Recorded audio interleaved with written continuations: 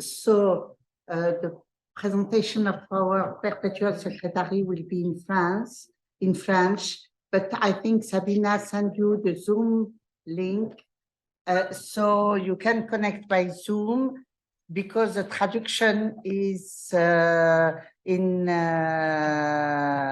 is only on the Zoom. Otherwise, you all received the document of the presentation of Professor Fassi Fehri, so you can also read the text while listening to it. It will be in French. C'est bon? Donc, ça va être traduit. It will be translated. OK.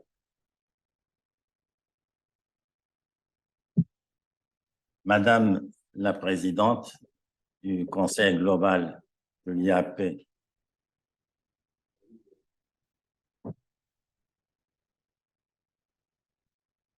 Mesdames, Messieurs les membres du Conseil global du programme de l'enseignement des sciences, de l'Inter-Academy Partnership, Monsieur le directeur exécutif du réseau NASAC, le réseau des académies des sciences africaines, les académies africaines. Mesdames, Messieurs les représentants du ministère de l'Éducation nationale marocain, honorable assistance, avant toute chose, je voudrais vous souhaiter la bienvenue à l'Académie Hassan II des sciences et techniques et au-delà de notre jeune institution, la bienvenue au Royaume du Maroc. Merci pour votre présence et que votre séjour soit le plus utile, le plus agréable et vos travaux les plus fructueux. C'est un honneur pour moi de prendre la parole devant votre conseil au nom de l'Académie Hassan II des sciences et techniques, car c'est aussi l'occasion pour moi de vous assurer que l'Académie Hassan II des sciences et techniques fait de la réalisation des nouveaux objectifs scientifiques de l'IAP l'une de ses tâches premières, tant elle croit intimement à l'importance de la coopération scientifique internationale. Je voudrais aussi dire combien l'initiative prise par l'IAP de réunir le Conseil global du programme de l'enseignement des sciences dans notre pays honore notre académie, dont l'un des axes majeurs de son action est le développement de l'enseignement des sciences et de la culture scientifique. La loi créant l'Académie Hassan II des sciences et techniques considère dans son préambule, et je cite,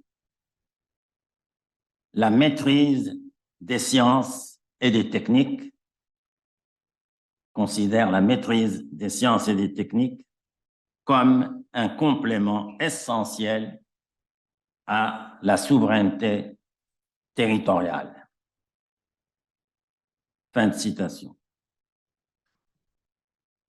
Votre rencontre aujourd'hui est une occasion privilégiée de débattre et échanger les points de vue entre experts et responsables scientifiques de différents pays sur des questions cruciales relevant du développement de l'enseignement des sciences dans nos différents pays et du rôle essentiel que doivent jouer les académies des sciences par rapport à cette action.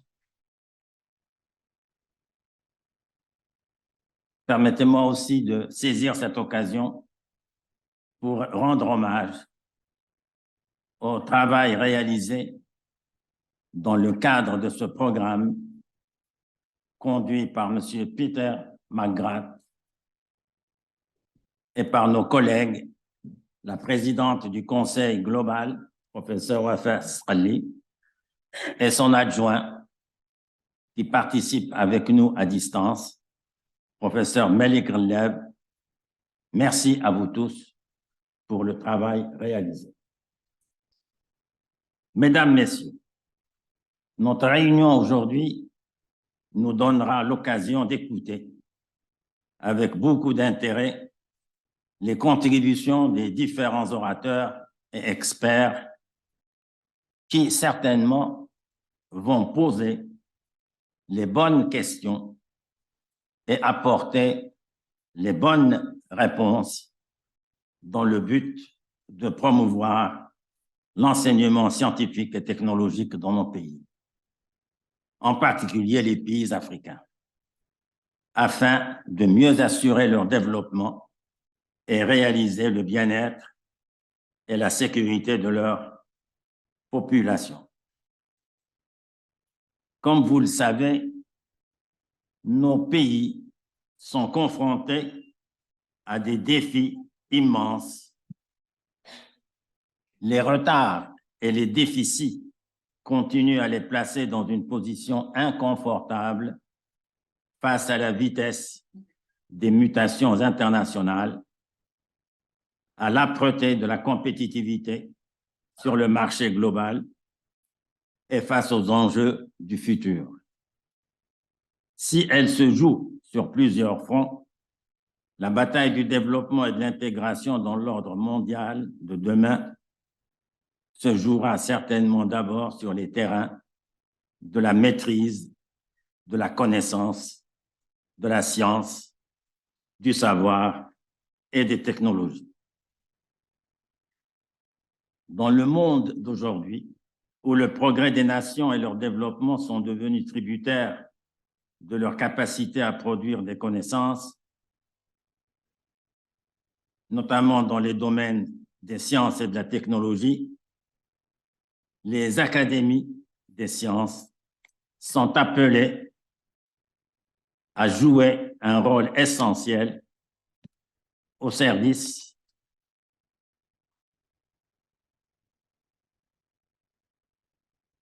du développement, non seulement au niveau de chaque pays, mais au niveau de l'ensemble de la planète. Elles constituent des instances, les académies des sciences, elles constituent des instances qui, en privilégiant l'excellence, en apportant des avis, en prodiguant des conseils, peuvent contribuer grandement à trouver les solutions adéquates pour faire face aux principaux défis auxquels nos pays font face en ce nouveau siècle, défi de bâtir la société de la connaissance et du savoir, la société dite cognitive. Certes, on ne pourrait accéder aisément à la société de la connaissance sans faire des investissements conséquents dans les domaines de l'éducation, de la formation et de la promotion de la recherche scientifique et de l'innovation. De même, on ne pourrait pas faire progresser simultanément la croissance économique, le développement humain et la protection de l'environnement sans promouvoir le développement de l'enseignement des sciences, sans attirer de plus en plus de jeunes vers des filières scientifiques et sans exploiter massivement les ressources du savoir grâce aux résultats de la recherche, de l'expertise technique et des systèmes d'information. Nous savons tous que la science donne à nos élèves et à nos enfants des outils pour mieux comprendre le monde qui les entoure. Elle encourage la curiosité, la réflexion, l'esprit critique, l'exercice du raisonnement en se pliant à la méthode scientifique. Elle met en lumière la relation entre l'homme et la nature et nous rappelle en particulier que les ressources naturelles ne sont pas illimitées. ne perdons pas de vue que ce sont de têtes bien faites dont nous avons besoin et de lauréats qui ont appris à apprendre, prêts à compléter leur formation tout au long de leur cursus professionnel. Aujourd'hui, nous dépendons de plus en plus de la science.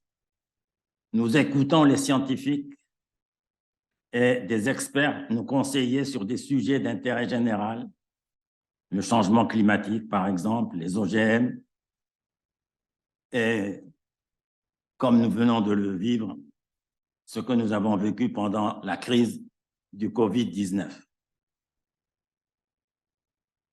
Ils tirent leur connaissance et leur expertise de la science. Et si nous devons apprécier ce qu'ils nous disent et comprendre leur raisonnement, nous avons tous besoin de posséder une culture scientifique. Pour cela, nos pays respectifs ont en outre besoin de mobiliser leur jeunesse, qui constitue leur principale force, et surtout les jeunes scientifiques capables d'innovation dans une société compétitive. Accroître le recrutement dans les filières scientifiques et techniques constitue un objectif que nous devons tous nous fixer. L'acquisition par nos jeunes, on pourra connaître un peu la situation au Maroc, par exemple, grâce à la présence de collègues qui connaissent la situation mieux que moi, responsables au niveau de l'éducation nationale.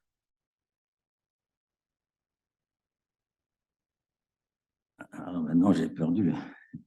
Accroître le recrutement dans les filières scientifiques et techniques constitue donc l'un des objectifs que nous devons tous nous fixer. L'acquisition par nos jeunes de compétences et de connaissances dans les disciplines scientifiques constitue donc un enjeu crucial pour le développement de nos pays.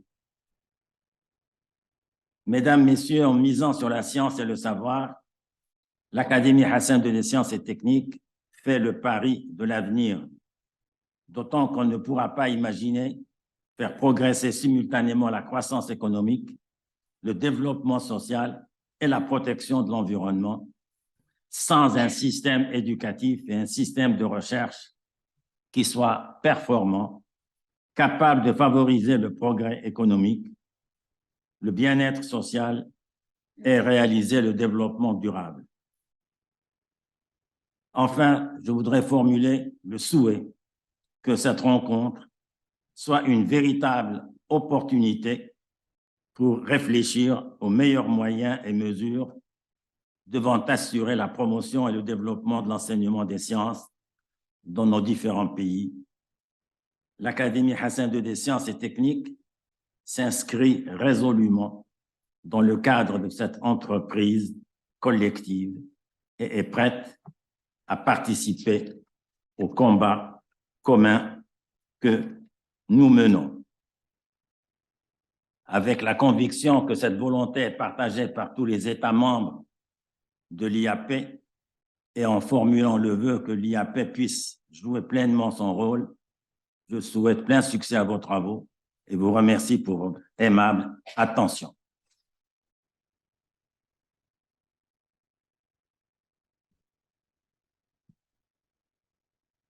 Merci, Monsieur le Secrétaire perpétuel. Thank you, Professor Fassi Fehri. And I really sincerely thank the Hassan Academy of Science and Technology as the lead academy of this Global Council for hosting us here this day. In my role of chair of the IAP Science Education Programs Global Council, I thank also Peter, McGrath, and Sabina for their permanent involvement in the process. And I thank you all for coming from so far so that we can have, I hope, fruitful exchanges. We have prepared an interesting agenda for our IAP SEP conference with 15 speakers from 12 countries. We will certainly get a good global view of progress in inquiry-based science education we say science education, IPSE, and more we use the same term, IPSE, to speak of STEM education, science, technology, engineering, and mathematics. And we'll have a global overview from around the world. Quality of education for all is a real challenge, and it is known that inquiry-based science education can have very positive impact providing its implementation is successful. And this is the challenge we'll try to tackle today. I hope our discussions, including the closing roundtable session, will bring out some concrete ideas for further progress. And please, during all the day, if you have questions for the roundtable, just note them, write them, so that the debate can be very rich, I hope. We also have important items to discuss during our Global Council meeting, including the further development of 5 IAP-supported pilot houses of innovation, science and technology for education and culture, ISTEC, in Benin, Ethiopia, Ghana, Morocco, and Sudan. Of course, some of our Global Council members have now served 2 terms and will be rotating out of the committee. We thank you for your contribution over the past 6 years and hope that you will stay engaged with in our ongoing activities. We will rely on your expertise and also to assist us with identifying the best possible future Global Council from among the nominations we have received. At a time where challenges for the future and for development, reduction of inequalities are essential, at the time also where misinformation, disinformation are able to spread so quickly via social media with grave consequences for people's understanding of science-based issues, our work to develop science education, science literacy, and critical thinking among inquiring young minds is more relevant than ever before. We should use these 2 days in Morocco wisely and plan for future activities that can really have an impact on the quality of education of thousands of children all around the globe. I can think no other mission that would be more noble. So let's get started, and thank you all for being there here. Okay. So some very practical issues. Please all respect the time of your presentations so that we can, because we have a very tight agenda, and take note of the questions and answers. And without any delay, I will introduce Professor Carol O'Donnell, who is the director of the Smithsonian Science Education Center, and who will give the first keynote lecture. So thank you. Yes, you can go there, and I think we can go there. We will be better to listen.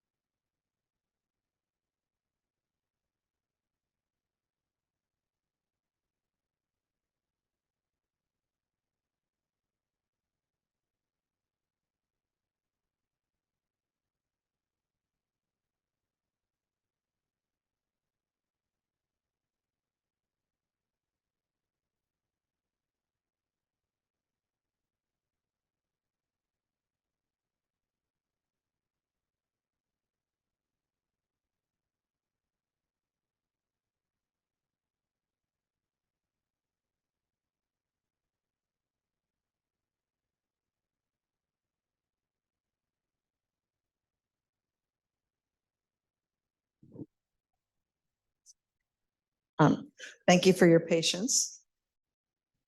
So as Wafa mentioned, my name is Carol O'Donnell, and I'm the director of the Smithsonian Science Education Center. And I've spent 37 years of my professional career dedicated to promoting inquiry-based science education, and as Wafa noted, STEM education. So today I'm going to talk to you about this idea of science education and science literacy for global goals. The Smithsonian Science Education Center has been fortunate enough to work with the Inter-Academy Partnership since 2015. And at one of our IAP Global Council meetings in 2016, Zika as a mosquito-borne disease was very prevalent. And we made the decision as a global council that we had to do more to educate youth on these complex global issues like infectious disease, teach them how to protect themselves by using their knowledge for action. And so we didn't have a set of standards for the globe. So we decided to use the UN Sustainable Development Goals as a framework for learning. And that learning would then take students to action. And so together, we didn't know that it would turn out to be what we have today, but we decided we would begin one idea at a time. And now we have multiple free instructional guides for young people across the globe who are ages 11 to 18. Now, the goal of this particular project is to create this very transdisciplinary approach to learning. So in the past, we used to tell people scientific content. Then we began to get students to engage with scientific content and scientific processes. And now today, as Wafa mentioned, we're not just focusing on science, we're focusing on science, technology, engineering, math, but also history, art, culture. This idea that sometimes people are resistant to ideas because there's a historical precedence as to why they don't believe it. Or as Wafa noted, there's some sense of truth, and so misinformation, disinformation. So today what we've done is we've taken this idea of take global topics like what you see here, get them down to a local level, help students engage in local decision-making, take local action for global good. And so the guides that you see in front of you are what are currently available. They're written so that they can be implemented all over the world. Translation is just one way to do that. In addition, it's also the way we pedagogically approach the teaching of science. We make it very much place-based. Today, we're also developing 3 more guides, one on energy, clean energy, and make sustainable energy, oceans, and humans in the atmosphere, so climate action. So just as an example, let's go back to that original guide, mosquito-borne diseases, that focused on mosquito-borne diseases. Every one of these guides helps students to discover the topic locally, engage in understanding who they are as an individual, their own identity, engage in perspective taking. It's what we call discover. So every guide starts with this idea of getting students to think about the social and cultural aspects of learning. The second sections of the guides are really focused on the science. So not telling students scientific ideas, but getting them to use their community as their laboratory. So students engage in data collection, collecting information from their local community, surveying others, so that they understand the issue on a local scale before understanding its impact globally. And then finally, act. We want students to now use their knowledge for social good. So students take the ideas that they've learned and transmit those ideas in a way that's creative, could be through art, could be through communication, could be through developing a podcast. We have students, or could be creating an action project where they're going out into their community and cleaning up trash. Hard to believe that in January of 2016, with just one person at a global council meeting making a recommendation, this was Dado Lee, made the recommendation that we had to teach students about infectious disease. We have now worked with over 41,000 educators who we've provided professional development to around these guides. 4.7 million students are being served by those teachers. And those, when we say educators, it could be a teacher or it could be a leader of an entire community of educators across 88 countries. And we're just starting. Just for example, in Africa alone, these are some of the community organizations we've worked with to disseminate this content that has come from the Inter-Academy Partnership. So these community partners are crucial. They are the multiplier effect. When we work with one community organization, we might only work with four adult educators in that community who then go back and spread it throughout the community. And we provide that implementation support.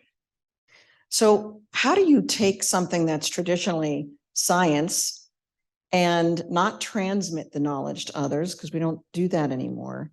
But what is our theory of change? So the idea, as the talk title says, that we're trying to develop student scientific literacy, but we're also trying to develop their sustainability mindsets. So you see those goals on the outside of this circle. But we can't get there without first considering who's at the center of our work, which are students. So in the center of this graphic, you see a child who has no identity because it depends on where they're living, but they all come to us with questions. And those questions should drive learning. Each student also has their own cultural context. A student in Africa, in one part of Africa, may learn very differently than a student in another part of Africa. That cultural context matters. So does their learning disposition or the background knowledge they bring with them. We have students go through this cycle, iterative cycle, that we call discover, understand, and act, as I mentioned earlier. And what students are doing is they're investigating the issue. They're thinking critically about it. They're understanding it from a systems perspective, synthesizing knowledge, using that knowledge to act, which drives new questions. And that constant iteration of discover, understand, act occurs throughout that community learning. So in Discover, students are exploring the issue within their community.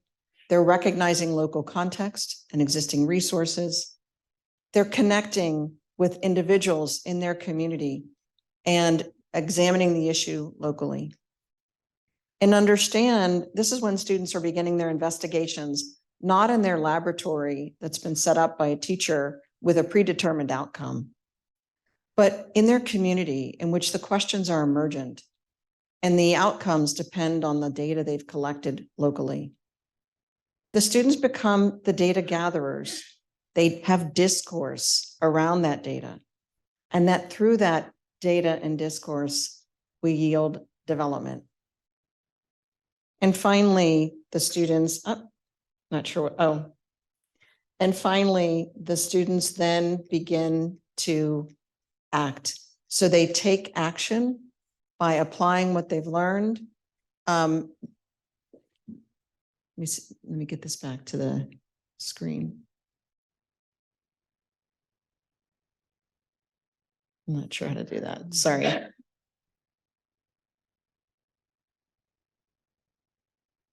Yeah, sorry about that. I'm trying to get to the broader screen, but I don't know how to do that.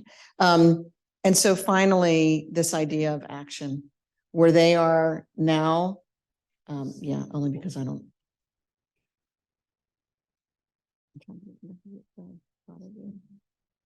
Oh, thank you so much, Peter.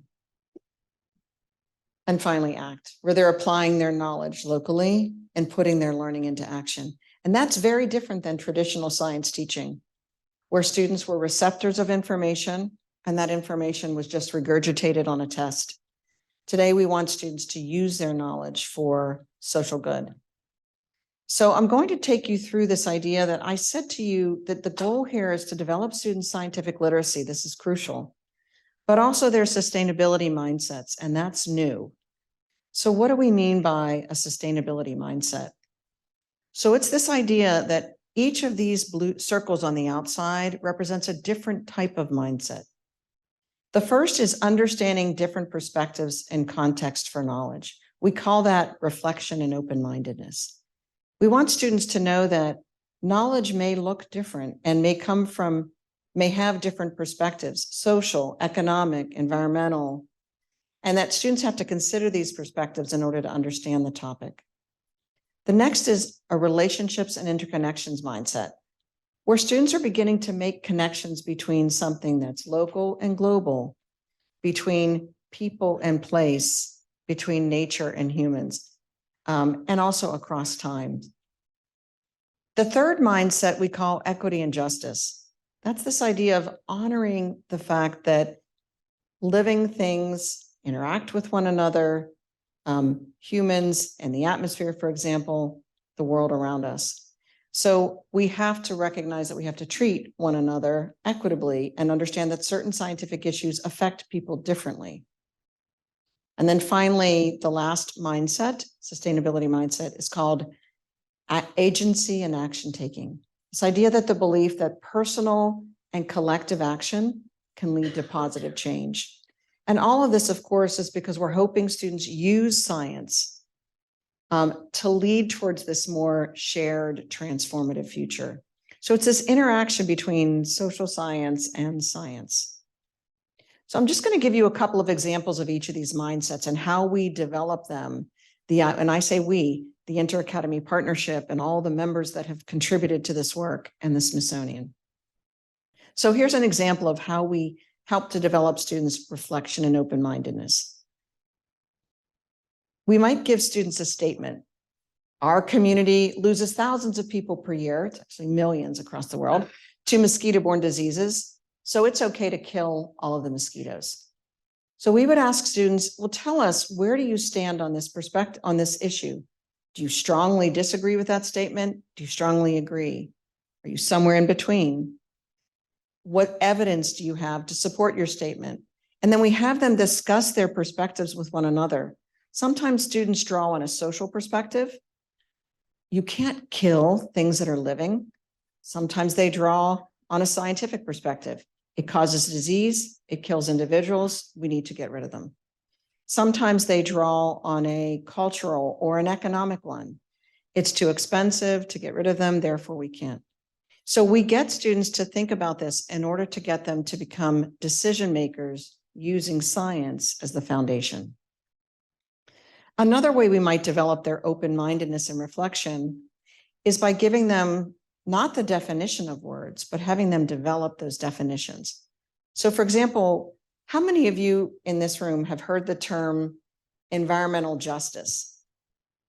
Does it might not translate culturally, but it's a term we tend to use when we think about climate change or the impact of the environment on people inequitably. So instead of giving students the definition of environmental justice, we would give them, for example, real life scenarios and ask them to think about, if these two scenarios in front of you are describing what we would consider environmental injustices, how would you define an environmental injustice? For example, one country sends old, broken computers, phones, and other electronics to another country. Although the other country is paid to take the waste, it exposes their people to toxic material. That's an example of an environmental injustice. So we would get students to use these types of scenarios to create their own operational definition. We might also get people to think about the relationship between themselves and their place or other living things. So in a biodiversity module or in a sustainable communities module, we might have students say, what would you put into a shared space like this so that we understand how students, young people, are thinking about their community. We also help them develop their observational skills, something that's crucial to science and science literacy. So students might define their research area. It's going to be different based on where they live. They use their available senses to observe that research area. They might look for plants, they might look for animals, bacteria, fungi, for example. And then they might begin to classify those living things in using multiple ways of knowing, not just westernized perspectives of knowing, perhaps indigenous ways of knowing. And it's really important that they're doing this by defining their own local research area.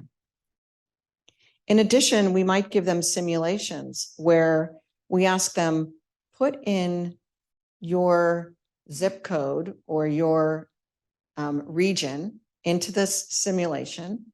And then we want you to look at how many people in your region have asthma, a lung disease. How many people in your region are people of color or people of low income? How many people in your area, or where in your area might there be traffic?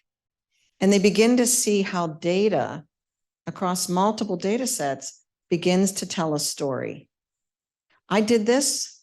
I just talked to Mansour about this. I grew up in a very impoverished region.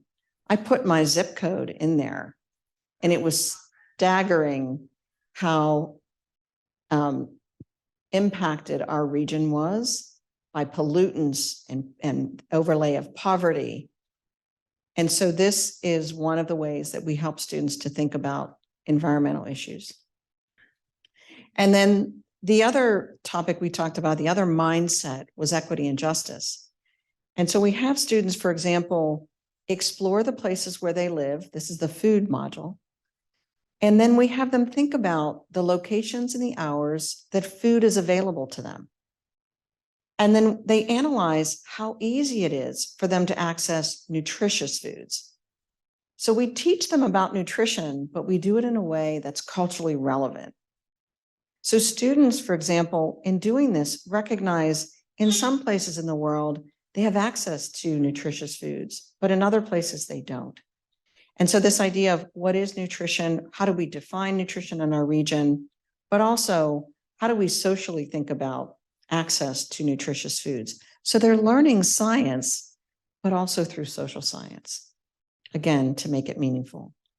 In our biotechnology guide, we might address equity and justice by getting students to think about things like biometrics.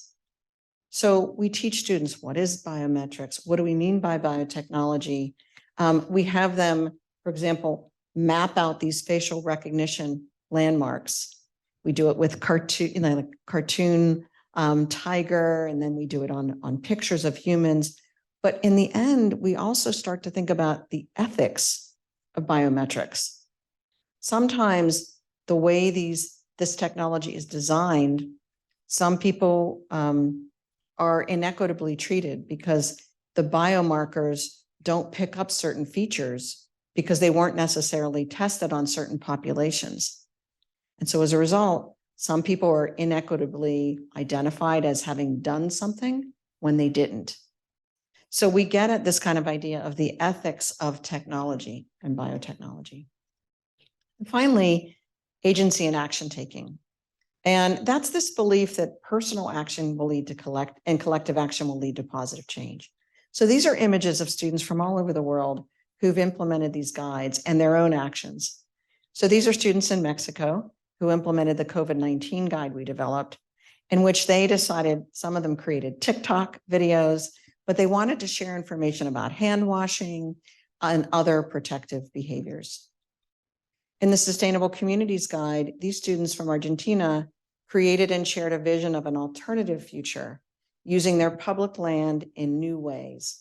In Egypt, they implemented this module and they wanted to create more green spaces, more spaces with water in their cities. This is in Panama. These students wanted to, in the mosquito module, wanted to clean up plastic trash. Why? Not because it was trash, but because it was collecting standing water. And they found that mosquito larvae were in the standing water. And they thought if we could get rid of the plastic trash, we could get rid of the standing water. And these were young 6-year-olds facilitated by a teacher.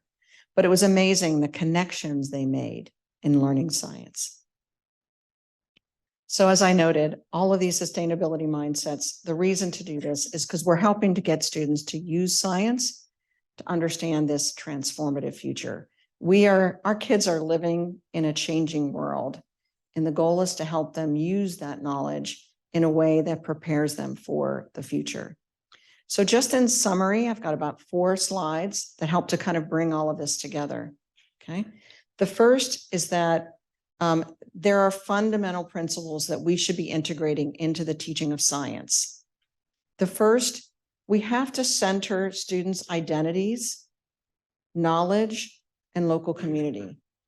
In each of our regions, there are indigenous populations.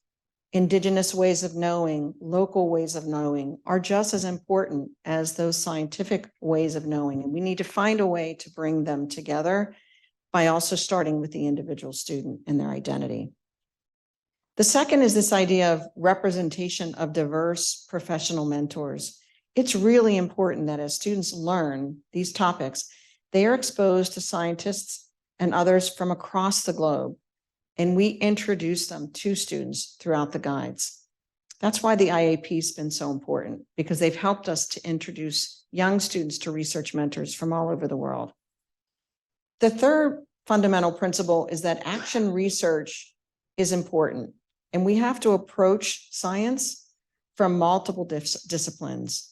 So it's transdisciplinary, multiple perspectives, not just scientific perspectives. And then finally, integrating inclusion into our activities and our actions so that they're equitable and just. And so I'll leave you with this idea that these fundamental principles and that framework for learning, that discover, understand, act, that integration of science and social science plays a really crucial role in our understanding of where science education is headed. 30 years ago, everybody was learning science using a textbook.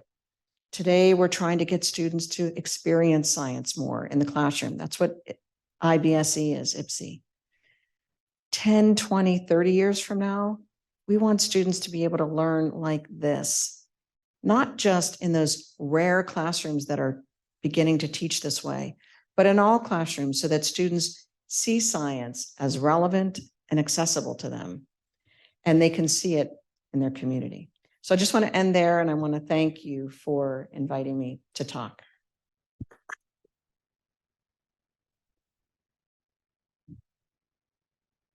Thank you for this wonderful talk. I think it's an excellent beginning of this day. And I think we have room for a couple of questions. We have a timekeeper, Peter.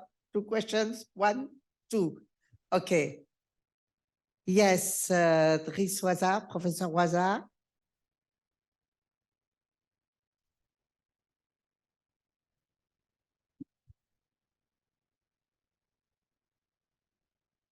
Thank you. Thank you very much for this brilliant presentation. I am wondering, this is good, this is community-based learning, but for me, this is something that is not absolute learning. This is a relative learning, and there is still a need of another step of exchange between communities and learners, and also the teachers or the professors. What do you think about this? Especially, we are in a world of complexity, and it's multi-discipline, multi-systems. What do you think about it? Thank you. Yeah, I think this is a really important question.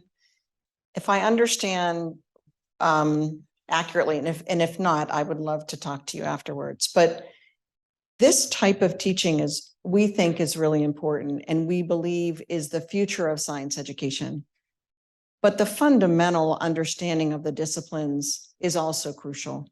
And so we would consider this to be what we would say a pathway to convergence, right? And the National Science Foundation in the US uses this term of convergence research, convergence education, where we move students from this disciplinary learning to multidisciplinary, interdisciplinary, to finally this kind of learning, which is very transdisciplinary. So this idea that if I walked into a classroom where teachers were teaching like this, you probably wouldn't know it's a science classroom. You would think, is this a social studies classroom, global studies classroom, science classroom? So the need for disciplinary learning is still incredibly crucial. Why? Because we do live in a complex world, and there are complex systems that we need to educate students on these complex systems like climate change. But we can't do that unless they have fundamental understanding of chemistry or fundamental understanding of atmospheric sciences. So I hope that answered your question, but if not, I would love to talk more. Thank you. We have a Q&A in the website. You can. Yeah, it says, thank you for the great Smithsonian presentation. How can we benefit from this exciting adventure in other parts of the world, especially in Africa? Please come quick. We are already far behind.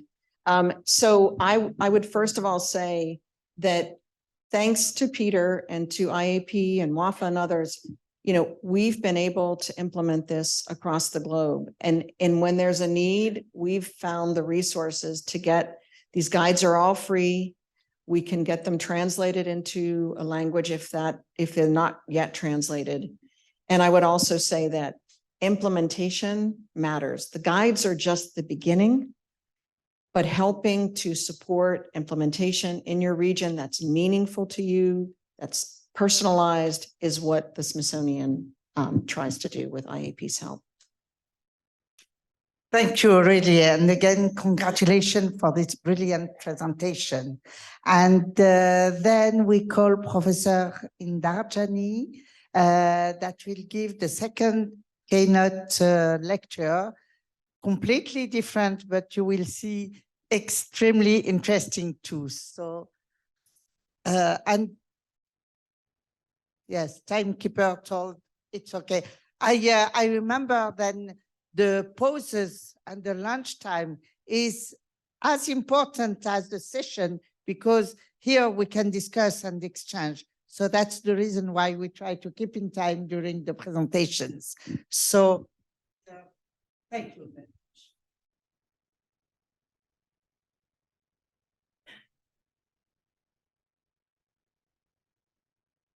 Bismillahirrahmanirrahim. Assalamualaikum warahmatullahi wabarakatuh. Very well, good morning to everybody. First of all, I would like to say thank you to this is my time to say thank you to anybody who already put myself here. First of all, I would like to remind about Dr. Lee. He is the strong person, is patron of the ISTEC, and then put me here and endorsed me to the inter-academic partnership. Since then, I try to understand about the inquiry-based science educations. And then this, this is a presentation is how I reflect the IBSE and how to move forward IBSE in the inter-academic partnership. And second, I also would like to thanks to Peter, who also give me opportunity to become other speakers here. I don't want to say this is a keynote, but maybe as speakers for this one, because what I said that maybe some of you may not new issue, but maybe for others could be. And then the third is I also would like to say thank you to Skalli Wafa. Thank you for inviting me, and I really great that we are met here after postponed during the COVID. So I'm not really expecting that we will see each other again here. So it's just a great opportunity for us actually having together here and face to face and then say hello to the other is already missing for 3 years. And then last one, and also would like to thank you very much to the Academy of Science and Technology, Hassan too, which already hosting this very great meeting, and we feel blessing having here, even though for me is quite far traveling from Indonesia to here, but it seems to me it's pay off after I receive hospitality, excellent hospitality from friends here, and maybe I will return to my home with having great experience and life memorable experience. So my time is now would like to present about IBSE development in multi-facet global initiative, which is an example in inter-academy partnership here. I try to bring all down what already Carol give you a sophisticated principle, but for me it is very important. So that's the technology. Yes, in my age it's hard to find it.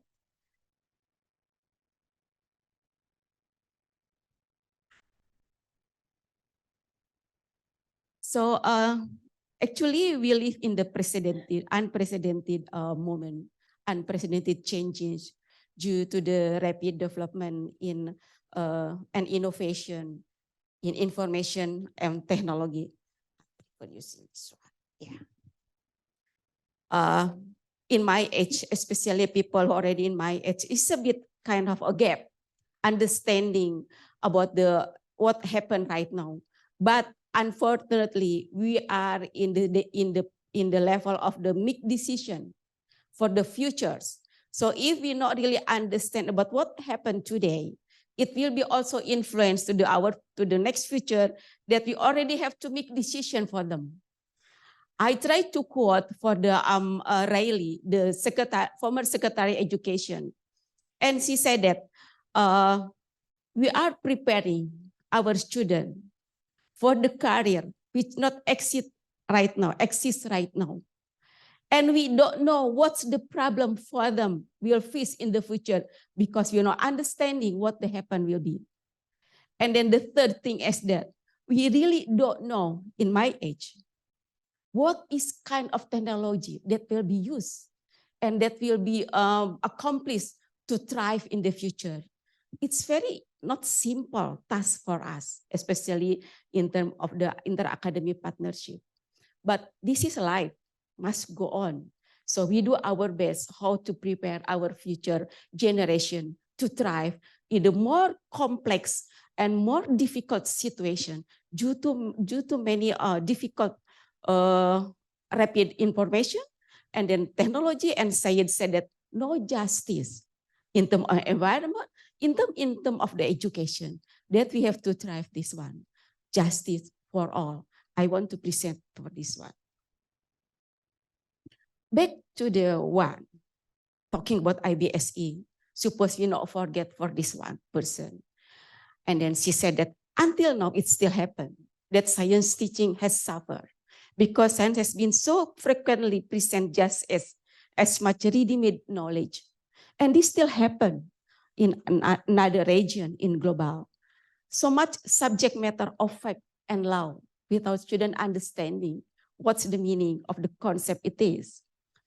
And then rather than as the effective method of inquiry into any subject matter. So that's why start inquiry, introduce to the teaching science. Actually for me, inquiry is not only for the science teaching, it's not only for the science learning, but the inquiry itself can be applied into many subjects, into many teaching methods, into many class. Because inquiry actually is our instinctive. It is we born with the inquiry, with the curiosity. That is the time for us to inculcate the curiosity within the children since in the beginning. Not after that they already mature, but since the beginning, because the inquiry is already attached with us. But the problem is how we can maintain the inquiry, the curiosity until they mature, until their future, until they thrive in the future. So back to the simple concept of the inquiry, this one. Oh, sorry. Again. Sorry. How I can laser it? No, just want to point it. Yeah. Oh, yeah. That's why. Okay, sorry. So this is if the old generation is still alive, and then we compare with the technology, something like. So this is the very simple inquiry actually. We already hear what Carol said is more that sophisticated the knowledge, but it is the simple thing which is can be done by any teacher in the world. Because it's easy for teacher to engage the student into their intention, and then let them explore. So this kind of the cycle actually can be done not only in science, but only in any subject. So having said that, this is very important part for me instead of this one, because this one how to be enclosed with the inquiry. But this is our teachers. It is my personal research. Fail with this one, preparing the hands-on, and then give time to student, more time for practice. This is the two of things. So without this, inquiry cannot be achieved. Why? The student, the teacher still can have a problem with this one and that one. That because of the time. That because of curricula. And that's happened in Indonesia as well. Teachers sometimes have not enough time to explore their knowledge, and also transfer their knowledge to the student need time. And then according to my research, when I try to interview a teacher, and then it's funny thing, how I asked to the teacher, have you reading before you prepare, during the preparation process for student? What kind of the preparation that you face before you delivering the science? And see that, do you think a lot of reading? He said, no. Our teacher, in fact, especially maybe in Indonesia, is very less reading. They just come to class as business as usual, without any elaborating the knowledge. They have gadget, they have mobile phone, but are a little bit dumb, because it is my experience. To what extent they use information which is already in their mobile phone, instead of they using for the what should I say, entertaining ship, just for this. And it's very sad, but we face that condition. So the mindset that already Karen said, sustainable mindset, is very important, especially during especially when we face the rapid changes in the information and technology, which is many, not only us as adults, but also the children has exposed to so many information without they have chance to select which one is more applicable, which one is more benefit for the future, or maybe this current time. But that's happened. As I told you, we are now faced in that kind of situation. So this kind, I think that if we can face this one, then we can lead this one. It's hard. It's hard. Perhaps that when this level, we try to inculcate students become a Nobel laureate. It's easy to draw, but it's not easy to implement, except for our teachers. I don't want to take you to something this are not really happy. Let's move to something that more happier for you. But I should say this fact first. And then we go this one. So actually, when we're talking about problem, IBSE can become a fundamental approach to solve another problem, to solve the future problem. That's my belief. So IBSE is just give you fundamental, just give entry point, but it's not finished at the time. It's not finished when you try to mastering in IBSE. Perhaps the phase and then the problem with much easier with the mastering of IBSE. So this is, I would say, explain to you and present to you that why we choose IBSE, because this kind of the reasons.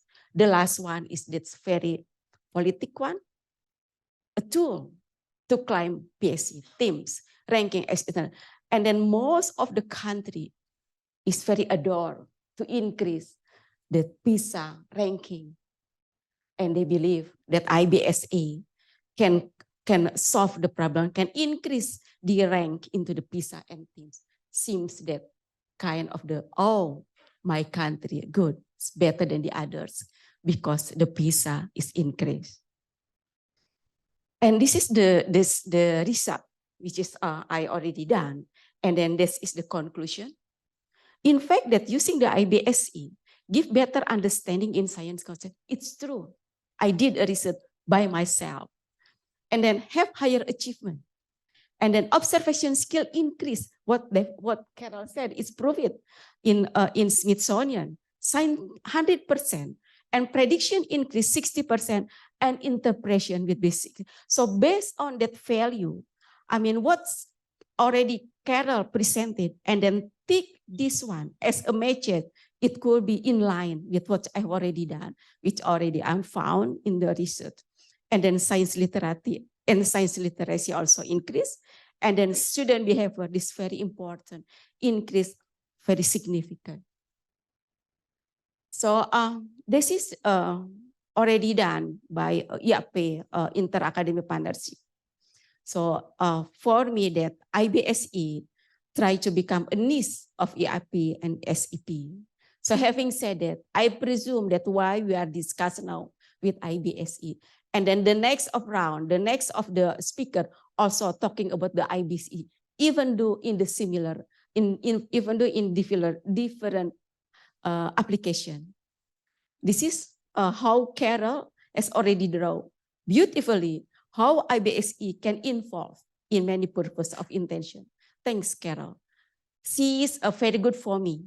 Smithsonian is always give me a new inspiration with their extension in terms of science education. I mean, he's very Smithsonian assists a lot in my country, in Indonesia, and also in region to introduce all the science concept. So this is the second one is that how the IBSE involved into many purpose in academic panel. We face the high quality of workforce and then engineering shortage. And then we also dealing with the 21st century skill. And now we live in Industry 4.7 and Society 5.0. And then this kind of situation, rapid technology. And now we use the school industry partnership because we cannot away from the industry. So now schools start to maintain this one. And then this is the concept in my country we're using for the STEM, facing the shortage of engineers in many parts. And then thank you again to the Smithsonian. This is my effort to introduce STEM into the Ministry of Education. And it's not easy to introduce something new to the Ministry of Education, to the authorities. We need some effort.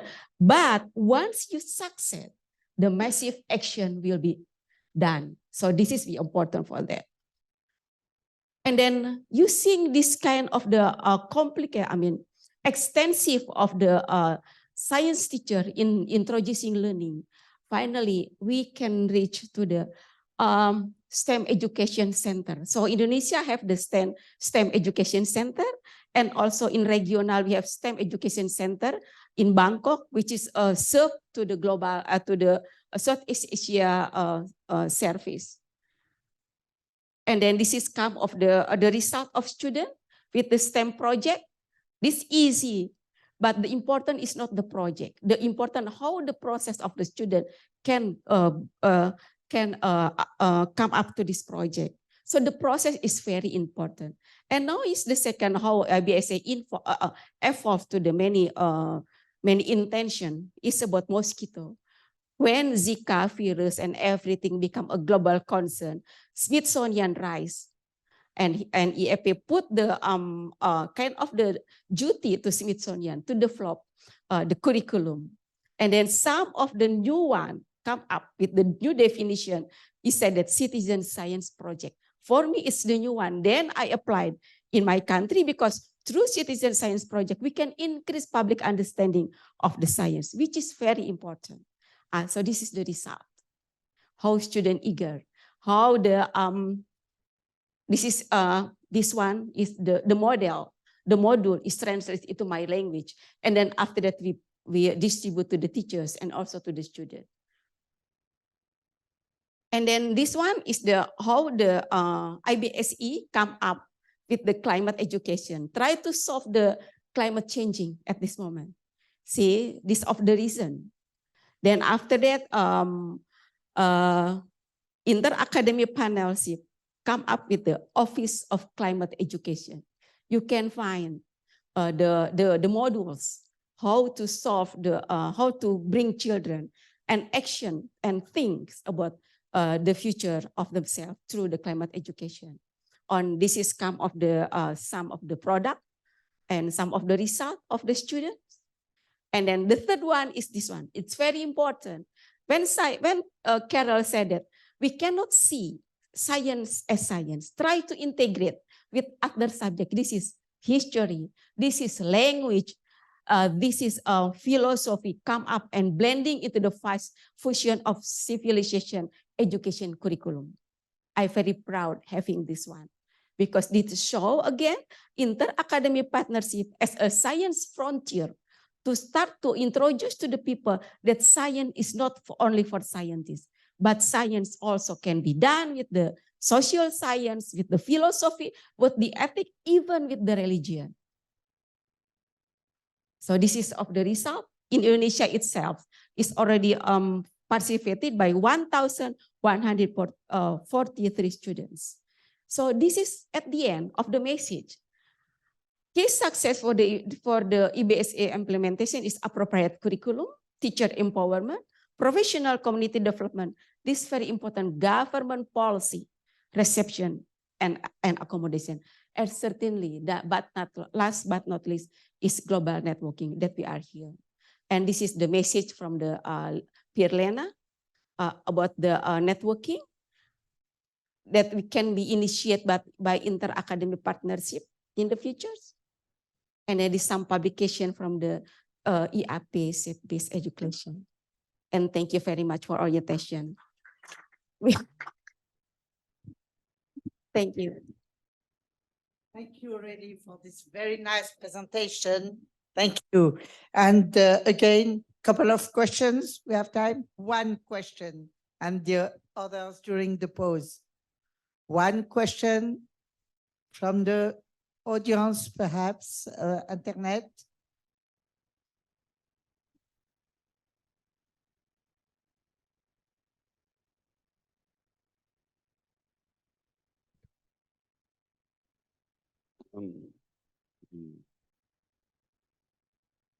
It's a comment.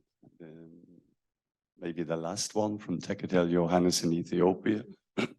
The idea of IBSE looks excellent model to exercise here in Ethiopia. Let me know how we could extend the concept here at the Ethiopian Academy of Science.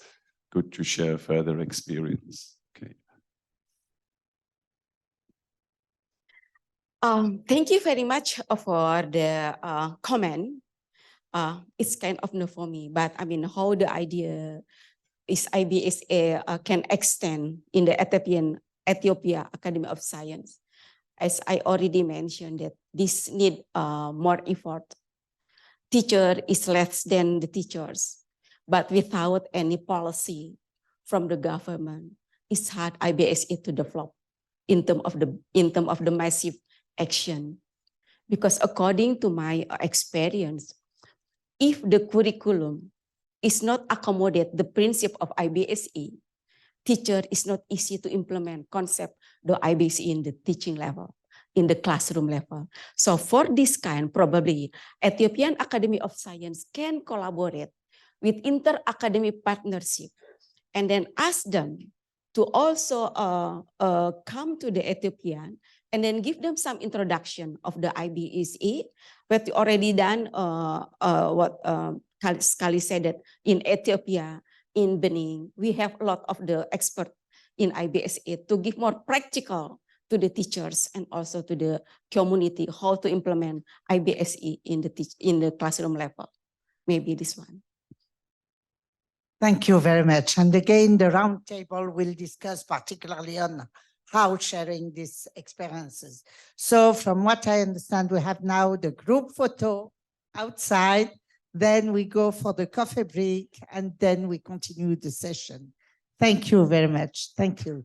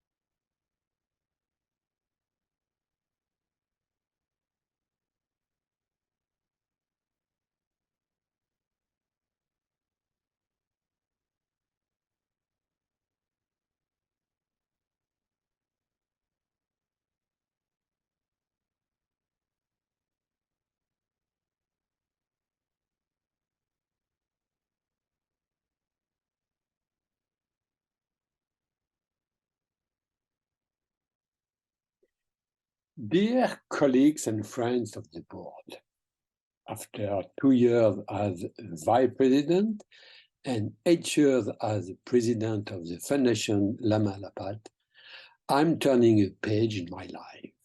I'll not be very far from science education, since next Saturday, I'll become the president of the French Society of Physics, which had among its duties to promote physics in education. The French Academy of Science proposed to replace me at the board of SEP by a talented scientist, Anne-Marie Lagrange, who will do, I'm sure, a very good job working with you. As a goodbye to all of you, Wafa proposed me to give a short talk.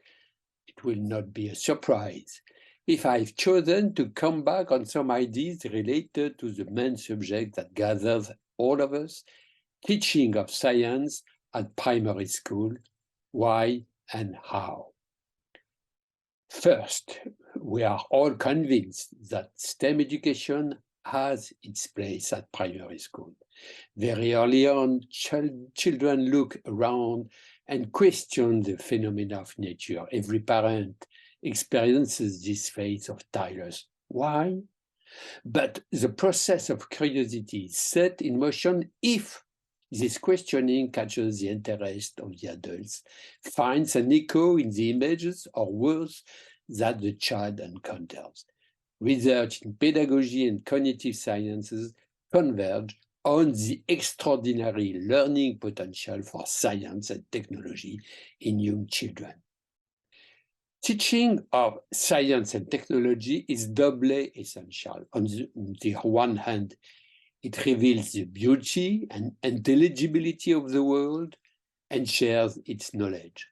But on the other hand, it structures the thought and makes it possible to understand the environment by learning through experimentation, understanding the scientific processes, the notion of demonstration and proof, of scientific evidence.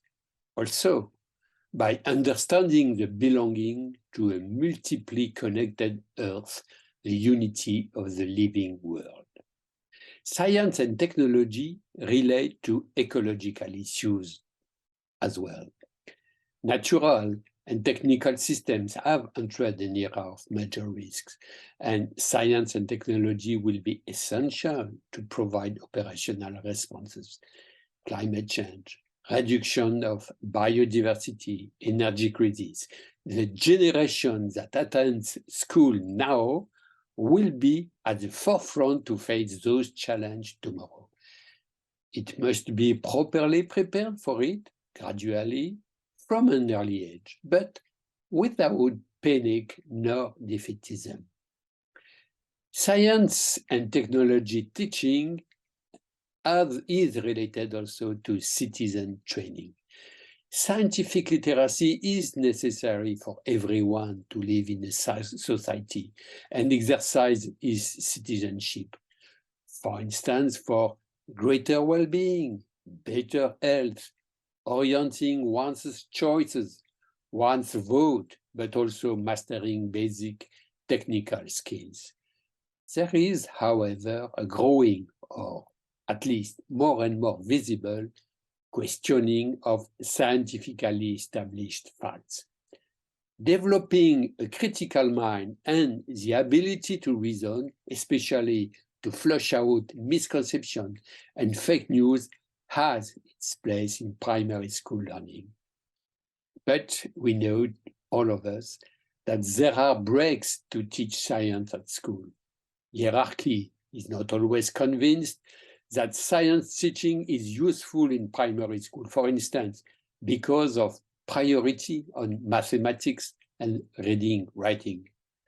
But nor are parents always convinced. A majority of school teachers fear to teach sciences. Often, at least 85%, I would say in France, in Europe, studied humanities at university.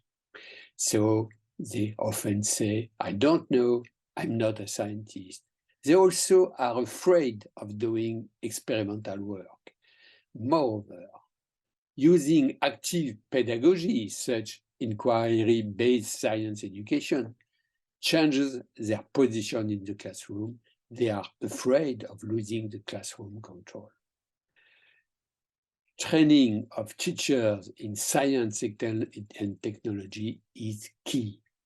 Science and technology teaching is going through a period of change linked to deep changes in the world. While its content is in the process of evolving, it is clear that its quality will need a focus on the training of teachers.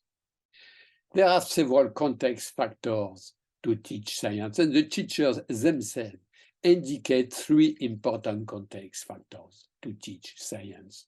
First, a collegial support. Second, the availability of resources. Third, a priority given to science by the school system. So I will just give a few recommendations that all of us we share, I'm sure, concerning training of school teachers. First, a sustainable improvement requires a long-term, continuous professional development investment. For instance, inquiry-based science education, IBSE, requires deep professional changes, working in collaboration with colleagues and the scientific community, moments of reflection outside the classroom, and moments of implementation with students. All those requires time.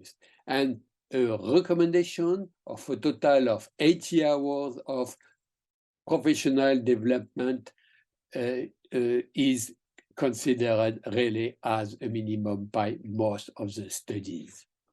Second, to be accessible for all teachers, continuous professional development delivery must evolve. Training of trainers is mandatory because simply of the multiplying effect. To complement and deepen face-to-face professional development, the distance learning and the digital tools now should be used. Also, turnkey resources and activities must be accessible to facilitate the job. Establishing learning communities, teachers working with their peers, that's a clear factor of progress. Third and last, importance of involving scientists in science and technology continuous professional development. This has many advantages, among which updating the knowledge of teachers on scientific new developments, the training of teachers through hands-on sessions, to propose challenges to students in their classroom by video, to increase skills of teachers by involving them in cutting-edge science protocols, strengthening students' knowledge on science career.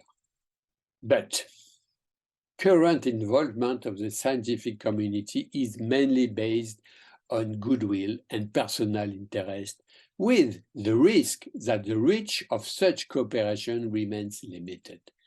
The development of more ambitious programs requires a cooperation between continuous professional development providers and umbrella organizations in science and economy, such as science academies, employers' union, universities, etc.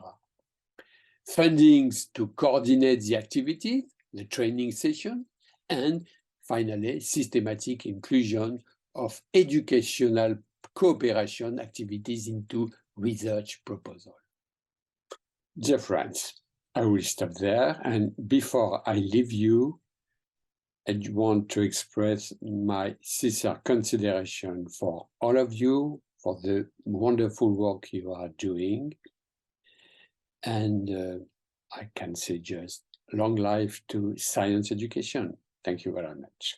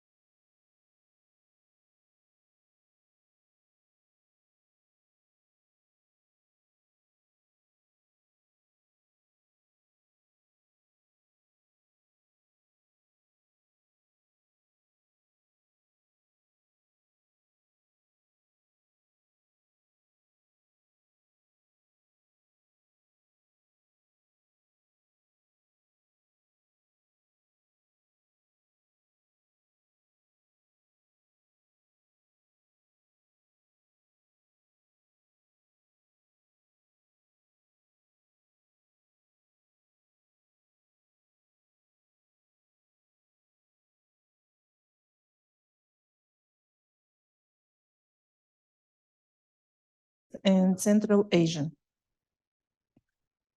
In May 2021, as part of the advanced training course on the Republican Center of Additional Education of the Ministry of Education and Science of the Republic of Kazakhstan, the fundamental approach of scientific education set out in the book Working with Big Ideas of Scientific Education were presented to teachers of Kazakhstan school and organization of additional education. With the support of the Global Council of Scientific Education of the Inter-Academy Partnership, the TWAS World Academy of Sciences, and the UNESCO Cluster Office in Almaty, methodological recommendations were written on the use of the book Working with Big Ideas of Scientific Education.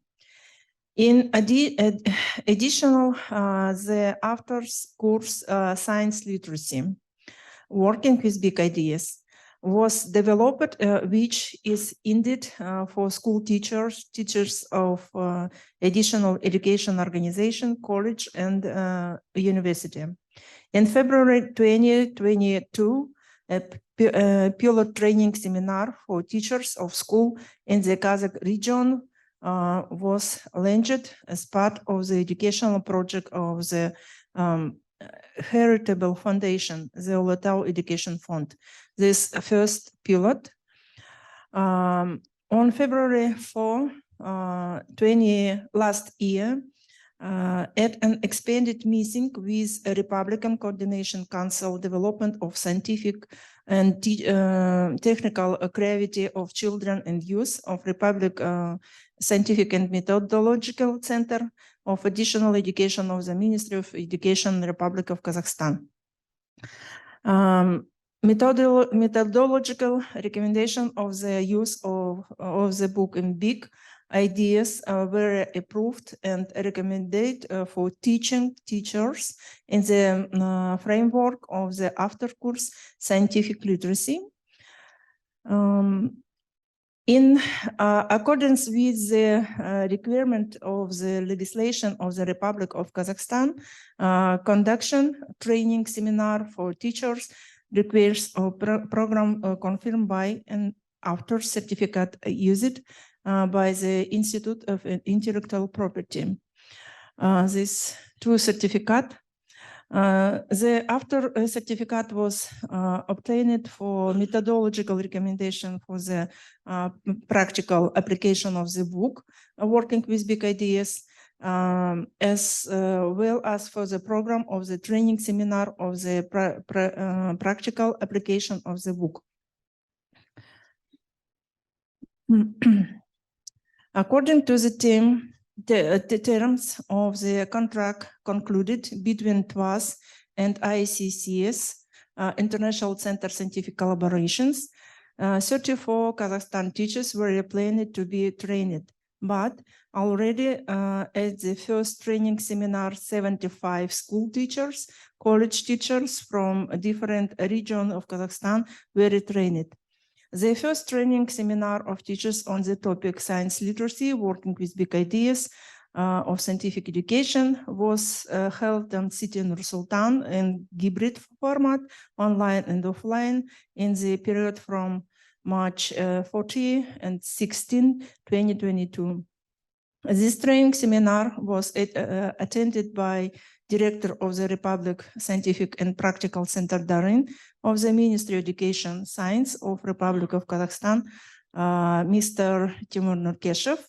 The organized training seminar was made possible thanks to the support and fruitful cooperation of international organizations, IAP SEP, TWAS UNESCO office in Almaty. During the opening in the training seminar, Christine Tovmasyan, the head of the science department of the UNESCO office Almaty. This first day, March 14, 75 teachers trained in the first training. Sorry. This 1 second, the welcoming speech was delivered by the head of the UNESCO, Christine Tovmasyan. It's not possible? Yeah, a little bit, no. Okay, thanks, sorry. Participants of the training seminar performed tasks on the development of a program of big ideas. Certificates for participation in the training seminar of the program of the outer course Science Literacy Working with Big Ideas print to 75 studies, school teachers, college teachers from Kazakhstan, and 1 teacher from Uzbekistan.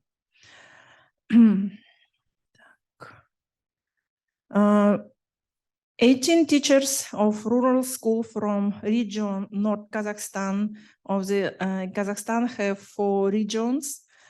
In the North Kazakhstan, the one groups 18 teachers studying 28 and 29 March. At the end of the course, studies should develop a program on the topics of big ideas, taking into account different ages of children. This example. Okay. The next training, 75 teachers and professors of the Walikhanov State University, Pedagogical College of the city of Kokshetau, the 30 and 15 April last year. And 21, 22 April last year, the invitation of the Talent Identification Center Almaty Darani of the Almaty City Education Department.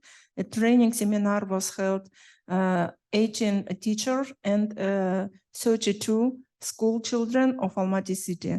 The task was that together with teachers, students of graduates 8 and 10 called, be trained in the application of big ideas.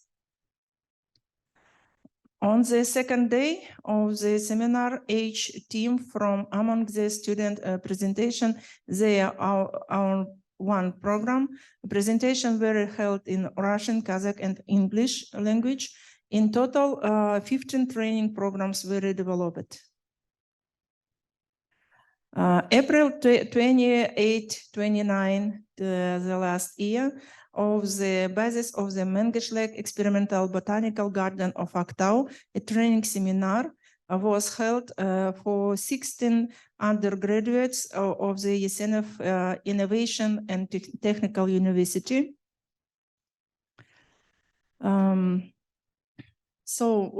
International Center Scientific Collaboration trained 193 people, including 32 school children from Almaty, 16 undergraduates from Aktau University, the rest 145 school teachers of college and universities. All of them were issued certificate about science literacy. In order to support the training course, the certificates issued were signed by the UNESCO office in Almaty. As part of the implementation of the project of scientific education, methodological recommendation on the practical application of the book Working with Big Ideas, Scientific Literacy have been published, which are distributed by center among the course students and also transferred free of charge to the libraries of school in Kazakhstan. Methodological recommendation for the participants application of the book Working with Big Ideas translated into English. Khudanazarova Nafisa, she is teacher from Uzbekistan. This book I sent for you after my report, okay? So this photo giving methodological recommendation were submitted to the UNESCO office in Almaty, the library of Osh State University and in College Bishkek, Kyrgyzstan, the National Academy of Science, the Republic of Belarus, the Botanical Gardens of Aktau, Almaty, Jeskazgan, Nur-Sultan City. 7 and 9 September last year in Almaty, working in the big international conference. Is this conference including proposal? Recommendation. Establish and implement process to expand scientific literacy using the principles of scientific education based on the research among school children interested in the depth study of biology. About plans for future implementation science education in Republic Uzbekistan and Kyrgyz Republic. August 8, August 8, 2021, we have a Zoom conference with colleagues from Uzbekistan and Kyrgyzstan of the possibility of holding training seminar of the working with big ideas. July 16 and 7, 2022, with partner Foundation for Support of Educational Initiative of Kyrgyzstan, we make it training introductory course in science literacy from 7 regions. And November 2021, Bishkek city from Kyrgyzstan sponsored UNESCO office in Almaty with training seminar 70 scientific literacy work big ideas. Partner Kyrgyz Pâte Innovation Center, Mugalim Online School Education Center from Kyrgyzstan. Training of 55 school teacher and college teachers from 7 regions of Kyrgyzstan and 5 people from Bishkek. This photo closing training seminar in Bishkek, Kyrgyzstan.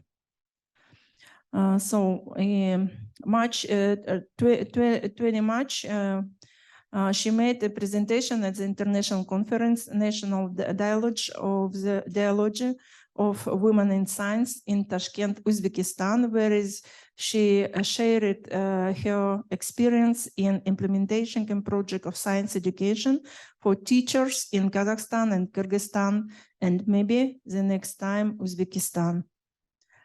The 2023 goal, development on the scientific potential of the Central Asia region with the use of practice for teaching teachers and education for principle of big ideas of scientific education of the Republic, Uzbekistan and Tajikistan. I would like to express my gratitude to all members of the Global Science IAP SEP for supporting the initiative to implement a pilot project of scientific education and the implementation, the principles set out in the book, Working with Big Ideas of Scientific Education in Kazakhstan. I am sincerely grateful to TWAS and UNESCO for the sponsorship provided for the organization and conduct of all seminar for printing, methodological recommendation that are now in many libraries of Kazakh school, including village. Thank you to your support. Thank you, attention. Thank you so much. So, thank you. Just leave it here. I guess. Discussion. Yes,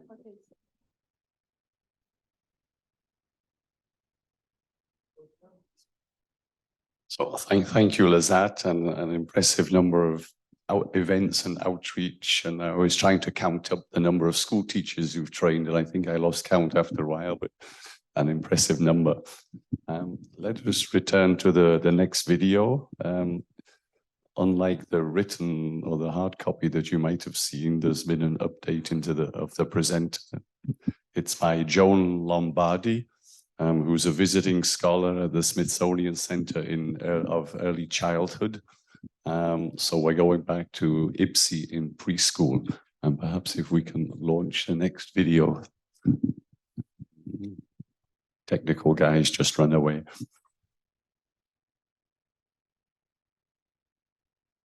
Yeah. Okay.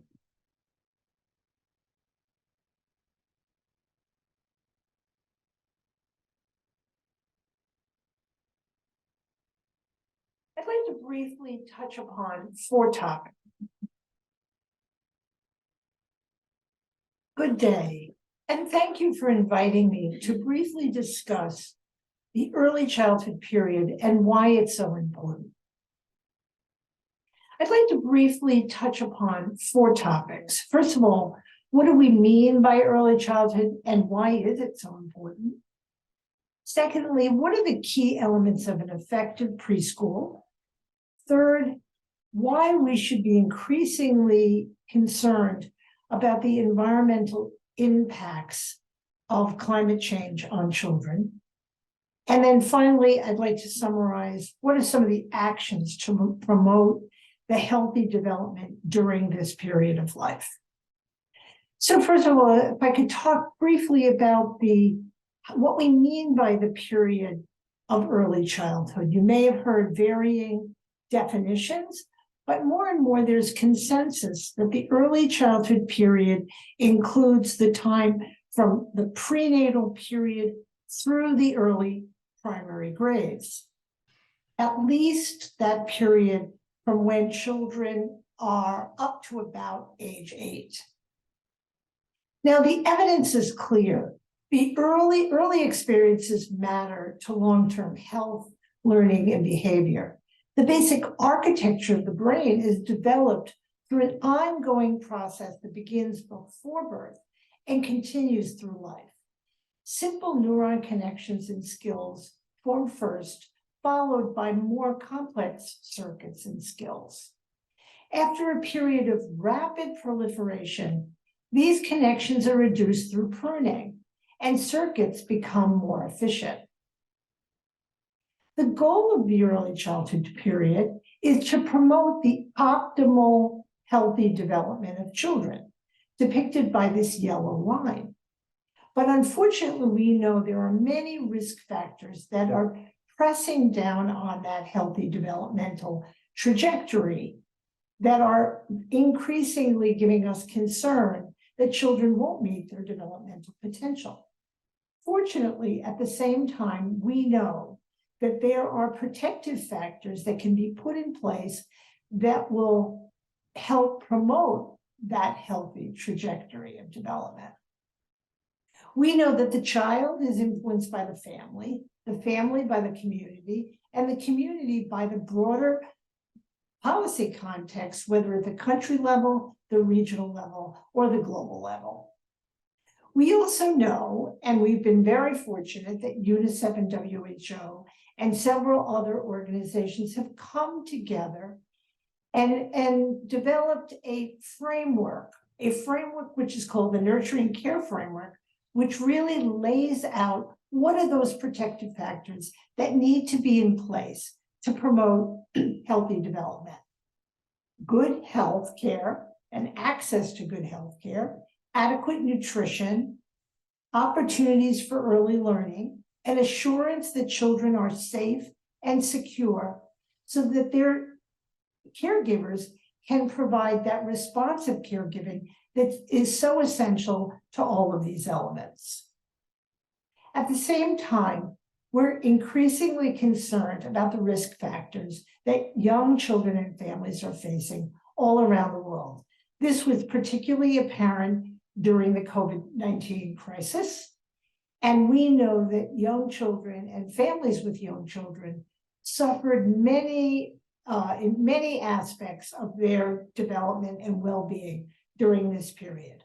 Unfortunately, conflicts and the growing number of conflicts around the world and climate change and those environmental risks that come along with climate change are also having a tremendous impact on the developing child.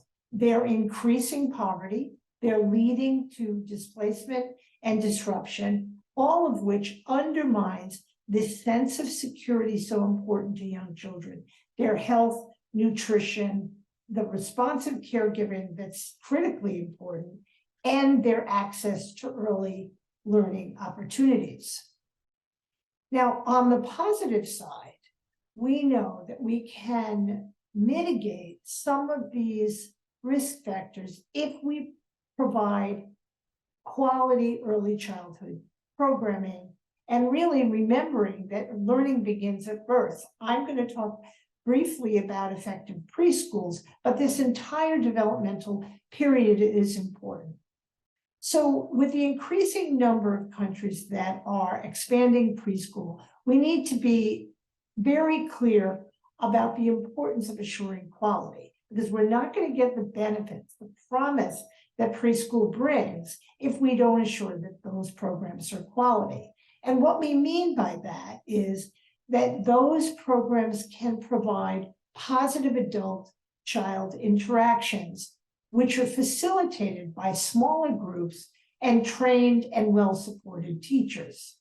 At the same time, we know that we need to continue to engage families in the process and link those preschools to health and nutrition services in the community.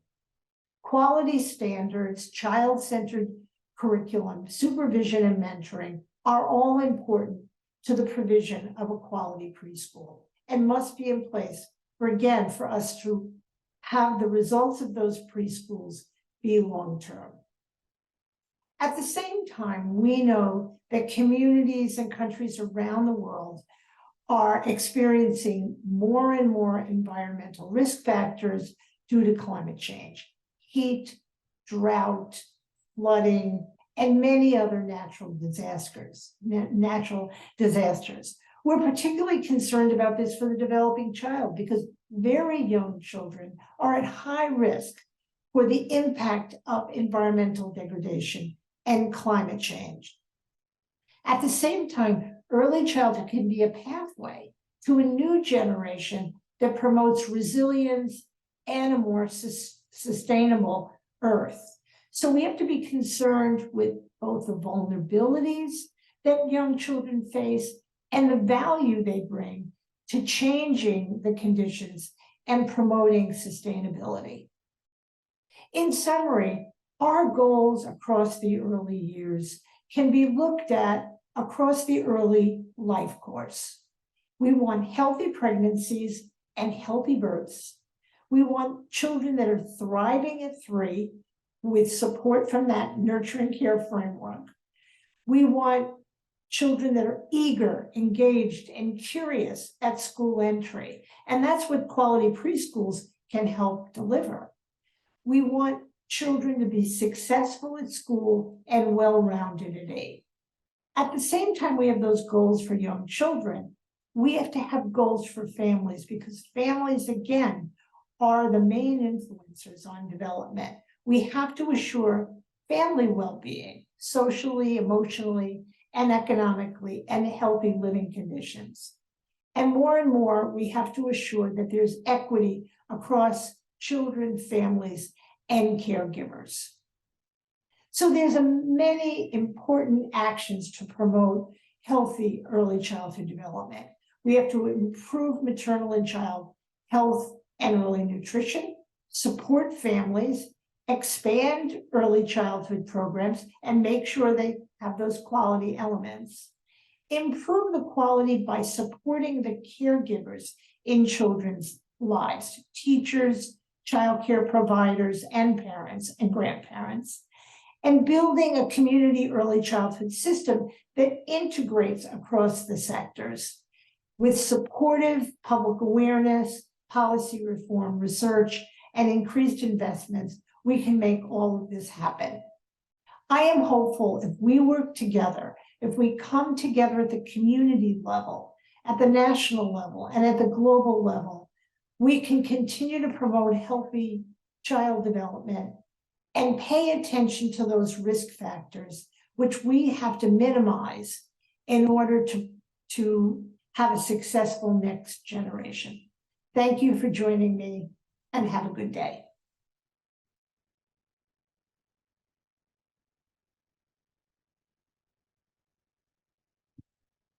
Okay, thank you, Joan. And I do like it when these videos keep to time, so it's very predictable. Also, some important food for thought when we move towards the discussions. So I hope you're noting down your questions. I'd now like to bring up Guadalupe Diaz Costanza.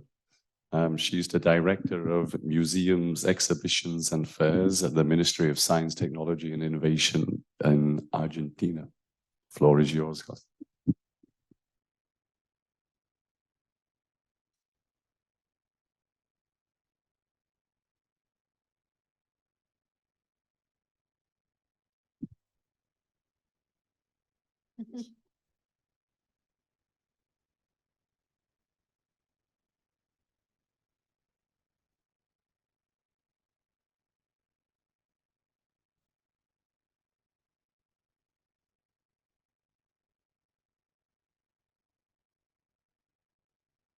Good morning, everybody. Thank you very much, Peter, for the introduction. And thank you very much, Peter and Wafa, for inviting me here today. I'm very thankful also to the Academy, Hassan, too, for hosting us so far. This has been definitely an unforgettable day in our lives. The picture you are seeing behind is the main entrance of the Cultural Center for Science in Argentina. It is a national public science center, the first one of its kind. It depends on the Ministry for Science, Technology and Innovation. I am the Director of Exhibitions of Museums, and I am responsible for running the center together with a great team. In late 2020, I think it was, there was an open call for developing a policy brief on the value of science centers and museums, especially in low and middle income countries. And now I'm here sharing this together with you. So I will do a slightly different path to that of the document that is already published and that I will share it to you later. But for the rest of this talk, I'd like you to keep in mind all the time that we could see access to and participation in science as a right. And that means, among many other things, that when we talk about science as a right, we are talking as science for all people, all genders, all backgrounds, all ages. I will share with you 3 very small, very different examples of actions that can be coordinated by science centers. This picture, you will see many high school students entering into our science center. This activity that I'm going to show you is the result of analyzing 3 facts. One of them is that teenagers usually don't go on their own to science centers. Children, families do, but teenagers alone usually, at least in our case and in many others, they are not the primary visitors. And I see Carol doing like this. It's very hard to bring them to the science center. So that's fact number 1. Teenagers don't go very often on their own. The second fact is that we know now that knowing someone who does science is a very important part of developing scientific culture. And the fact number 3 is that there are some high schools that cannot get to a science center because of difficulties sometimes to get transportation. So putting all those things together, we develop a very, I would say, easy to implement idea. At that moment, what we decided to do was to invite several well-known scientists from Argentina. We trained them, telling them the importance of giving talks where the focus is not only on the scientific content, but on how they do science, on how they work on science, on how it means to, for example, develop a research on a collaboratively basis. So we invite high schools every Fridays. We have our special Fridays, and we especially invite high schools. We have a very nice, I'd say, dynamic communication with the high school teachers that would bring the students. If they cannot bring them, sometimes we have the chance of support them so they can come to the public science center.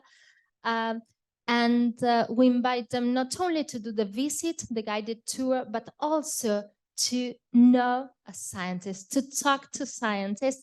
And although this picture is taken from a conference room, the very nice thing I have to tell you is how students start talking and change this idea with scientists afterwards.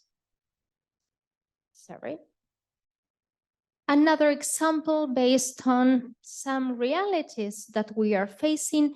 And when we talk about gender inequality, of course, every country shows some characteristics and differences. It's very difficult to sum up a global situation, but this is just one example in Argentina. Although we have more than 50% of women doing research, only 30% achieve leadership positions. What we are running, I think, with great success and with the support of the National Bank Foundation in Argentina is like the first school for women scientists that they would come to the science center during 1 week from the different states of our country to enhance communication, leadership, and know many of the scientific and technological institutions around Buenos Aires, which is the capital city where the science center is located and where many institutions are located as well. Another example regarding some local facts has to do with the very, very low participation of young girls in computer science careers. I think this number is a little bit more global, let me say. There is a great concern about low participation of young girls in computer sciences. So one of the things that we are developing is a special courses only dedicated for girls from 16 to 18 years old on subjects such as cybersecurity, big data, applications programming, and these are being very, very effective in engaging them and making them meeting also role models, teacher roles models that are in charge of these different courses. And another example has to do with one of our last interactive exhibitions that we developed, and it brought a lot of successes and great results, I think.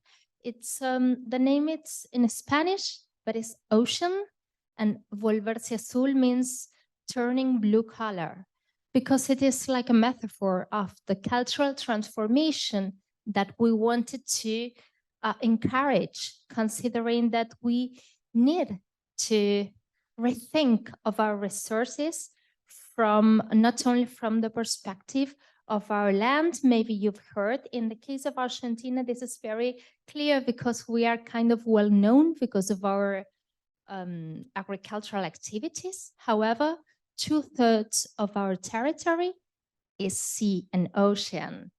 And the perspective here and the challenge and the work had to do with many of the things that Carol was mentioning before, because the approach was very, very broad, and the idea of the ocean and the sea was considered in this complex way, not complex because of its difficulty, but complex because of all the disciplines involved. We as people are related to the ocean and the sea has an impact on us, on our daily lives. And that's what's the aim of the exhibition. Again, I did. So, for example, one of the questions that we were doing in the exhibition, and that was a great beginning to have interesting discussions, was how often do you eat fish? And there, people would have very, very different opinions, arguing very, very different and showing very different ideas about what to do.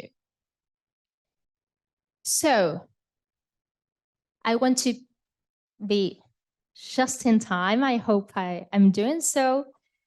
So the examples I was showing you before, which were absolutely different, try to focus on the importance of science centers and museums as part of our science and technology educational system.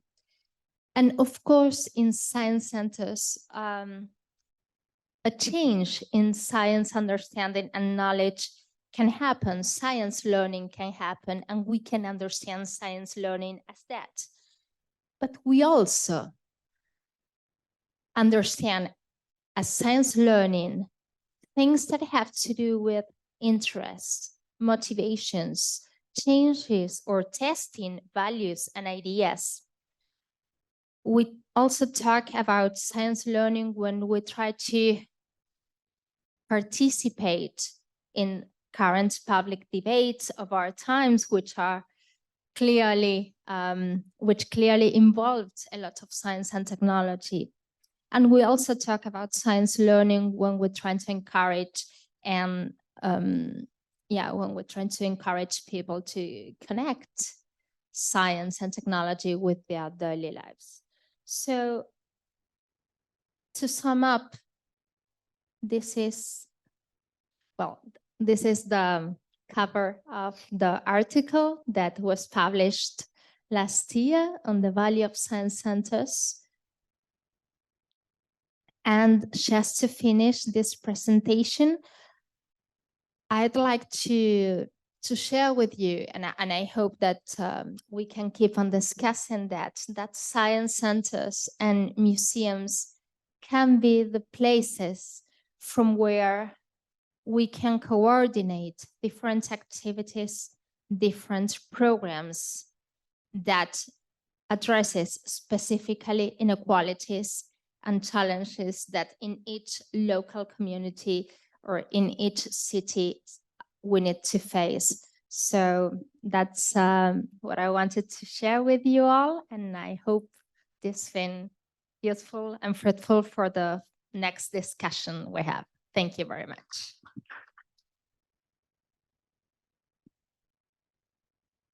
Perfect timing, thank you. We move on to our last presentation of this session. It's another video from Yang Feng. I need to put my glasses on to read her. She's the Deputy Director of the China Children and Youth Science Center, which is inside the Chinese Association of Science and Technology, CAST. And just to highlight that Guadalupe's document provides a lot of the intellectual basis and the, how would you say, the argument for the science centers that we're trying to establish.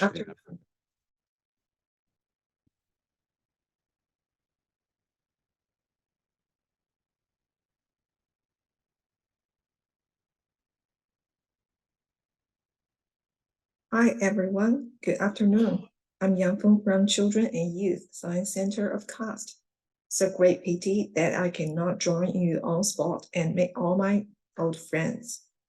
However, it's still a great opportunity, an honor for me to share the lessons learned from Belt and Road Teenager Maker Camp and teacher workshop for you. And thank you again for the invitation from the organizers.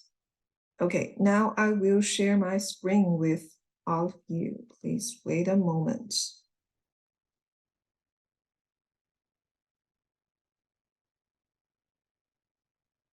Okay, now I think you can see my PowerPoint. So my topic is Activity Platform Mechanism, Lessons from Belt and Road Teenager Maker Camp and Teacher Workshop. At present, countries around the world are actively adjusting and innovating the connotation and methods, policies, and practices of science education to adapt to the needs of the development of times. Social transformation and technological upgrading is of great importance to make great efforts to strengthen and improve science education, help teenagers to cultivate scientific spirit, establish scientific thinking, master scientific methods, and enhance practical ability, which will also be of great help in accelerating the construction of a high-quality talent training system.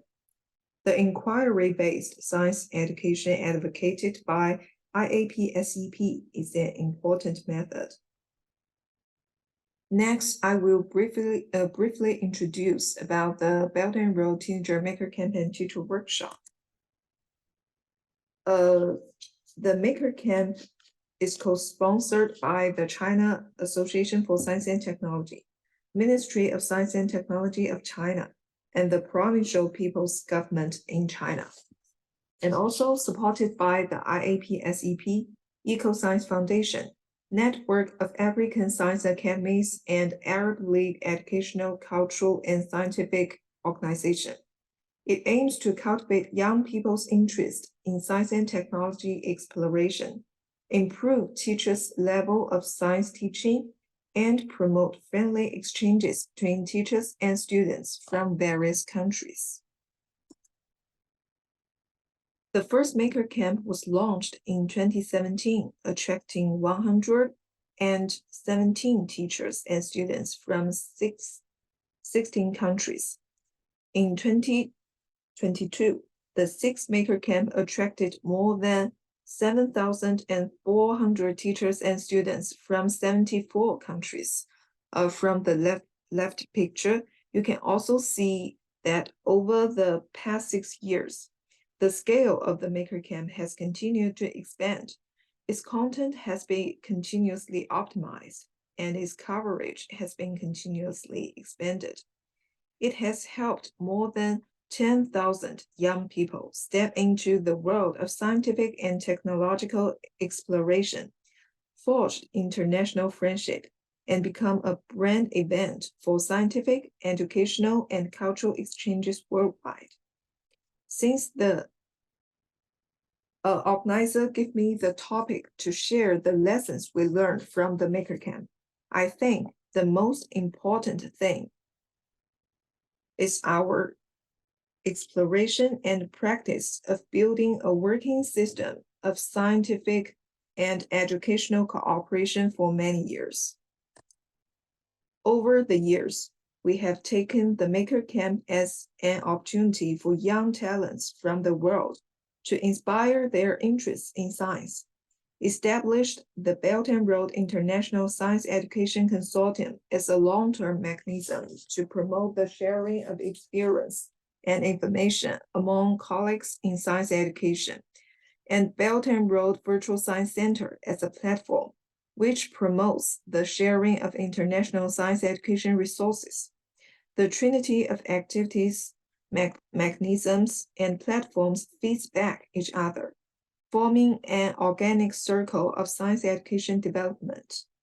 Today, I would like to take this opportunity to share you 3 lessons we have learned from this process. The first lesson is to pay equal attention to scientific exploration and cultural exchanges. The Maker Camp was first established to encourage teenagers to bravely pursue their dreams of science. improve the teaching ability of science teachers, and promote mutual trust and friendship among young people from all over the world. Over the past 6 years, we have remained true to our original aspirations, always taking scientific exploration as the foundation and cultural exchanges as the main line. Every year, we will select scientific topics that are in line with the students' needs and interests as our maker themes, and encourage students to complete their own maker works through learning by doing. In 2021, with the theme of space exploration, the 5th Maker Camp was successfully held in Mongolia, Malaysia, Thailand, Romania, Tunisia, and other countries. The left picture is the Space Maker Camp I mentioned. Starting with how does satellite technology affect our daily lives? Hundreds of teenagers attend online training workshops given by Chinese experts, learn the knowledge about satellites, assemble their own CubeSats, released the CubeSats with exploration balloons, and collect their air data to do the analysis. This activity improves students' ability of independent exploration and scientific literacy. At the same time, as this picture showed, we also set up exchange activities such as ice-breaking activities, cultural nights, and cultural visits to strengthen cultural exchanges between teachers and students from various countries so that they can work together and build friendship. So after every year's Maker Camp, participants all become very good friends. The second lesson is the long-term mechanism and sharing platform are jointly launched to deepen international cooperation on science education. Over the years, the Maker Camp has attracted a large number of science education institutions sharing the same goals with us, and we have accumulated a solid foundation of mutual trust and cooperation in previous activities. We are increasingly aware of the need to establish a long-term coordination mechanism to integrate our resources and to jointly promote the long-term development of international science education while running a successful Maker Camp. In 2018, in response to the good intentions of all parties concerned, we joined hands with 18 institutions, including IAP SEP Eco-Science Foundation, Network of African Science Academies, National Science Museum of Thailand, and the SEMU Pâte in Science, Indonesia, to establish the Belt and Road International Science Education Consortium. Many friends which attend this meeting all attend the BRISEC too. Over the years, under the framework of the consortium, member units have carried out practical cooperation in youth activities, teacher training, and sharing of science education resources. For example, as the left picture showed, we have jointly developed a China-Thailand water resources protection project-based learning course with the Thailand National Science Museum and conducted pilot projects in 10 primary and secondary schools in Thailand. In addition, we have launched a STEM cooperation project with Pakistan, established the China-Pakistan STEM 100 Schools Alliance, which include 50 secondary schools from Pakistan and 140 secondary schools from China, and provided them with more than 100 science teaching modules to be included in the Pakistan's national science textbooks. In 2020, at the proposal of Dr. Li Yiqiang, President of BRISEC. Together with BRISEC members, we built a virtual science center, bringing together more than 1,000 sets of science education resources from many countries. In the future, we plan to build a multilingual virtual science center, further promote the co-construction and sharing of science education resources, and help to build a community of shared future for mankind through cooperation and mutual trust. The third lesson is to fully mobilize social resources to serve young people. In order to continuously enrich the form and content of the Maker Camp, we make full use of the organizational advantages of CAST. Extensively cooperate with Chinese enterprises, research institutions, and universities to give more opportunities and resources to young people. I will give 3 examples. The first is to mobilize more than 20 large Chinese enterprises to open their overseas engineering projects to local people for science visits, such as Indonesia's Jakarta-Bandung high-speed railway, which is the left picture showed, and Malaysia's Rouan Bridge and other projects. Engineers give on-site explanations and answer questions from students from Indonesia, so that students can truly experience the application of scientific knowledge in the real world. The second example is to making the full use of our local branches in China. We have 32 provincial branches, and every year, with our local branches, we invite tens of great Chinese scientists to give science reports and directly communicate with teenagers to help students to pursue their future science career. The third is to open China's massive science facilities, like the right picture showed. It's positive, negative, particle collider. We open these facilities to teenagers to stimulate their scientific interests and aspirations. The full participation of all social forces has continuously enriched our activities, which has become one of the secrets of the Maker Camp for many years. The success of the Maker Camp is inseparable from the joint efforts of all partners. So taking this opportunity, I would like to express my sincere thanks to IAP SEP. And also, I would like to invite all the colleagues here to join this year's Maker Camp and come to China with your country's students. Thank you for listening.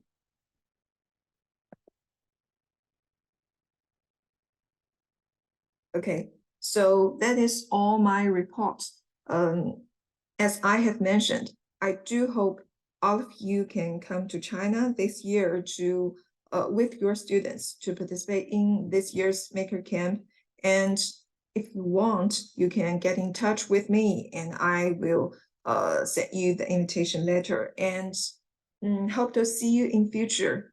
Thank you again for inviting me to give this speech here. Thank you. Bye-bye. Okay, thank you to Yang Feng.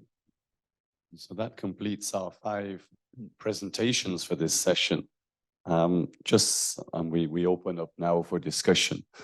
Just to touch on some of the points I've picked out, we've had talking about teacher confidence in especially teaching science, potentially at preschool and primary levels. Teacher training, ongoing teacher training, especially in IBSE and some of these other modules and things that we've heard discussed. The value of international collaborations, exchanges and sharing. We've heard about science centers, how they can add to the educational structures, but then access teenagers or schools in more disadvantaged areas and so on, how to get them involved.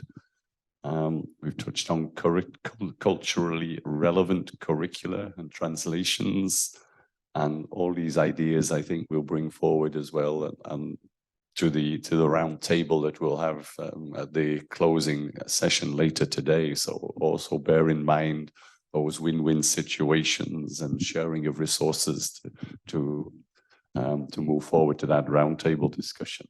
So the floor is now open, and I do see there are some comments and maybe questions online. So maybe we'll go there first, because we know it's more difficult to interact from far away.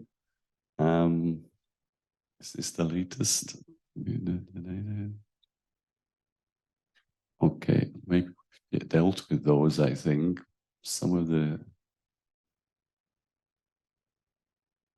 discussions, okay, that's not so relevant. We could close that. Any comments from the floor? Or anybody want to pick up anything? Good. Okay. Well, I think I just want to start the discussion. Peter mentioned a few things, but I think a lot of homework goes behind all the activities that we saw. And I have been personally involved. In fact, myself, Dr. Indarjani and Lazat Husainova in this teenager maker camps. You heard the ECO Science Foundation, SEMIO, and of course, ECO Science Foundation has then been helping all Central Asia, Iran, Turkey, all the member countries. The continuity is very, very important. That sometimes some individuals initiate something very nice, but its sustainability, sustaining that program is quite an issue, because people, move on. They have different roles. And that is where I think the leadership of the program has this responsibility to sort of have a second and third line of command and prepare them for succession plan of the nice thing that they do. So there I stop, but the collaboration, the Yangfang particularly thanked some of the supporting organizations. Of course, the CAST is the lead organization, and I personally happen to be with the program as Vice President of BRESEC, which is a consortium of organizations. And my responsibility is for training and capacity building of the teachers. So I think this is good that we have a report from there as well. Thank you. Okay. So related to that, if there's any question, I would be able to actually answer. Thank you. Thank you, Manzoor. Let me bring up Ludovico. He's from Tanzania. He will speak in the next session, I think, after lunch. And he has a thing called Projekt Inspire, which has set up a science center in Dar es Salaam. Ludovico, over to you. All right, thank you. Can you hear me?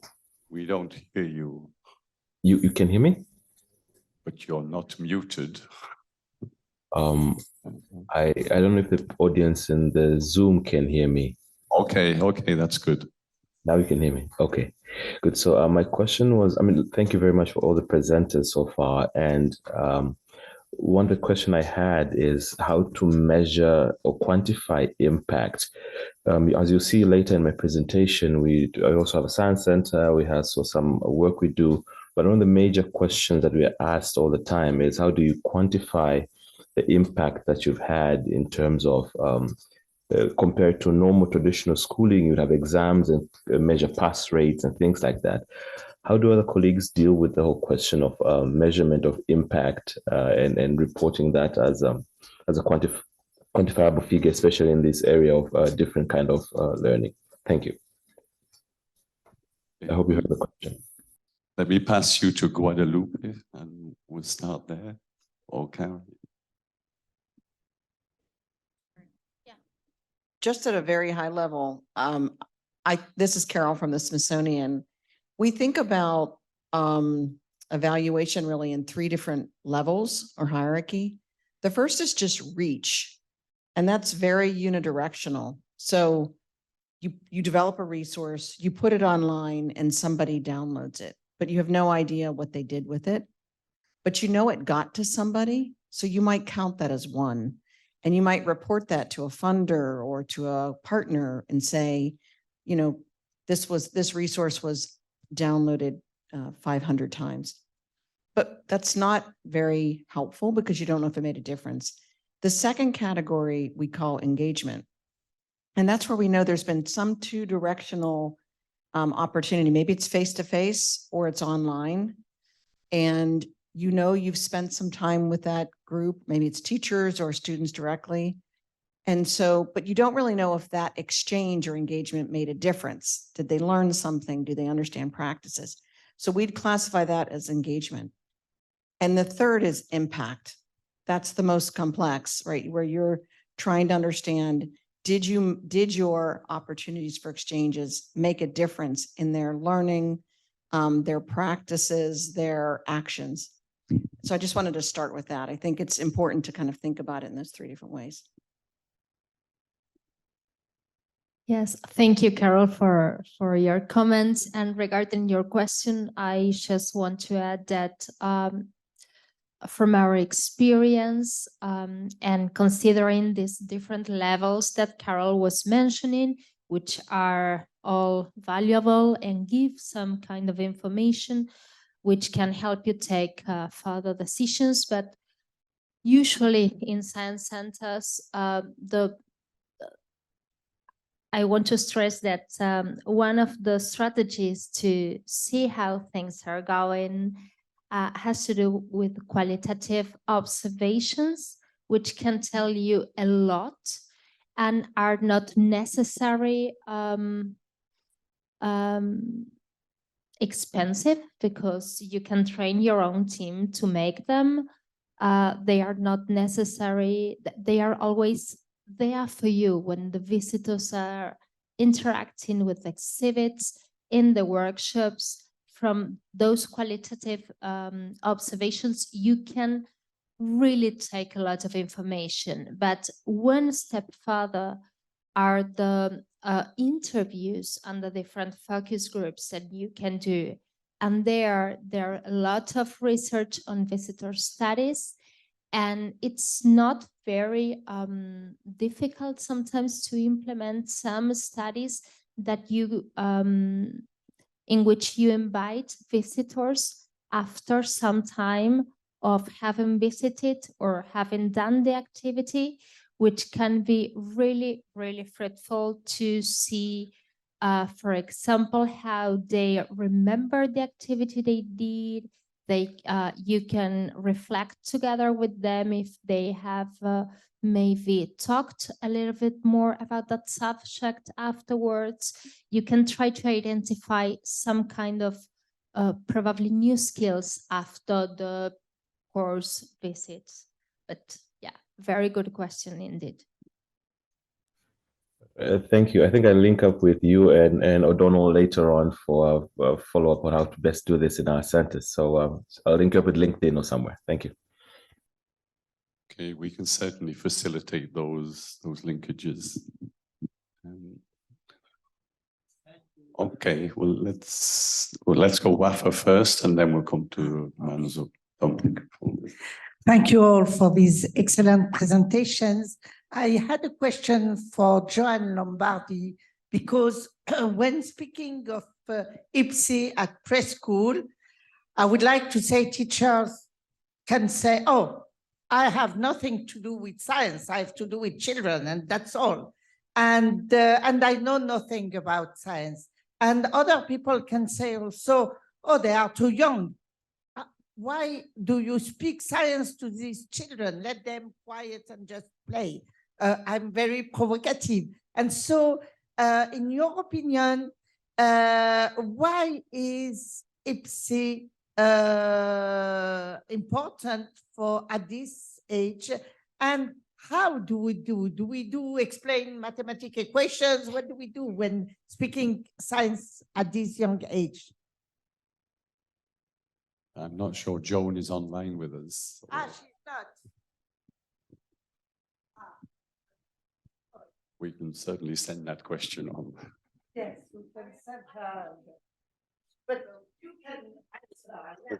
Yes, and just to clarify, the Smithsonian identified her, but she's actually a colleague from Stanford.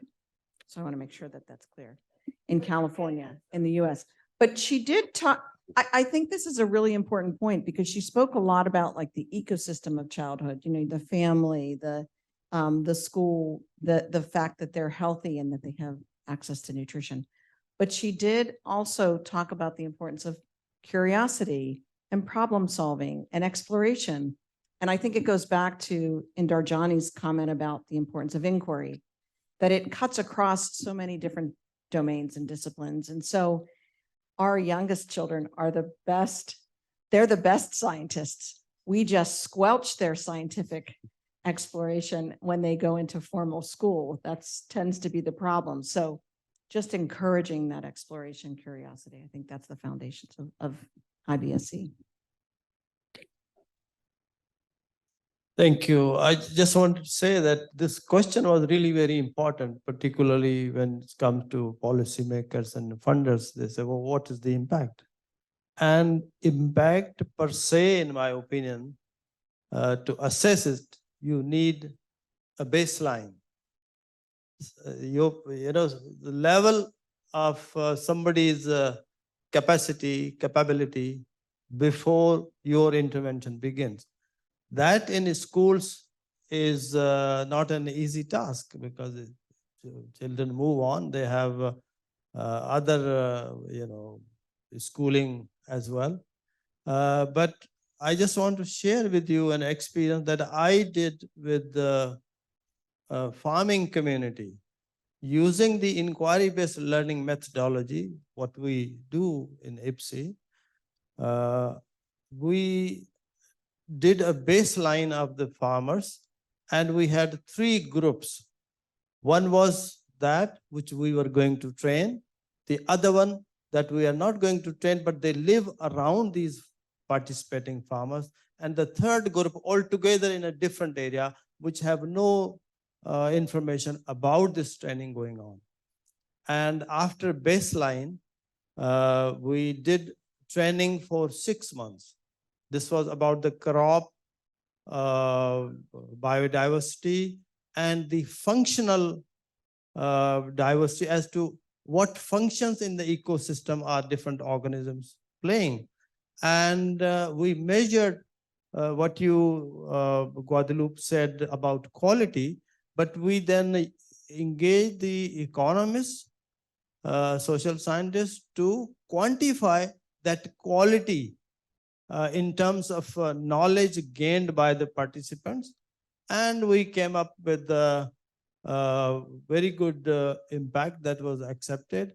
Not only the impact, but farming communities' poverty level was also reduced by 12% over a period of 3 years, because this was the program that we did immediate after 1 year assessment, and then final impact assessment after 3 years. So I think it's very challenging, but we as a group perhaps we need to continue to think how to assess.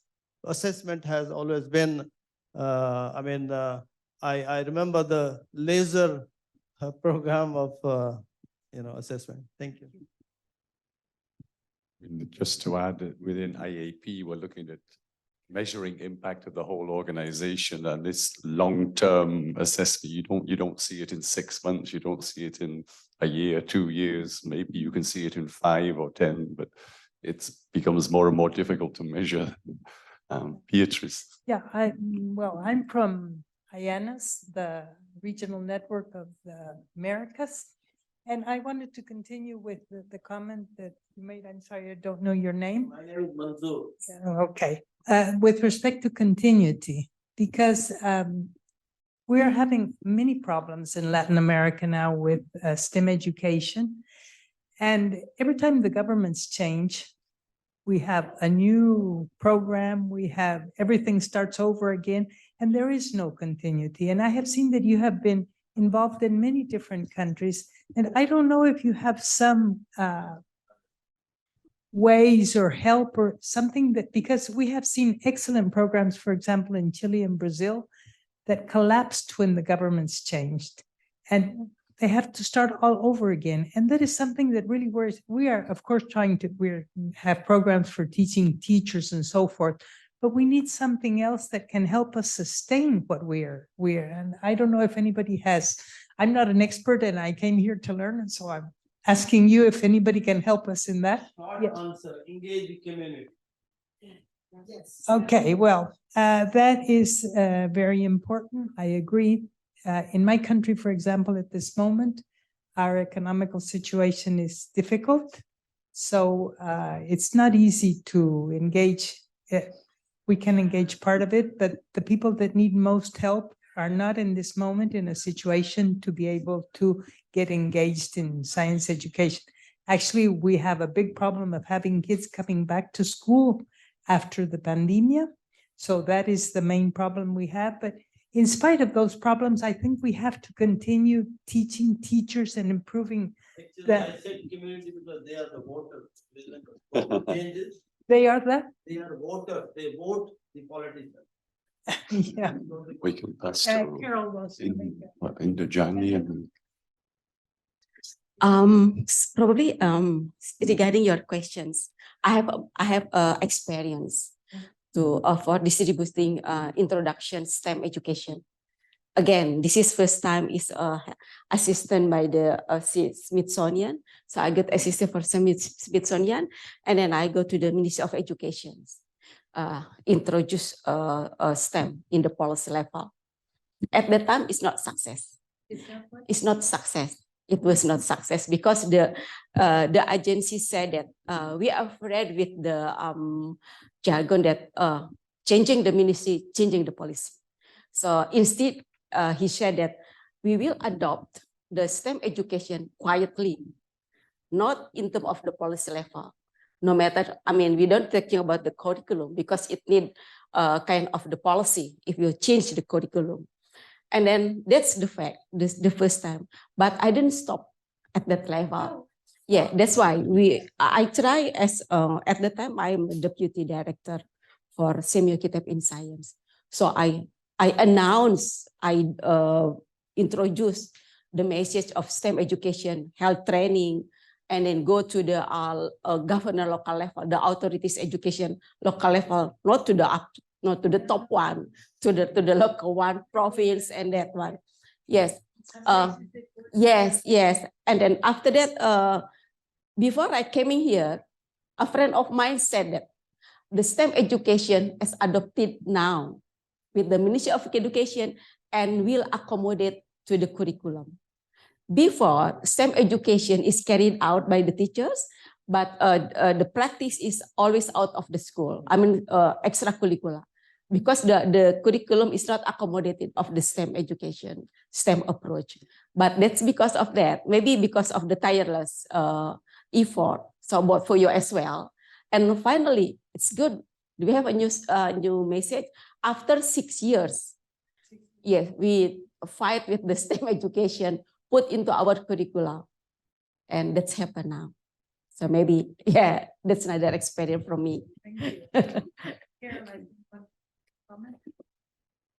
I mean, I think Indarjani's point is such a good one because you've got this either top-down approach where if you shift policy, if the Ministry of Education or even the Ministry of Science and Technology gets involved, it's infused into the standards or curriculum that inquiry-based science education is important, then you're more likely to see that shift happen. That happened in the United States. It got embedded into the curriculum, the standards, and then you saw it spread across the US. despite 20 years of the Smithsonian working feverishly along with two other organizations to shift that kind of teaching, it wasn't until the policy level was set, the standards were changed, and states adopted them. Yes. If you can't do that, so that's a top-down approach, this idea of this co-creation, where sometimes the problem is we get financial resources to do a thing to a place. So we're going to go in, do professional development with 55 teachers, the money runs out, and then we leave.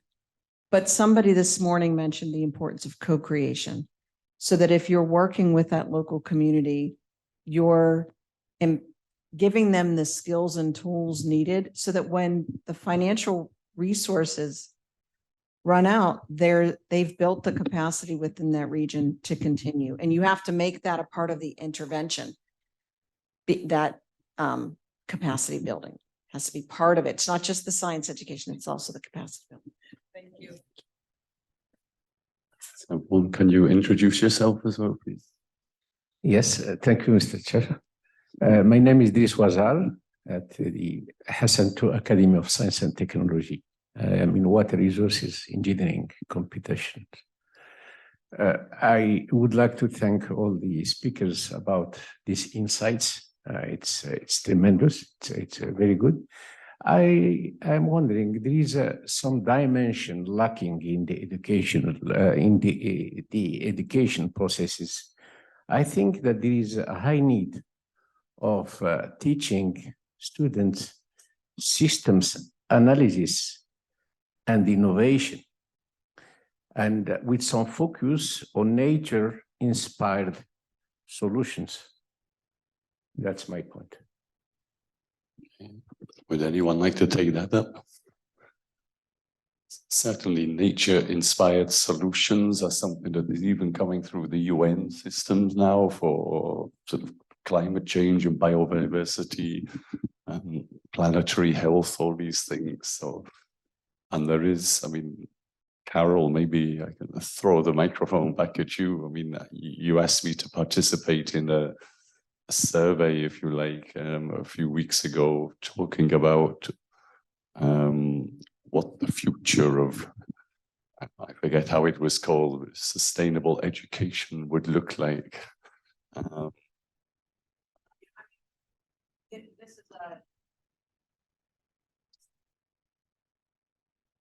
sustainability education. This is the sort of concept. Yes, we were able to, and currently are conducting at the Smithsonian in collaboration with Gallup, which is a survey organization that does surveys across the globe, trying to understand teachers' propensity for teaching STEM education for sustainable development. So in other words, that teaching STEM is in science, technology, engineering, and math is inspired by these more complex global socio-scientific issues we talked about today, whether it's climate change or biodiversity loss or other scientific phenomenon and problems that are then driven by solutions that are meaningful to youth. And so that, I don't know that that answers the question, but this broader survey will survey, I think it's like 5,000 teachers and a smaller number of administrators from schools to assess their understanding of how you can use STEM education to teach these topics that are much more complex and require systems thinking, as you described, for 11 to 18-year-olds.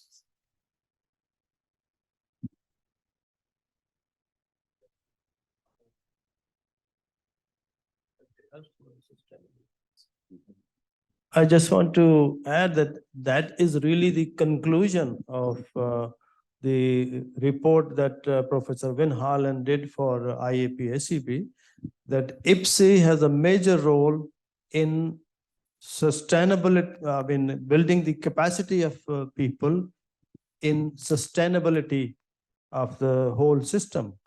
So sustainable, not only development, but its own sustainability. People who go through this IBSE approach, they are, better tuned.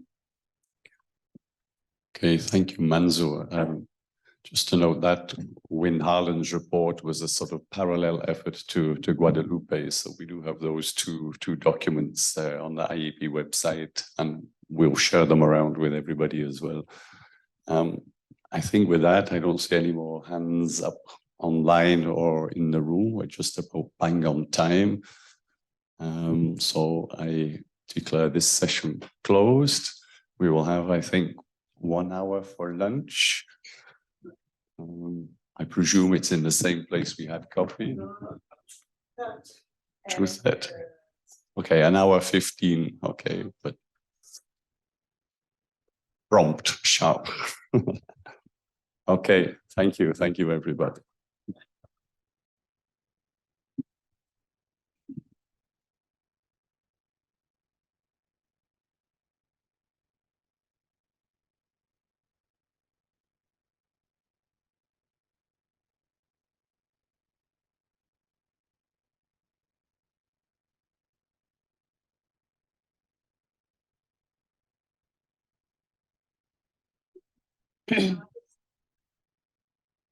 So we can begin.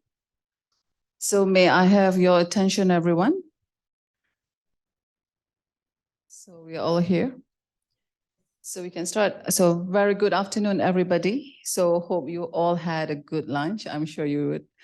And we are now in session 2, science education, science literacy, and science centers with a focus on Africa. So let me introduce myself first. Not everybody knows me here. So I'm Sharizad Dahlan.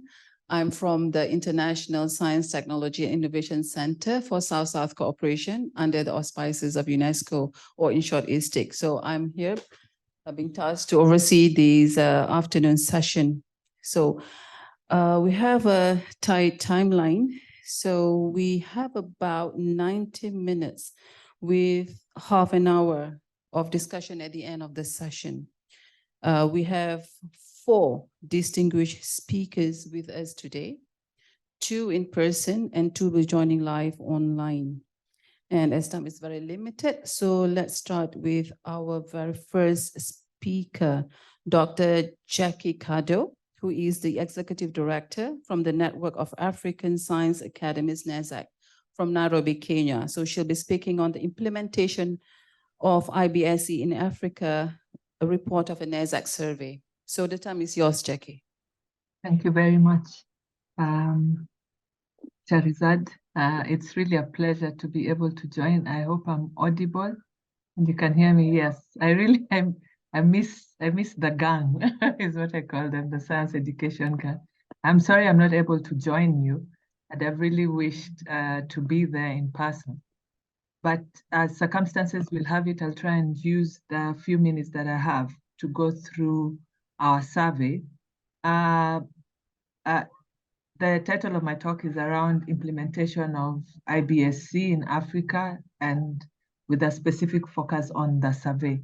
So, but I also realize there are some of us who are hearing about the network for the very first time. So maybe I just start with a minute or so of introducing the network. So we exist exclusively as a consortium of science academies in the continent. The main aim of why we exist is to try and facilitate the creation of science academies in countries where none exist, but to try and get those science academies to be able to speak in one voice, especially when you're looking at having the voice of science heard. But then we also know that the network itself is as strong as its weakest member. So we try and strengthen those academies in the process. So that would be either by capacity building grants, or ensuring that their secretariats have shared learning moments, or there's mentorship going on around the NASAC membership. But we also offer an independent platform for credible science advice. And this is on a myriad of topics, and science education is just one of them. How we get those platforms working is by ensuring that we have either working groups or we have expert panels that speak onto the topics that we do have, but then also there are instances when you're able to organize conferences, workshops, seminars, specifically for training but then also roundtable discussions that engage scientists with policymakers. We are honored to be the regional network and affiliate network for IAP in Africa, and I'm really happy to be able to speak about one of our reports, which is the Science Education Report. Now, that report was published, I think, almost 2 years, because in 2020, I think just when COVID became an issue, it became very difficult to either get the information we needed done. But then by 2021, when we are concluding, we got some information. But what we did is, because it was a survey that looked at science education, specifically with a focus on IBSE in Africa, was we worked with the schools that we got. So the level of respondents that we got was actually not as we had expected, because we're looking at the scope of having all members of NASAC participating. But out of the 5 countries or the 5 academies that initiated and managed to circulate the questionnaire, because the target respondents for the survey was actually secondary school teachers. So we got 25 schools participating in that survey through responding to questionnaire that was mandated by our Science Education Working Group. And in as much as the target was NASAC members, we worked with the information we got from those 25 schools representing 5 countries. And therefore, what I'm going to highlight is essentially what we'd call like an idea. It gives you an idea of what's going on in terms of the state of science education in the continent. The book is available online. You can find it on the NASAC website under the tab of resources.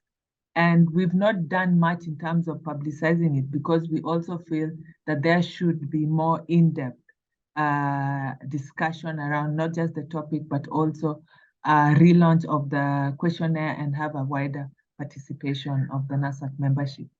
The conceptual framework around the report or the study was that the independent variables that would impact directly on how science is taught and learned in schools that would give us a feel or a taste of what the state of science education was, would focus mainly on looking at the teaching methods, what teaching methods were used to impart science between teachers and learners. But then what was the qualification of the staff, the teachers themselves, what was their academic background to be able to teach science as a topic or as part of the curriculum. And then last and not least is a look at the laboratories, the state of the equipment, if they had labs for practical learning, because IBSE is not just inquiry, but also gets students to do science in their labs. But we also realize that even when we're talking about the state of science in Africa, there are other things that would influence, the external factors that would influence whether there's an appeal in adopting IBSE as a topic. And that had to be hinged on what were the performance of the students, what were the trends thereafter, what would make an affinity for IBSE if the student grades were looked at. But then what about the choice of science careers thereafter? When students leave secondary school and they have to go on to university, how many of them pursue science careers? So we look at all these variables, but I want to insist that our report did not do justice onto the depth of the topic itself, and a lot more needs to be done by us as a network and by science academies in terms of engaging and interacting with science, with secondary schools and the teaching fraternity that dwells on teaching science. So the survey questionnaire looked at 4 main distinct issues. One, we collected personal data on the respondent, essentially to give us an idea of who this teacher was in terms of social strata, in terms of what is their background. And that would also help us to know what is the general demographic of science teachers in secondary schools. We also looked at the basic information about the school. Is it a mixed school? Is it a private school? Is it a public school? I think we also had categories like missionary schools. And that basic information would also inspire us in knowing where best would IBSE be set in the African continent. Again, I will insist and reiterate the fact that the respondents or the responses we got did not do justice to the in-depth that we thought the study would gain us. We also covered general information on what methods of teaching were available for teachers to be able to undertake science education classes. The general information also included, I think I referred to the level of the academic excellence of the teaching fraternity, but also the facilities and also what other options or what other modes were being used to teach science. And then last and not least, we sought to get information that would substantiate what would look like a case study for the report in terms of teaching science. Unfortunately, we did not get out of the schools that participated a case study that would make for IBSE. So I'll go into highlighting just a few of the things that came up in the course of the study, because as I said, the report is actually available online, and then I'll also leave room for our question and answer session at the end. So one key thing that we managed to at least get from the report was the fact that IBSE as a teaching method is not known as that. I mean, very few, out of the 22 schools, only, now what am I looking at? Did I move too fast? Hold on. Oh, there goes. I think my slides are moving ahead more than I want them to. Okay, hold on 1 minute. Let me try and get that back.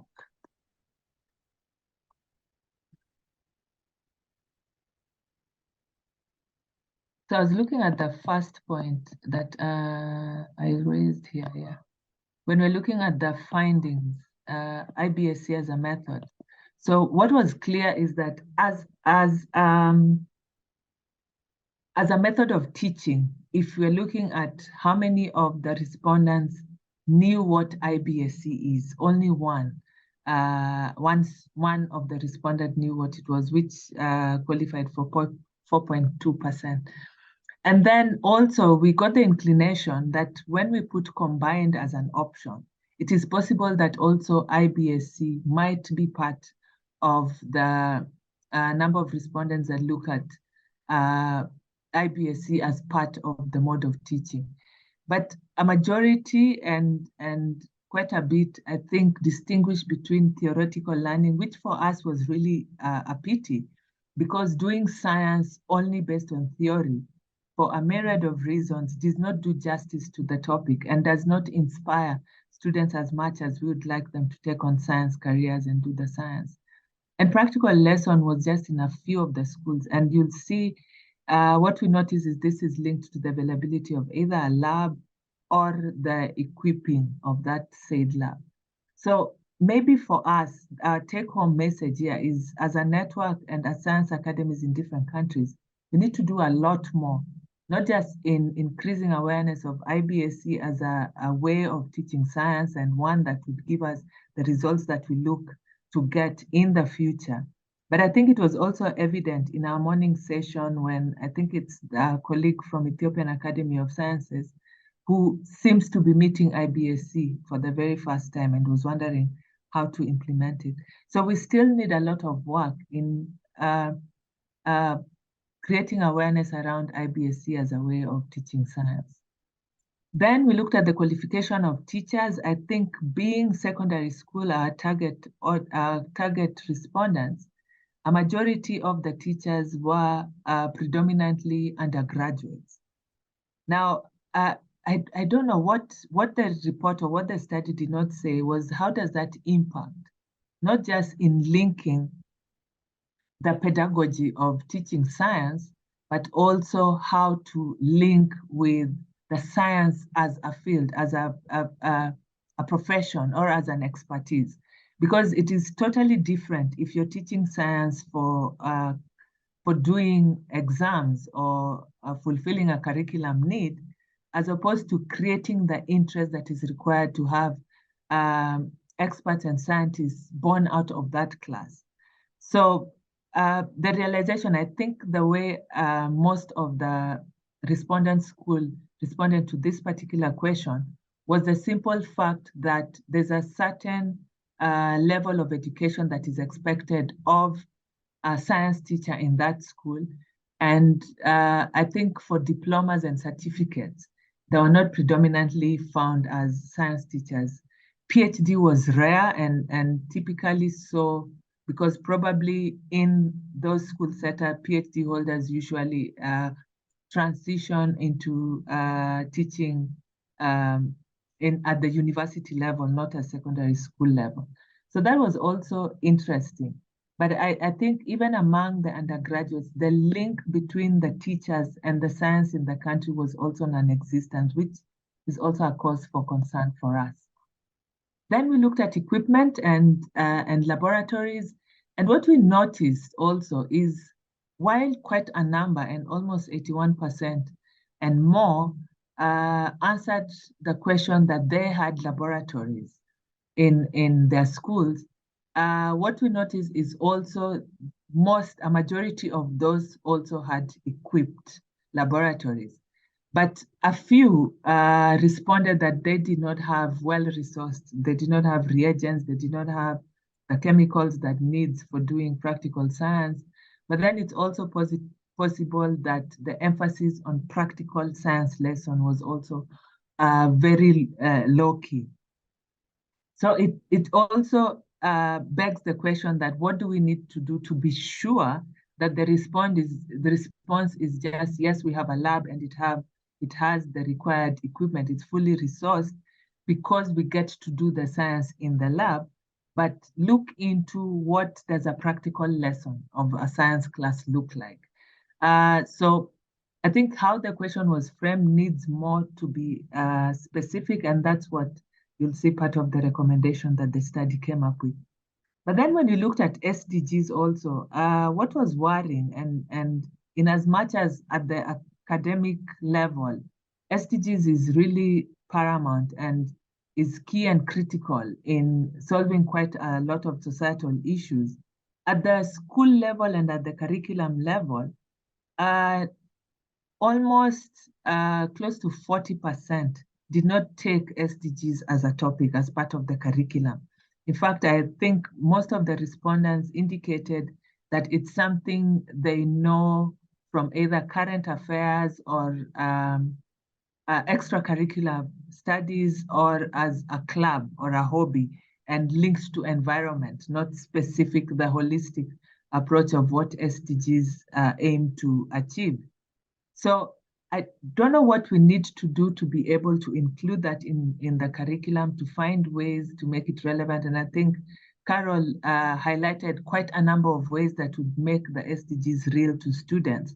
But I think a lot needs to be done at the teaching fraternity, because to see how SDGs as global goals can link to local society is something that we feel, even from the study, is lacking. So we still need to do a lot more in creating awareness around how SDGs, and specifically SDG 4, that also tries to get students to have holistic type of learning done at school level.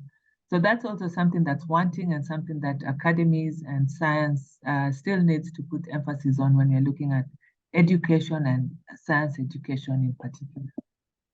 And then lastly, why are we not moving? Yeah, lastly is just, I wanted to highlight the key recommendations that came from that particular report. One is that the state of science education in Africa still needs improvement. A lot needs to be done to get us to where we need to be, because what the report looked at or found is that science education is not given like a specific high-profile niche when it comes to education and holistic education, but education is looked at as a whole. So when we single out science education, there's a lot of information gap and knowledge gap around it specifically, but education in general. So a lot still needs to be done, even in terms of literature, to be able to give us the sense of what science education specifically looks like in the continent. A lot of literature is there on education as a whole, but that would not serve for our purposes. Then the second thing is that the survey was definitely inconclusive. We got very limited responses considering how much ground and how much scope of the work needed to be done. But we also realized the handicap that it now gave us limited perspective and context of what science education looks like in the continent, but it gives us the baseline for where we need to start and improve upon as we do further in-depth analysis on this particular topic. The role of ICT, which was our third recommendation from that report, that it cannot be overemphasized, especially if we're looking at SDG 4 as a way that would enable us to bridge the technological gap that Africa is currently experiencing.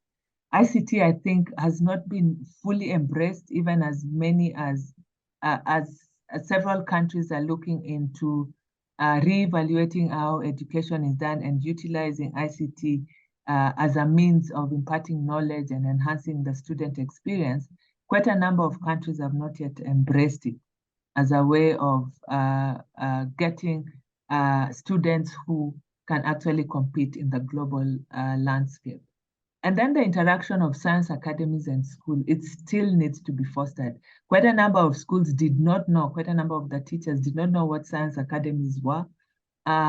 Even when we try and use our academies, our members as NASAC, to route the circulation and the dissemination of the questionnaire, what we realize is quite a number of our academies had difficulties in reaching the schools in their country. And this is because the way science academies are framed, the target audience or target stakeholders would be at the university level. So we find very few interaction between academicians and lower levels of learning. So if we had such a hard time at getting the link between science academies and secondary schools, it would even be worse when we went to primary schools. So I think the takeout here and the recommendation here is a lot of effort has to be done to create that link, and not as personal level, because we also know, even from our working group, there are individual scientists that have interaction with their former secondary schools as alumni members, or primary schools for which they do a lot of work. But corporately of science as academies, the link between academicians and secondary schools or primary schools still needs a lot of work, and not just higher. Because if we do not do that, there'll come a time when science academies themselves will be devoid of membership of fellows, and they need to be nurtured from lower levels, not at the university level. And then the last and not least recommendation that came out of that report was the STEM careers, that STEM careers need to be fostered, especially when research is done at the lab, and show that it can actually be translated into practice at the market level. Most of the students, or most of the teachers who responded to our questionnaires gave the indication that most of the science learning is for pursuing academic performances. So it is how it's used to grade. So the emphasis is less on learning the concept and more on passing exams, which we think is where the fault lies in why we do not nurture more career scientists out of the education pipeline. So as I said, and I think I'll conclude here, that quite a lot still needs to be done when it comes to ensuring that we get more information around science education specifically. Academies also need to do a lot more in doing the work, and we still have a lot of work as science academies to be able to see IBSE take root in the continent. with COVID behind us and quite the work that IAP is putting on science education, we are confident that a lot more in-person interaction will champion and foster IBSE.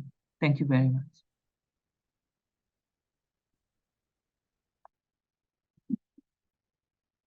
So thank you, Dr. Jackie Kado, for sharing with us the report of the NASAC survey.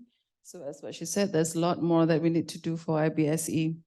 So now we move to our second speaker, Dr. As-syafiiyah, who is the Inspector General in charge of Pedagogical Affairs, Ministry of Education, Preschool and Sports, Morocco. And Dr. As-syafiiyah will be presenting on changing the curriculum to introduce IBSE, the case of Morocco. The floor is yours, Doctor.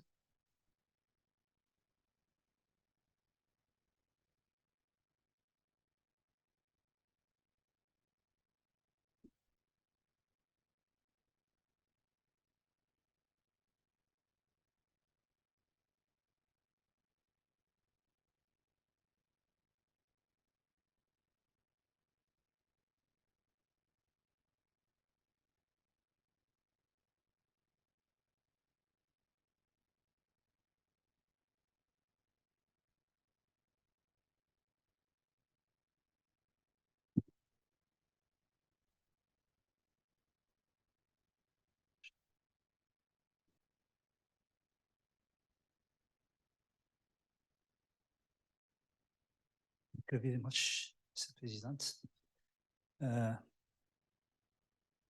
Tout d'abord, je tiens à remercier l'IAP pour m'avoir invité et remercier également l'Académie Hassan des sciences pour avoir invité des représentants du ministère de l'Éducation nationale, de 105 personnes dans la salle, à représenter ce ministère aujourd'hui. Dans mon intervention, 10 minutes, c'est très court, pour vous transmettre un petit peu l'état d'esprit dans lequel nous sommes au niveau de l'éducation nationale.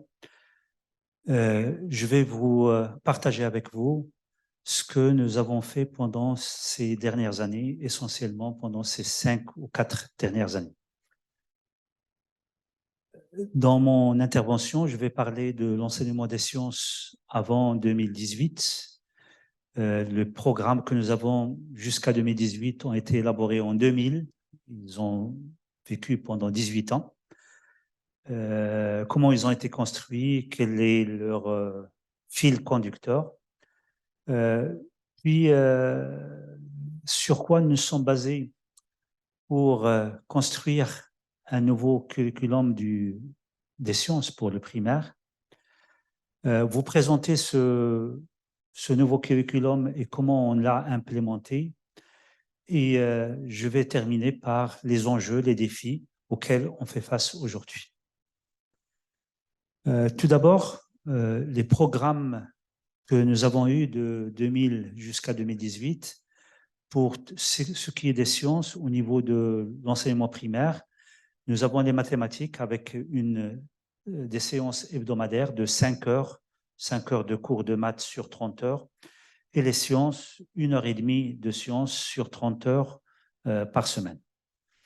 Bien sûr, le reste, c'est occupé par d'autres matières. Pour les sciences, je vais me focaliser sur les sciences. Sur les sciences, on avait recensé jusqu'à 37 thèmes qui sont abordés de la première année à la 6e année primaire, mais sans organisation. Je vais vous montrer un tableau. Donc, il n'y a aucune organisation derrière. Pour les enseignants qui sont de formation scientifique, ils savent se repérer lorsqu'ils sont face à un thème. Par exemple, la nourriture, ils savent que c'est un thème qu'on peut traiter en biologie. Mais pour des enseignants qui sont issus de formations, par exemple, littéraires, c'est très difficile de se retrouver dans une marée de thèmes, de 37 thèmes.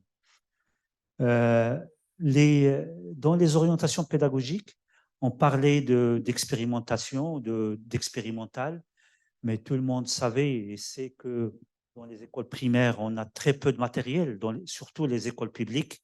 Donc, il n'y a pas de matériel, donc il n'y a pas d'expérimentation. Généralement, ce sont des expérimentations de pensée et non pas des expérimentations réelles. On parle également des approches historiques. mais très peu d'enseignants sont initiés à l'introduction d'histoire des sciences. Et on parle aussi de l'investigation et de la résolution de problèmes. Mais tout cela, c'était des prétentions dans les orientations pédagogiques qu'on ne retrouvait pratiquement pas dans les classes. Une séance de cours, si on analyse une séance de cours traditionnelle jusqu'à 2018, comment il se passe? Tout d'abord, l'enseignant, il doit faire un diagnostic au début. Que savent les élèves par rapport à la question qu'il va aborder? C'est une façon de construire avec les connaissances qu'ils ont. Puis, généralement, dans le manuel scolaire, on leur présente une situation, une photo ou une situation dite problème. Ça permet de les initier à les capter pour une réflexion. Puis, l'enseignant, c'est le maître d'ouvrage. Donc, c'est lui qui conduit les apprentissages en présentant successivement des activités aux élèves. Et lorsque les élèves résolvent ces activités sous la supervision de l'enseignant, il arrive à un certain moment que l'enseignant structure et donne un résumé de la leçon et il passe à des évaluations pour voir est-ce que les élèves ont compris ou n'ont pas compris. Ça nous rappelle tout le processus par lequel des générations sont passées avant. Donc là, vous avez le tableau des thèmes qui étaient abordés de la première année à la 6e année. Et comme vous voyez, par exemple, si je prends, j'ai mis en jaune tout ce qui est mécanique pour les physiciens, vous allez voir que le mouvement, on ne comprend pas bizarrement pourquoi il n'existe pas en 6e année, on ne comprend pas bizarrement pourquoi c'est en début d'année, en milieu, en fin d'année. Tout ça, ce sont des choses qui nous interpellaient lorsqu'on analysait les programmes pour comprendre sur quelle base ils ont été construits. Donc, le schéma qui a guidé le travail des enseignants pendant longtemps, vous savez, au Maroc, on n'est pas très loin de ce qui se passe en Europe, et on est passé pendant les 40 dernières années au moins par 3 grands, je dirais, paradigmes. Un premier paradigme pendant les années 60, c'est un paradigme intitulé approche active. Les sciences, c'était les premières matières pour lesquelles on préconisait des approches actives. Pendant les années 80, 90, voire même début des années 2000, il y a eu cette vague de la main à la pâte. Donc, il fallait travailler avec les élèves afin qu'ils manipulent en pensant que lorsque les élèves vont manipuler, ils vont comprendre les sciences. C'est une compréhension trop naïve de ce qui est construire des connaissances scientifiques. Puis, on est arrivé vers 2007-2008 avec le développement, surtout au niveau européen, de la démarche d'investigation, où on a commencé à travailler, mais sur des pilotes, sur des démarches d'investigation, surtout au niveau du collège et au niveau du lycée, mais très peu au niveau du primaire. Donc, la démarche qui est déduite de ces deux premiers paradigmes, approche active et main à la pâte, c'était une démarche qui pouvait être schématisée comme si dans la classe, nous avons des grains, ce sont des activités que font les élèves. L'enseignant doit diverger le maximum possible en faisant travailler les élèves.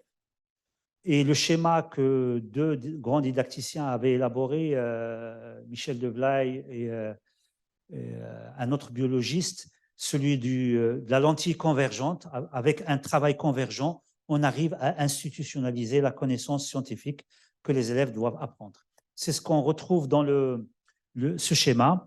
Et c'est un schéma qui ne marche pas, même dans les pays qui l'ont développé.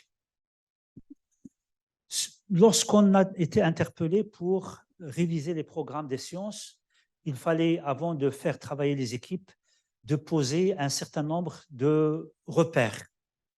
Pourquoi on va réviser les programmes de sciences ou le curriculum de sciences? La première chose, il y a une volonté chez le ministère de l'Éducation nationale d'introduire tout d'abord une manière ramassée d'enseigner les sciences, sciences physiques, sciences biologiques, mathématiques, informatique, technologie, tout ce qu'on appelle les STEM. Il faudra qu'il y ait des ponts entre ces différents champs de connaissances. Deuxième chose, il fallait également initier les élèves à ce qu'on appelle les compétences du 21e siècle, et ça a été dit ce matin. Donc ça, c'est quelque chose qui nous a été commandé par la société. C'est quelque chose qui se répète chaque fois qu'il y a un débat sur l'école. La deuxième chose, c'est qu'au niveau de la société également, nous avons une commande, c'est que les jeunes d'aujourd'hui, qui sont les citoyens de demain, ils doivent développer des capacités intellectuelles de raisonnement logique, de raisonnement scientifique.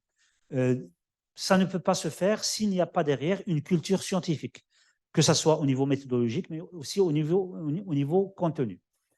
Il y a la volonté également, et ça a été dit dans la dernière intervention ce matin, d'intégrer dans les programmes scolaires tous les objectifs de développement durable.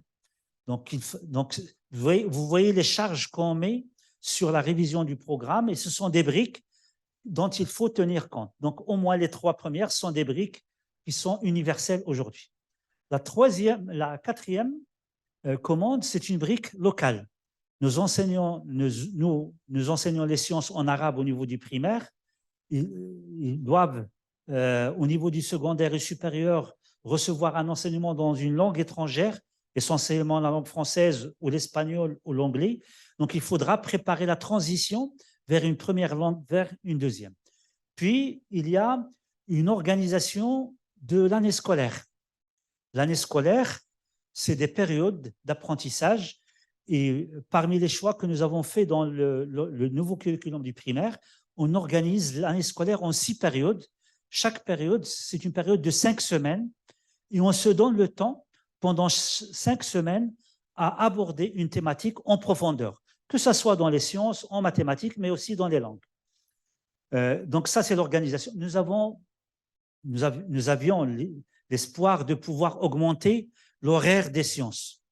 On a pu passer d'1h30 par semaine à 2 heures par semaine, mais c'est le maximum qu'on a pu avoir.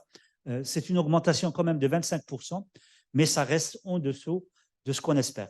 L'organisation des contenus, comme je l'avais dit, les contenus sont éparpillés sur les 6 années. Il fallait les organiser dans des champs disciplinaires. Et il fallait aligner les programmes scolaires marocains avec les programmes des évaluations internationales. Ça ne rime à rien qu'on a des programmes en sciences, ne faisant participer nos élèves dans les évaluations internationales, alors que nos programmes ne couvrent que 30% ou 40% des programmes des évaluations Teams, par exemple. Donc, il fallait se rapprocher, pas à 100%, mais le maximum de ce qu'on peut avoir. Au niveau de l'organisation, nous avons plaidé pour 5 grands champs. Un premier champ, c'est celui de la biologie et sciences de la santé. Le deuxième, c'est les sciences physiques avec la composante chimie. Deuxième, c'est sciences de la Terre et de l'univers. La technologie qui était absente dans l'ancien programme et le coding, la programmation qu'on a introduit au niveau 5 et niveau 6 du primaire.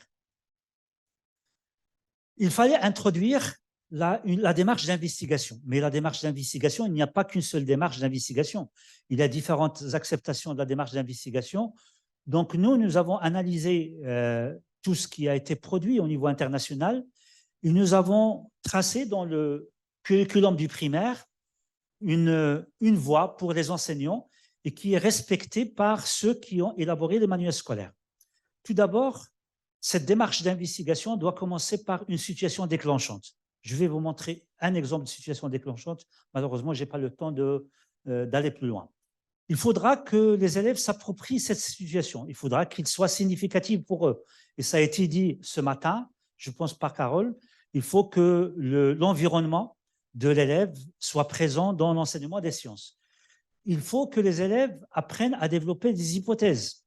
Il faut qu'ils apprennent à travailler, mais il faut qu'ils aient une charte du travail. Lorsqu'on va les répartir en petits groupes, il faudra qu'ils savent où ils vont aller. À un certain moment, il faut qu'ils apprennent à partager avec les autres, à argumenter leur choix. Et le rôle de l'enseignant, c'est un rôle d'animateur qui va, à la fin de la séance, structurer tout ce qui va être produit par les élèves et institutionnaliser la connaissance scientifique qui doit être une connaissance institutionnelle apprise par les élèves. Là, vous avez un exemple. À ma droite, vous avez un extrait du document de curriculum, ce que nous appelons un cahier de l'investigation avec un certain nombre de questions. Par exemple, vous avez le tableau en bas, la date, la question d'investigation. À gauche, les élèves renseignent ce qu'ils ont fait au moment de l'investigation jusqu'aux résultats qu'ils obtiennent. Il y a même des livrets qui sont imprimés et vendus aux élèves et qui contiennent... OK. Là, à gauche, vous avez un exemple de question déclenchante. C'est l'histoire de l'agriculture intensive. On présente une photo d'agriculture intensive et on pose des questions. On pose une situation aux élèves. Cette agriculture qui utilise des fertilisants, qui utilise des engrais, qui utilise des pesticides, va-t-il avoir des conséquences? Si oui, lesquelles? Mais ce qui est demandé aux élèves, c'est de se poser des questions, pas de répondre aux questions. Ils vont répondre aux questions de manière collective. Les livres peuvent être mis à votre disposition si vous souhaitez les voir. Pour la technologie, nous avons pris la décision de ne pas enseigner la technologie à ce niveau-là. C'est faire travailler les élèves sur un projet technologique pendant chaque période. Et chaque élève travaille sur un projet pendant 5 semaines. Donc, chaque élève travaille sur 6 projets par année. Et dans les projets, il y a tout le cycle de projet, de l'idée jusqu'à la présentation à ses collègues. Pour ce qui est du coding, pour le coding, nous avons préféré l'introduire, sachant que dans les établissements scolaires, nos établissements primaires, nous n'avons pas tous les équipements informatiques, mais le coding peut se faire avec l'équipement informatique, comme il peut se faire aussi au papier crayon. Mais lorsqu'on a le matériel informatique, c'est encore mieux. L'essentiel ou le but de l'introduction du coding, c'est de pouvoir se repérer dans l'espace, c'est de pouvoir avoir des repères pour avancer, de pouvoir à un certain moment faire des conjectures, pouvoir lancer des hypothèses sur un algorithme et sur ce que va donner cet algorithme lorsqu'on va le mettre en œuvre avant de le mettre en œuvre. Donc là, les élèves, ils ont l'impression de jouer, mais en fait, ils apprennent des algorithmes, ils apprennent la pensée logique. Il y a les manuels scolaires. La révision des programmes doit s'accompagner par le manuel scolaire, comme disent les pédagogues. Je termine. Les manuels scolaires, c'est le meilleur moyen d'être dans les classes. Nous avons révisé 17 manuels scolaires et 17 guides d'enseignants, formé tout d'abord les élaborateurs de ces manuels, et nous avons aussi formé les superviseurs, les inspecteurs, avec un module de formation de 18 heures sur le curriculum. Quelles sont les priorités futures? Je pense que ce matin, la discussion qu'on a eue, surtout à la fin de la matinée, montre que les enseignants, c'est un facteur déterminant. Si on met pas tout le paquet sur la formation des enseignants, on risque de faire la plus belle réforme des programmes qu'on veut sans pouvoir avoir la chance d'être dans les classes. Il faudra aussi développer des outils pour les enseignants. Les enseignants, ils sont tout seuls dans leur classe. Plus on a des outils qu'on partage avec les enseignants, plus on a la chance de les faire réussir dans leur mission. Il faudra observer comment ça se passe dans les classes. Aujourd'hui, on a un nouveau programme qui est implémenté pour 4 500 000 élèves au Maroc, presque 140 000 enseignants. On ne sait pas ce qui se passe. Il faut voir ce qui se passe. Il faudra repérer les choses, les carences, pour pouvoir alimenter la formation. Puis, dernier élément, il ne faut pas s'arrêter au niveau du primaire.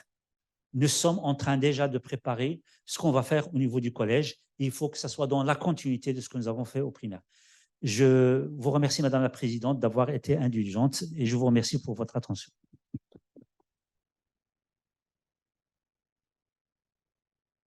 Thank you, Prof. Shafiki, for a very comprehensive sharing on Morocco's experience on IBSE. I think we are running a little bit behind time, so May I now have the honor to invite Prof. Wafa Skalli, Chair of the IAP SEP Global Council, to talk on the IAP STEC project.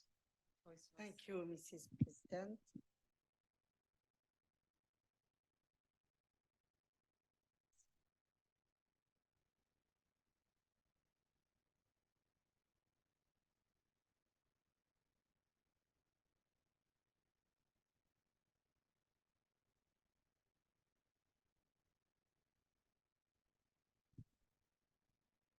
Thank you, Mrs. Chairman. I will speak of a project of creation of houses for innovation, science and technology for education and culture. We call it the ISTEC project. This, you know from this morning, and you already knew that the ISP Science Education Program goal is to promote the importance of science in research, education, and literacy, with major efforts on inquiry-based STEM education. IBSE. IBSE was science education and now has evolved into science, technology, engineering, and mathematics education. You have seen all this morning that these develop essential skills, and then this impacts positively the performance of the students, but also changing their mindset. And the challenge is to change also the mindset of all the society with regard to science. IBSE works when there is an associated favorable ecosystem. Carol told it, Professor As-syafiiyah told it, and many insisted on that. Teachers' training and motivation is essential. It has been said that many teachers are not from a scientific background. So as soon as you say science, they say, oh, not for me. We know that science centers, museums, exhibitions, events are important to raise science accuracy. And also, this has to be with shared goals within the community and institutions, top down and bottom up. And we have to, and the science centers play a nice place in this situation. In the Bangkok meeting in 2019, it was told that Africa is underserved with regard to science centers, and on 41 structures in Africa, 33 were in South Africa. So when I had the honor to be delegated by the Hassan Academy of Science to participate to this project, I proposed that we try to have a working group with a focus on science centers in Africa. And of course, we have to do something new, because we have to propose a model in which we have to think of a frugal model, which means low cost, high quality, efficient model, in order that this model can be duplicable, because the need for science centers is mainly in the regions that are unfavored, and so they have not a lot of money. It has to be sustainable, so the organization, the funding issues has to be thought. And it was told this morning, the question of action research, we have to put indicator to quantify impact and to reorient progressively and capitalize the experience in order that it can be shared by a large set of partners. So we propose a design which is quite innovative with 4 components. The 4 components in an area for workshops and continuous training. Every day, 3 teachers come with their students to implement IBSE, with experienced trainers and also teachers, students, scientists from the surrounding universities or science centers. and 3 teachers, because 3 equipped room, 1 for preschool, 1 for primary, and 1 for secondary school. The aim is to reinforce teacher experience by very practical hands-on learning for the teacher, and also to raise its motivation and self-confidence. I am able with my class to propose things that are interesting, and the impact is high. If in this center each day you have 3 teachers with their class, it impacts 20,000 children and 500 teachers per year. And the take-home message they have to take is that IBSE is feasible, fun for all, with basic tools and few equipment, some of which can be built in the Fab Lab. The Fab Lab is the second, the mini Fab Lab is the second part of these original science centers. You know that today 3D printers, educational robots, electronic cars are not so costful, really. And they are sufficient to begin the adventure of creation. Again, they have to be accompanied by technicians and by engineering students with enrich themselves with participating to these sessions.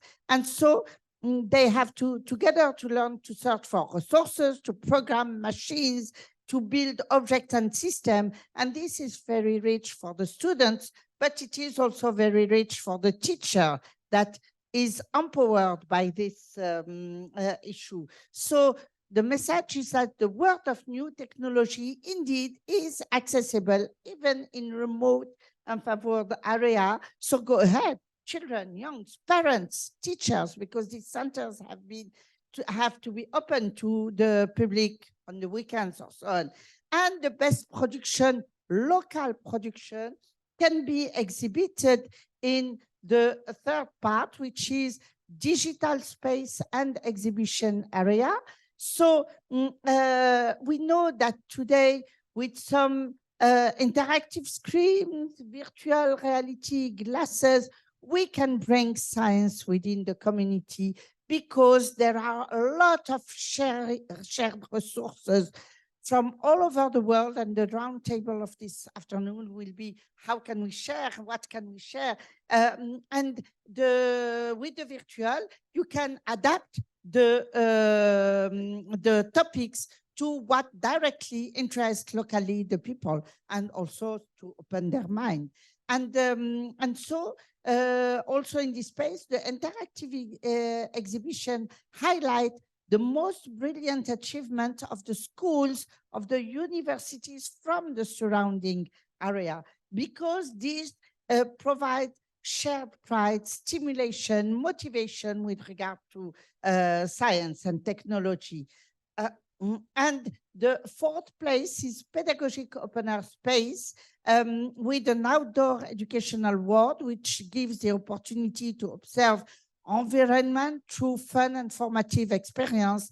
And the aim is that people, students, teachers, parents leave the center with a desire, come back again, because we feel that this may have a strong impact to empower teachers and to open mind of the community about the interest of science. Some key points are to be considered. If we want each day a class with the children in regions where transportation is not so adapted, we need buses and their functioning. This is a heavy budget item, but this is the condition. I'm sorry, I have not the last version, perhaps I have a bug, but this is the condition to have, if we have 5 centers in Africa, in different countries, in 4 years, you have the numbers of children and teachers impacted. It is a lot based on 1 class visit every 2 years. So a teacher comes back every 2 years to these centers. And so it also, the buses can be fun, can be colored to provide visibility in the communities. They require logistics and they have to be adjusted to the population density, transportation issues. The second point is the infrastructure is costful, but we can take advantage of existing infrastructures and adapt. Material and virtual equipment, there is a network of wonderful experts who are ready to share. And so we have not to reinvent the wheel and to use what exists and adapt it to the local situation. Human resources, of course, we need teachers, we need technicians, but we also need one director with strong logistic capabilities and one specialist in social dynamization, putting oil in the corks to allow that all this function well, and that makes the link between IBSE network and local and regional players. The governance, I feel it is important to imply several actors. Of course, science academies, ministries of education, of research, university and research center, but also foundations, NGOs, and so on, because every actor can play a role. Science is the affair of everyone, not only the affair of the teachers. And so these ISTEC projects, we feel they can increase teachers' competences and motivation, imply university students and scientists, a generally public initiation to scientific culture, and make the link between networks. The current status is that the project has been defined. There are pilot centers that have been defined based on call for interest. The advocacy, we have documents, nice document to try to go for fundraising. It has been validated by IAP instances, and the fundraising strategy has been set, but not yet deployed. But there is a very symbolic seed fund that has been affected. The pilot centers, you have them here. I'm sorry, I have not the last version, but Benin in the International City of Knowledge and Innovation, SEME City. Ethiopia already have a science center with interactive science museum and they are currently building capacity for STEM training and practical training for technicians. Ghana Academy of Arts and Science, through her partnership with the Science for Scientific Industrial Research, has obtained the land in Accra.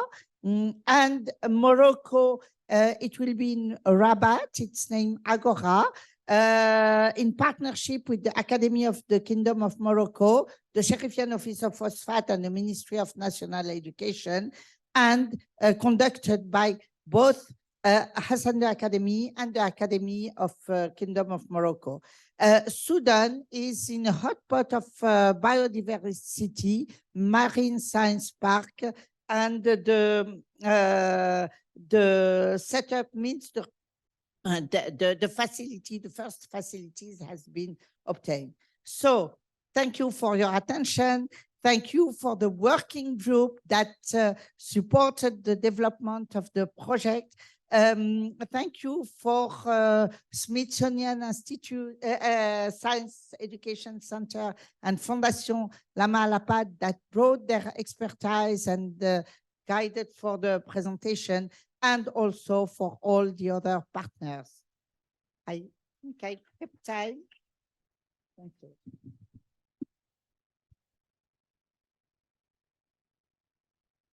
Thank you, Prof. Skalli, for sharing with us this innovative project.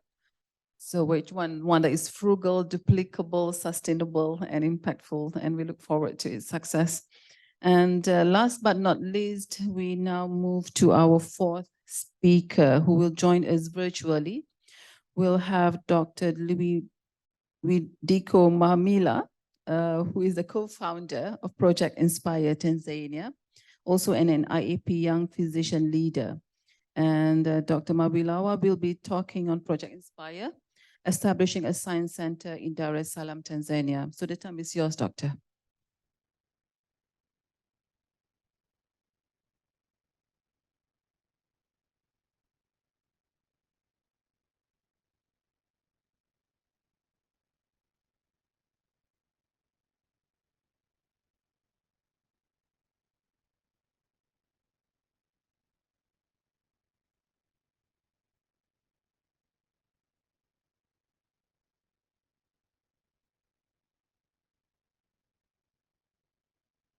Well, I decided to present Projekt Inspire from an angle, what we actually do. And this is impactful learning through STEM education.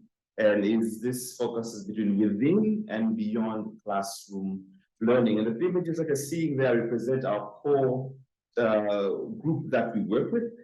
And these are the children between the age of 3 years old and 14 in this cohort, where we do have a program called the Rising STEAM Stars, where they would come in and have hands-on project-based learning that kind of triggers their understanding of concepts and darasani, like into real life practical applications, and also they have fun. And the group here, Hapa Chini Kushoto, these are slightly older young people from the age of secondary school age to high school, where our engagement with them has been mainly through boot camps, and I will elaborate a little bit more in the next few slides within that framework. So, what triggered our activity? Being Tanzanian, born, raised, and educated from Shule ya Msingi, Kibo, Moshi, Baka, my first degree in medicine, Muhimbili. I've experienced education in Tanzania, and it has took me so far, but I feel like where we're going, a disconnect between the current education and the future employability. And this is the sentiment that has been shared across the board, and including things like the STEM curriculums that covers for the demands, the skill sets that are needed in the 21st century. There's a competence-based curriculum that is has been around for the past decade or so. From the experience we've had with the teacher, the students, like the skills of how to actually implement this kind of and some things like the literacy, coding, that are out there, and this the second aspect is shifting mindset, where that once challenges in life are bad, and whenever you're failing, this idea of resilience to overcome a situation like that. So trying to see what does it mean if you don't pass in a classroom, and how can you use the knowledge you had into your day-to-day life. And the 21st century skills, critical thinking, innovation, collaboration, and all the skills that are needed in addition to just knowing your content. So within this framework, we came up with some of the ideas that we think we'll be able to implement through Projekt Inspire. And these aim to complement the current education system by capacity building the educators and students in new different ways of learning. So, for example, introducing soft skills development for the teachers and the young people to be able to understand and provide this, but also project-based integrated learning. This is something that we've been using very strongly within our program, in terms of the child knows how to wanapika gongo nyumbani, instruction distillation, and then some of the instruction distillation. The two things are not connected. How would you try to make education make sense for them? And so practical hands-on activities that they'll be able to do.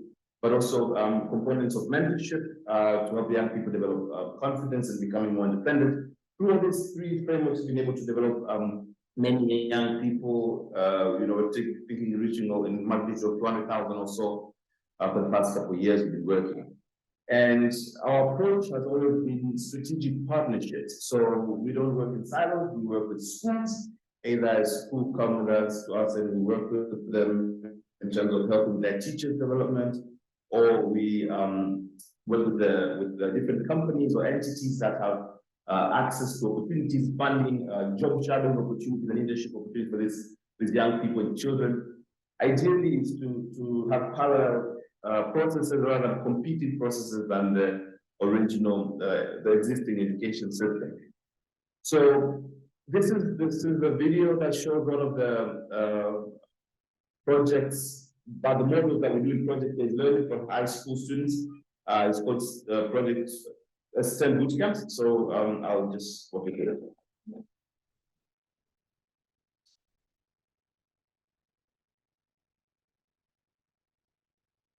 This STEM bootcamps focus on introducing project-based integrated learning to age students. Oh, sorry.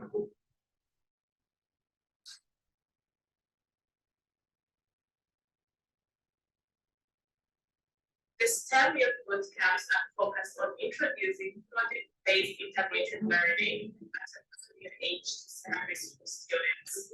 So we collaborate with other academicians like Professor Hassan at some point to come and talk to these young people as well.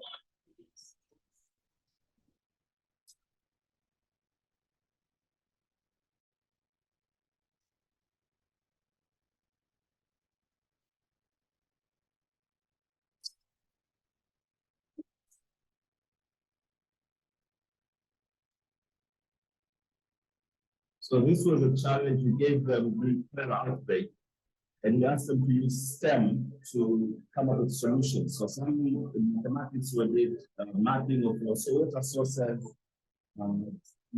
engineering. Sola na wanakijiji wamekuja wameshaanza kuitumia. Nashukuru sana ambao tunashirikiana nao katika kutengeneza, ni teknolojia halali kabisa kutengeneza.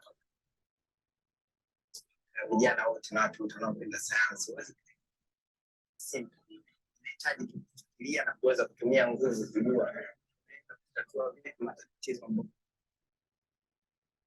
So you may be able to not recognize Gibson. He was part of the previous forum and presented. So we Projekt Inspire started to work with Gibson since he was in high school, from 5 or so, and he worked with us. He grew across all different cadres until he became the manager of the science center that we built in Tanga, and now he has his own initiative and based on the growth trajectory that he had with us. So this is an example how we are working with young people to improve outcomes. So sorry. And the next thing that I wanted to share with you is we've been building science centers. We have the first one in Tanga in 2019. These are spaces that, inspiring spaces to learn where young people can get a place to go to and have this kind of different learning. So this is another short video to describe that aspect. Projekt Inspire is mainly to change how young people experience science, technology, engineering, and mathematics and arts education in the country. So we have a lot of activities that we do, and our main approach is project-based integrated learning for young people. The students at the STEM Park has managed to match the theories that they learn at school with the real practical when they are provided with the right equipments. Shule unasoma unaandika na unashika vifaa, lakini ukija STEM uandiki unafanya kwa vitendo. Bila siku tunaja najisomea na vitu vile vinatoka kwenye mtihani, ndio hivi ninavyojisomea kwenye mitihani. Nifundisha na kufundishwa na So this is sort of a testimony example of how this center in Tanga has been operational for the past 2 years. Now, we were supported by an organization called Foundation Botna from Switzerland, and we're trying now working with the government in terms of seeing how we could make this mainstream. And the next, project. So we now have, like, today was the first day we officially opened, well, at least soft opening of another science center in Dar es Salaam. So this is situated near Morocco here, and we're trying to see if we can organize in such a way that in every zone, major zones in the country, we have these nodes of science centers which will act as anchors to support the change in how the STEM education is approached in this country, and so hopefully we'll be able to do that in the next couple of years. So this is just another. I don't know. Those we now have officially 2 science centers in Tanzania, and this one is backed up by Sigo Family Foundation, which is a US-based entity. And the next part is we are working closely with the government, especially the ministry. Professor Adolfo Kenda, we had conversations, especially because this was the speech ya bajeti ya Wizara ya Elimu ambayo mwongozo wao ulikuwa unatambua pia kuendeleza wanafunzi wenye vipawa na vipaji kwa shule za msingi na sekondari. So we work within that framework, and also bajeti speech ilikuwa inazungumzia kutambua elimu nje ya mfumo rasmi. So that's where Projekt Inspire and the Science Center has also strictly fall, and we're grateful kwamba we now from the conversation we had with the Ministry of Education received, we're receiving support to negotiate on how we could use these platforms and the lessons we've learned over the past 8 years of work to see how we can mainstream and improve the state of STEM education in the country. So, and I just felt like I wanted to share this. In Tanga, we recently launched a STEM Wall of Fame, where most of the Academy of Science members are featured on this wall, and this is going to be a rotating wall of different Tanzanian scientists who are doing things we young people know most about, Albert Einstein, Isaac Newton, and we don't know the great works that are being done by the likes of Professor Julie Makani. We don't know about, most young people don't know about Erasmus Pemba and the great work, the work of the effect discovered, Professor Tuli Maichela, rest in peace, and others who have been doing quite a good job. So this is sort of going to be circulating to popularize the beautiful work that Tanzanian scientists are doing, so that young people who are Tanzanian can look and be inspired that they can also be there and do this kind of awesome work that is being done by Tanzanian scientists. And that's all I had to share for me, and I am open to questions.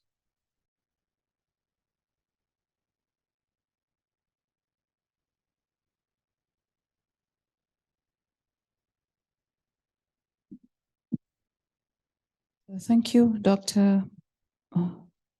Mamilawa. So we have covered all 4 speakers for today, and we now move to our Q&A session. Based on the time, I think we have about 15-20 minutes, right, for the question and answer. So anyone from the audience have some burning questions to the presenters? And let me check online as well. Anyone?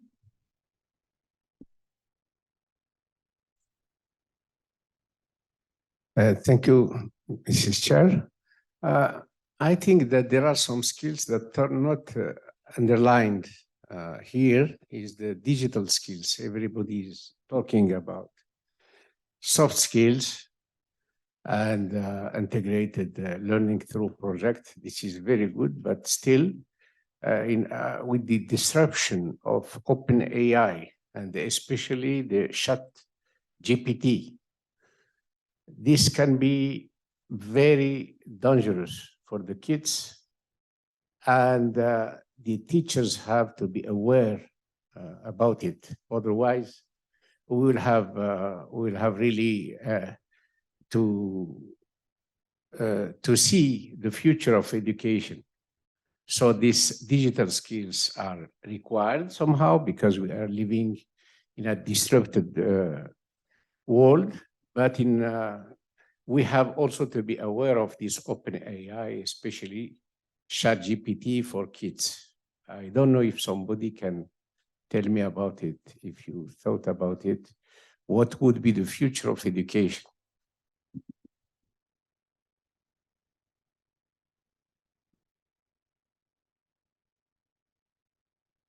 Who will be responding to the question?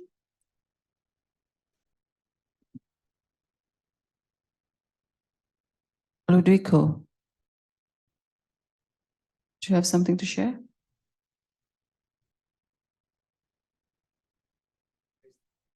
Yeah.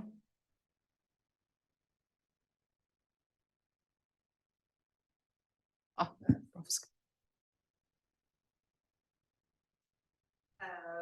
I can attempt some, not response, but comment.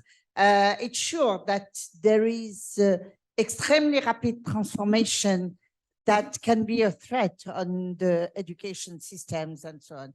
But also with the social network, you no more know what is true based on science, what is pseudoscience, and so on. So there is no magic stick to face this threat.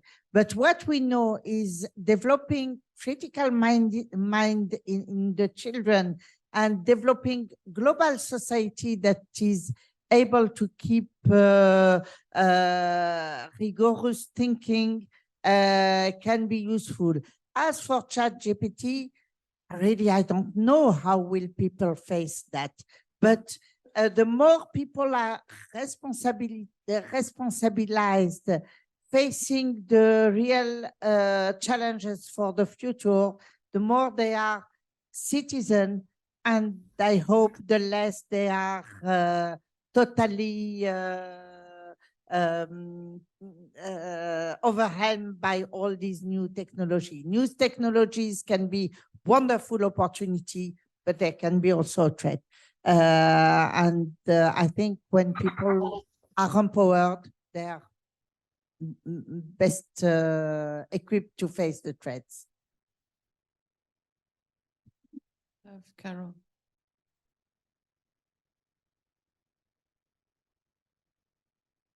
I wanted to add to Wafa's excellent response, which is that I heard somebody say, when you think about our concerns as mathematics educators decades ago, when the calculator first came to light, that students would lose their mathematical ability because they'd have access to a calculator, that they basically said ChatGPT or other artificial intelligence tools could be considered equivalent, and that the most important thing we should do right now is protect students in terms of cybersecurity, making certain that they're safe when they're online, but that eventually these technologies, these tools, we hope may be integrated into the teaching of STEM. But in the meantime, we protect students and we also make certain they're not losing skills or abilities because of the tool's existence. So.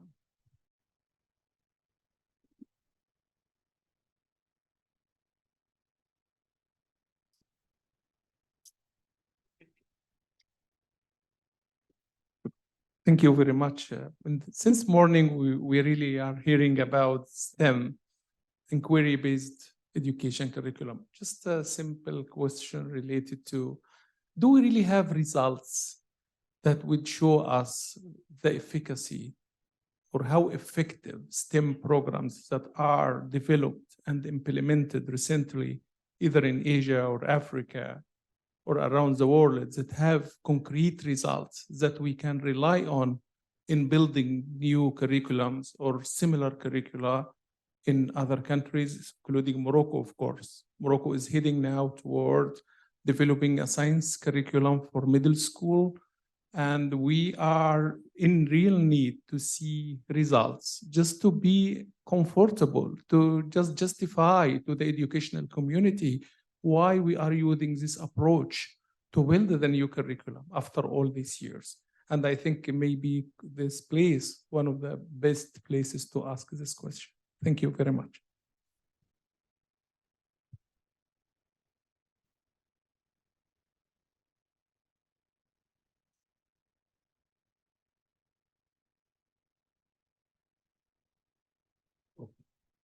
No, please. Thank you for the opportunity to make a short contribution. We've been talking about STEM a lot, but there is a component which has been dropped, but was in the beginning, the arts component. So if you look at it, the emerging things, we're talking about STEAM, S-T-E-A-M, where the A is the arts, the ethics of the things that we do, the justice was brought. It's not hard science, but it's the social science which has found its way in a complete set of education. The whole thing we are doing is to train our young people to possess critical mind, be able to identify problems, and be able to offer solutions to the problems they identify. So if we give our children the ability to develop their minds to be critical of issues, be able to identify problems that are being confronted, are confronting them, and then be able to find solutions to the problem, we wouldn't have challenges with our children. Guess what? The problems that we have today are going to change in the future. So our children, our youth must be able to identify the new problems that will be coming, so that with their ability to identify problems and look for solutions for those problems, they can survive in the future. Otherwise, we will give them training for skills that are relevant today, and then tomorrow those skills will not be there.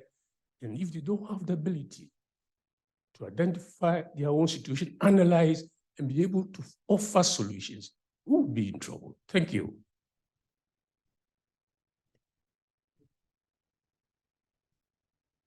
I have a colleague who calls STEM strategies that engage minds, that's more important than the disciplines, but I'm still a deep believer in the importance of disciplinary teaching and learning. But the Smithsonian agrees with you about the A. I was going to just address your question. You know, in the United States, one of the challenges we have is how to measure outcomes in a dynamic system called schools, where there are so many confounding variables that impact whether or not we understand that this thing caused this outcome. And so efficacy studies are hard, but there is a resource that's called the What Works Clearinghouse in the United States. And for those of you who may know it, it's a bit, there's a lot of challenge around it, because it basically has proved that nothing works in our school systems because it's so rigorous, and it uses systems that we apply in laboratory-based experiments to a classroom or schools, right, which just don't translate easily. And so as a result, most of the outcomes from these large-scale studies, these rigorous efficacy studies, prove that whatever we did in STEM education or science education or math doesn't work. However, it is a good resource because you can find really robust studies that apply rigorous evaluation mechanisms to see whether or not you get outcomes. And so even though it might not say in the end it worked, there's a lot of information about each study, about the things that really are making a difference that matters. And I think it goes back to your point, Guadalupe, about the qualitative outcomes, the stories that you can tell about impacts are just as important. So, but I'll provide that resource to Peter, to Wafa, to you. Colleagues, I like to add what has been said, that whether it's a STEM or a STEAM or a STEM or whatever you call it, the focus of this approach, in my opinion, is on developing that analytical capability in the learners so that they can analyze and decide, because otherwise it's dynamic. And as you said, what is around today may not be around tomorrow. Something new will come up. So we have to develop this capability in the learning minds, that they are open to understand and analyze whatever comes in future. But it's a dynamic world, and the speed we have today, probably tomorrow it will be much faster than what we have today. And this approach, and I would refer back again to that analysis of IBSE by Professor Win Harlan, and that's available on the IAP website. Thank you.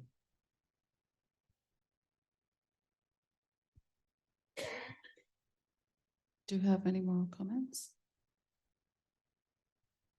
Maybe just to reinforce that analysis is there on the IAP website, but shortly we will produce a synthesis, a policy brief based on that. That is what, 5 pages instead of 55 pages. And this can be a good resource also. I hope even the next week or 2 it should be finished. Do you have any more questions to the presenters or? Just the last comment on that. Sorry. The difficulty is in the evaluation of the impact, and it has been said, is what do we measure? Do we measure the motivation of the teachers, for example? Do we measure the performance of the students? How many classes? And if you have a very motivated teacher and someone who doesn't want to implement that, you will not have the same results, of course. And so this is important, not only the quantity of hours, but the quality of the training and the implementation. And so impact is very important to measure, but I think itself, it's particular difficulty. But the laser study that will be in the policy brief that Carol told about, the question is, now I think there is an evidence that when it is well implemented, IBSE has a strong impact. However, it has to be well implemented. And that is why the reason of the ecosystem of the training and so on. And we feel perhaps Science Center can have a small contribution in helping in this good implementation.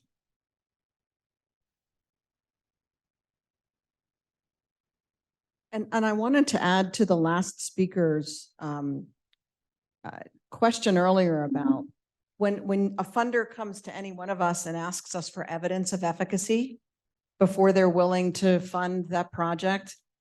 In the United States, they have something that's this tiered level where you say promising practice, which means that you don't have evidence that this intervention will work, but there are other studies out there that you can cite that demonstrate that there's some promise that this thing should work. So I think, at least to the last speaker, that, you know, if you are looking to give that funder evidence of efficacy, find some study with similar results, at least, and I can share that document as well that says, like, these are the different tiers of evidence to prove that something works, even though you may not have studied your own intervention. That makes sense.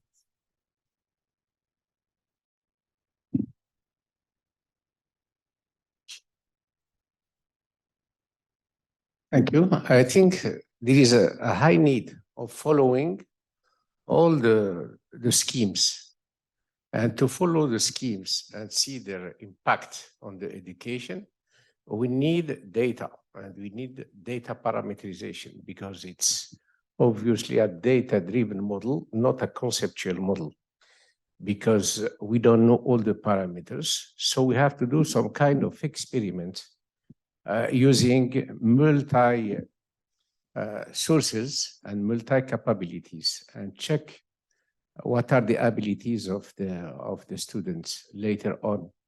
So there is a difficulty, and we need to do some benchmark, I think, some benchmark to see what are the best practices to have some good results. Thank you.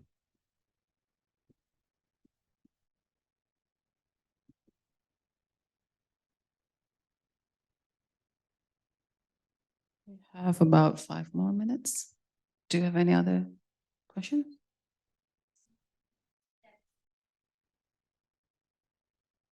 A small comment. I also can share some articles, research articles with clear quantification of results based in experiences in Latin America, which maybe can be helpful to develop and nurture the work. I think the questions that I think the questions that have been raised will be useful for the roundtable, because we can share this report, we can share this document, we can share. And thinking of the roundtable, there are a lot of tools that can be shared, information on the topics, not to reinvent things, virtual tools, and sharing is for documents, it's okay. It is in English generally, and it can be translated unless it is a very big document. For the tools, I was very interested by the Projekt Inspire that was presented, and very inspiring. And again, sharing the tools, how do people adapt to the local situation? And this will be the roundtable of this afternoon. I hope it will help us structure a little what we can share and what could IAP do to promote this sharing of tools and information. And just taking on from Prof. Skalli comment, I think during the roundtable, we will share also what UNESCO's initiative, especially on the sharing of, we have the ESDNet, and especially on the open science, where we have a lot of e-learning portals that we can really leverage upon. So I believe that will signals the end of our session today. So thank you to all the speakers, and thank you to all the discussants. And we know that we have a great session. Thank you.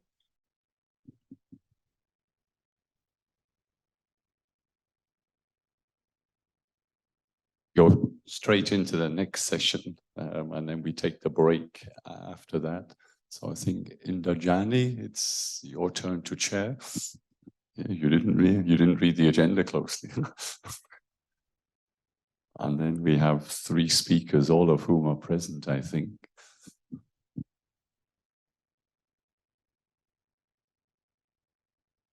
Yes. Ready? Your PowerPoint is here already loaded up? Yeah. Okay.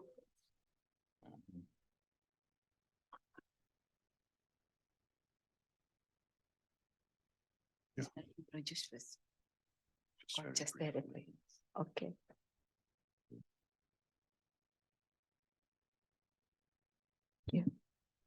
Thank you very much, Peter, for this opportunity. If another task after after speech, now I become a moderator. Thank you very much. Anyway, indeed, it is a deadly time actually for us. So I wish that everybody is still awake after we have a big lunch with excellent menu, and then now we're going to the last season. Perhaps that roundtable is much more warmer.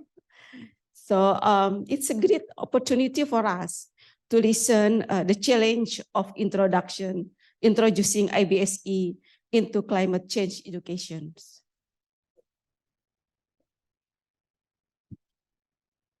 So it's very important, as there is some concerns before, a lot of people how to dealing with IBSE with the climate change. This will be presented by Professor Lina Killen from the University of Uppsala, Sweden, and also she's IAP SEP Global Council member and ALIA Science Education Co-Chair. Without further ado, I would like to ask, please, Ms. Lina, time is yours. Okay, thank you for having me here. It will be nice to present this NTA project.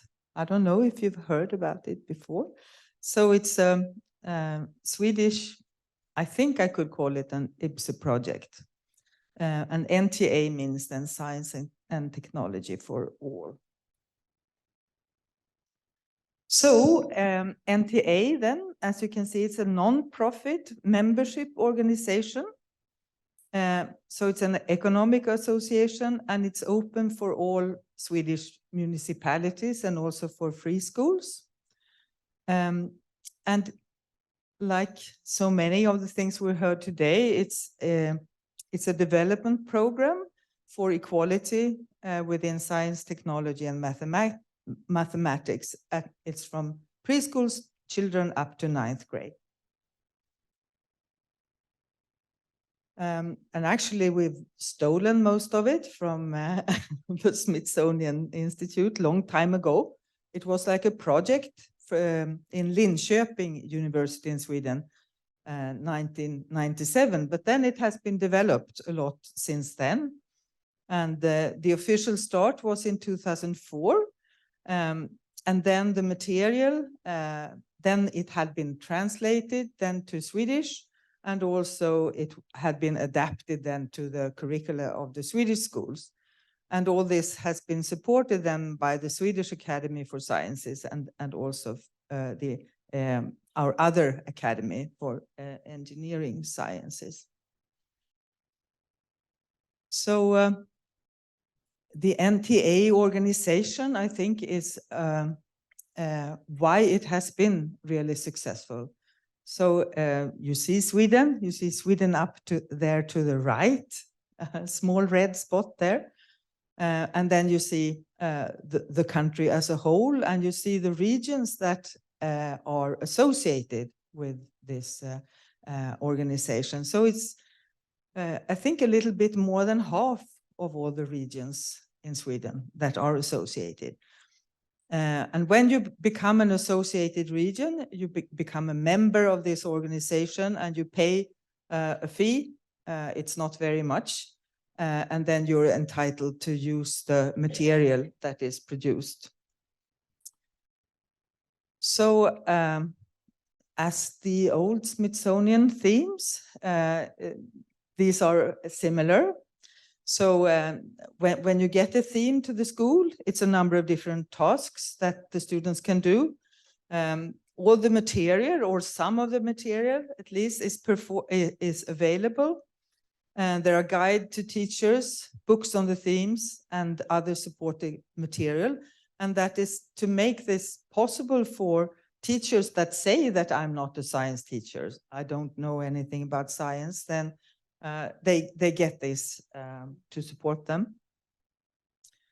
And so they get a box for many of the themes, and they are quite famous, lots of things there that you can use to then develop these themes. So the themes have grown since we stole them the first time, and we've developed new themes as well. Some of them are digital, and I try to make the sustainable themes green, because originally you wanted me to talk about something else, which was the climate education in Europe, but then I chose this instead. So at least there are some themes that are in this area. There are also test tasks, so people that are not members here can try these different themes. An important part, I think, is this organization, as I said. So there are teacher competence development. So there is an introduction to NTA when you start, and then coordinators in each area. Then they educate educators, and then you can do this again. So it's a big network, actually.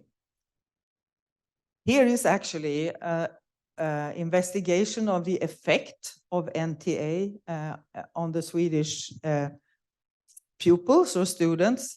I don't know if you can use it. I mean, it's really quantitative because it's 123 children that were evaluated. And the investigation looked at what happens if you go through these NTA themes or if you don't. One can say that the Swedish education system and the science teaching in Swedish schools are partly IBSE. So maybe you can't really say that it's that you compare non-IBSE with IBSE. You compare this NTA IBSE with what is taught in the Swedish school systems before. But if you look at this graph, it's actually grades then.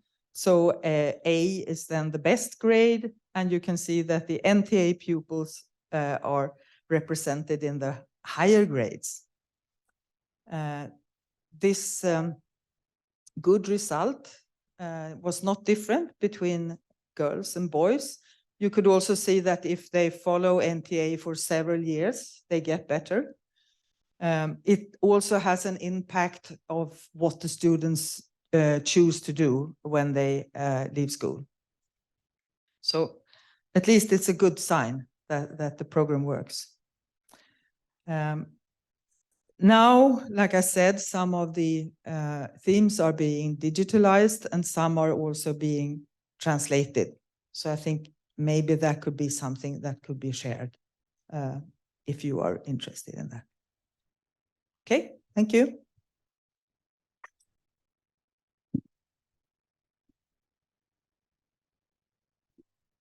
Thank you very much, Professor Lena. Thanks for the short presentation. I believe that because of too short, many questions will be arise. Need some clarifications, or maybe need more information for the short presentation.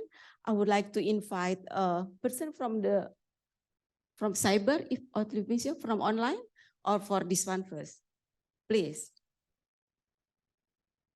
Anybody would like to propose questions, comments, asking clarification? Yes, please.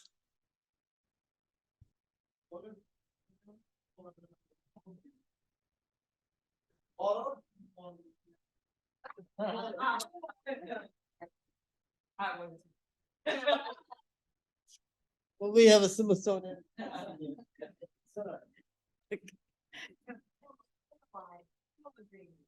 Yeah. I would say that it is another initiative to introduce more widely about the IBSE. That gentleman already asked to us, right? About what's the benefit of IBSE, and then NTS show us that children who involve the NTA program gain better score than the others. So that's the benefit for this one. And question whether that data has been published in any research journal, if it's published in scientific journal. It's published in Uppsala University, so you can get it from there. Problem is, I don't think it's been translated. For some strange reason, they wrote it in Swedish, but I think it could be translated, and it's a good investigation, I think. Okay, Yeah. Carol, would you? Oh, anybody? Oh, okay, please. Yeah. Thank you for your presentation. A small question. I think you mentioned that there was no both girls and boys were performing. Yeah. So, and you also mentioned that you studied also the careers they chose afterwards. So was that also studied by gender? How was it? I mean, okay. Okay.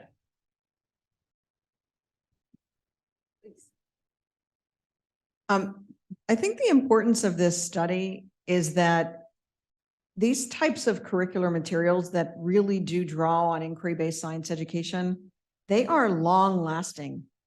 I am shocked at how they stay, and we talked about sustainability earlier this morning in terms of investing in something and getting it to stick for a long time. A program that I'm not saying this, I think this is a very high quality program. It was personally kind of adapted to meet the needs of the nation. But we've seen the same thing with programs that are really solid, that have professional development behind it, a network, like a professional learning community where teachers are connected to one another. And there's this community support, and they get the materials they need to be able to teach it. We have seen it in the United States as well, just long-term, not impact, that's not the right, implementation, long-term implementation. So I think that's important. And this is a great example, yes. Yes, I think the more initiative come up from the IBSE implementation and application, it will convince the global people that this is something important. And this IBSE become the fundamental to push the student and also the youngster to thrive in the futures. I think that's the point. Anybody like to add before we move to the other presentation? And how about for this one? Let's see from the cyber world for the online participant.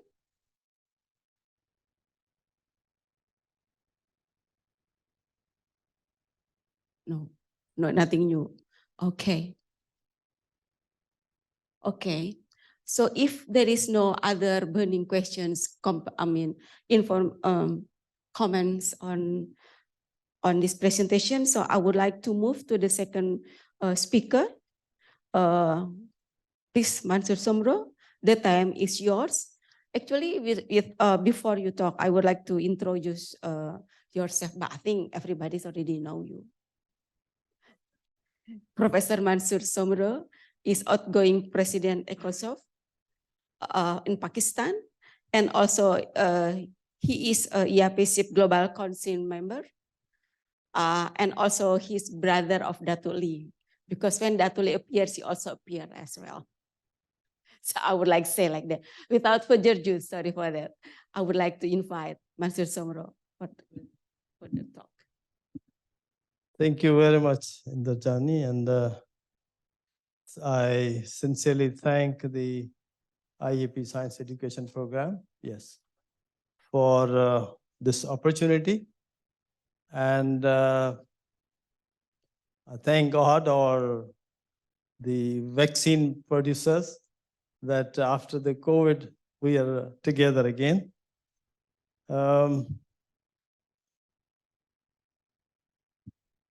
Okay. So, yeah, which is forward? This one, the upper one? No? Okay. So we actually have been doing IBSE since 2015, and thanks to our colleague and friend, Dr. Lazat Husainova, who was a civil servant at that time in 2015. And we launched the IBSE program with the great support of LAMAP Foundation. And lucky for us that two of the co-founders that are living, Professor P. Elena and Yves Kivre, both were there, along with Datu Lee Chong as the chair of the IAP SEP Global Council, as well as representing the ISTEC. So this is a continuity of that program, and with the establishment of OCE, the Office of Climate Education, through LAMAP, which is a Category 2 center now in Paris. We also started this, but we wanted to have something produced locally, of course, using some of the internationally available resources, but something local. And thanks to IAP SEP again for supporting this project. So this is about really developing and strengthening the climate change education, and developing a teacher training manual, so exclusive for that. And I'll, when the final has been submitted to IAP, but I'll highlight some of the few things. But before that, I just want to introduce quickly what ECO Science Foundation. ECO stands for, although I'm an ecologist or biologist, and therefore I like to call it ECO or ECO rather than Economic Cooperation Organization, but that's what it is. This is an intergovernmental organization of 10 countries, and it's established in Islamabad, Pakistan. The objectives are to promote and support the research but also to strengthen the research, you need to have education at the grassroots level. And of course, here I talk about the IBSE, which is one of the flagship program. And IBSE for STEM.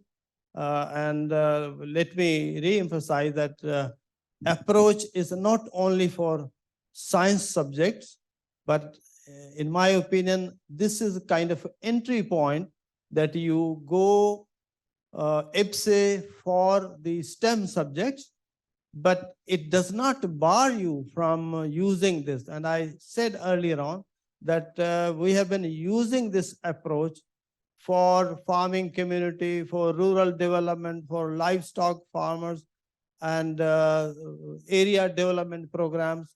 And in Pakistan now you will see the farmer field schools, you will see the development schools using inquiry-based approach. I think it has been said, and probably I need not to repeat, but IBSE pedagogy is so well tested and recognized globally, and it has been practiced by ECO Science Foundation in the region since the launch, as I already mentioned. And we had, of course, LAMAP, IAP, SEP, and ISTEC with us. So this program was launched with the support of IAP. I think I need not go into this, what is climate change and what are the differences, but let's move to the background. Pakistan is one of the most vulnerable countries in the world, even though we do not contribute that much to the global warming, but we get affected by that. And the country really faces severe extreme climate events, such as the increased variability in monsoons, receding glacial caps, heat waves, floods, and droughts, and urgent need for adaptive capacity of the communities through adequate science education and enabling citizens to make informed decisions on the in the context of climate change. And science education, as we know, plays a vital role in to prepare the societies for the future global challenges, including the climate change. And climate science education can be one of the essential components and a catalyst for de-escalating the rate of that global warming. And this is the background, and this is the snapshot of the recent floods that in 2022, these was basically rain floods. Some of the areas, this happened in August 2022, and I recently visited my hometown in the south of Pakistan, and still there are many areas, many farms that are inundated. People have moved out of houses, and it's just like, internal refugees. People became refugees because of this climatic change. So this was the then project, and meant for raising climate awareness among the school teachers to facilitate the introduction of climate education in primary, secondary, and high schools, but with the development of training module for science teachers on climate change. Now, we use the word science teachers, but personally, I would say that it's for teachers. But in the policy system, you always have to, flag it or label it with something to push it through. And the other objective of this is to assist the teachers in practical application of the training modules for incorporating the climate change topic into the school curriculum, and of course in the extracurricular activities. And I think these additional activities play a major role in supporting the curriculum. And this is targeted to from grade 5 to 10. It employs the inquiry-based science education. And the project, we engaged basically one school teacher and another university professor of environment. So that there's a combination, and one of my colleagues who is actually climate and energy expert was engaged with them. We began in 2021 and finished last year. This is the methodology or the framework that the delivery and the capacity development has modules on climate change education. There's a pedagogy is inquiry based, and there's a fact sheet for the teachers. These you already saw that what IBSE does is engage, explore, explain, elaborate, and evaluate. Of course, evaluation has many meanings. We have heard around the hall today about the assessment and evaluation, but this evaluation is for that group and in that particular context, because this actually inquiry provides the opportunity for students to learn the problem solving skills using the methods. And that's where I emphasized earlier on that inquiry-based learning is not just gaining knowledge about something, but also gaining skills to solve problems. So be able to address the problems that are not around today. Maybe they come tomorrow. These are the 10 units of the module, starting from session 1 is the climate and the weather science. The other is science of changing climate, climate change observations, causes of climate change impacts globally and locally, identification of human activities that are related to greenhouse gas emissions, the responses to climate change, what are those responses, natural disaster risk reduction, the international and Pakistan's efforts to respond to the climate change, and then learning teaching tech strategies. These are the 10 units. These you may not be able to read, but this is the outline of teacher training module, whereby under each unit there are different aspects and topics to be discussed. So just for an example, in session 1, the climate and weather science, this is how it begins. They put the question to students, can you describe this picture? And they can dwell upon what they see and discuss. The number 2 step is, of course, explore, which ask question, which season do you like best? And if anyone could explain why. Have you ever left your house without a jacket on what turned out to be a freezing cold day? And that young lady from Ghana was saying that I'm freezing. I did not expect that it would be too cold here. So, that's what you think before going out. Have you ever been caught in the rain without an umbrella because you thought it was going to be a nice and a sunny day, as we thought? So do you like, yeah. Do you like sunny or rainy season and so on? This is a video from NASA. I don't want to play. I think most of you already know. I move further. The step 3 then explains, the teacher elaborates what's weather, what's climate, how weather and climate are different, but after asking those questions from children, and what instrument can be used to collect data for weather prediction, what is the job of a meteorologist. And fourth step is elaboration. Again, questions, can you predict weather for tomorrow? What are different atmospheric variables? What are the instruments that can be used to determine the weather conditions? and then they go on to make a prediction, comparing the weather and the climate conditions of different areas. And the data is available from that website of Pakistan Met Office. The number 5 is the evaluation. And the question is, what do we learn from this unit? And they talk about the scenario that you are packing for a long trip to a new place. You are packing a suitcase with clothes to wear now, and shipping a box with the clothes you will need later. How do you know what to pack? Which box? What information do you need, and so on.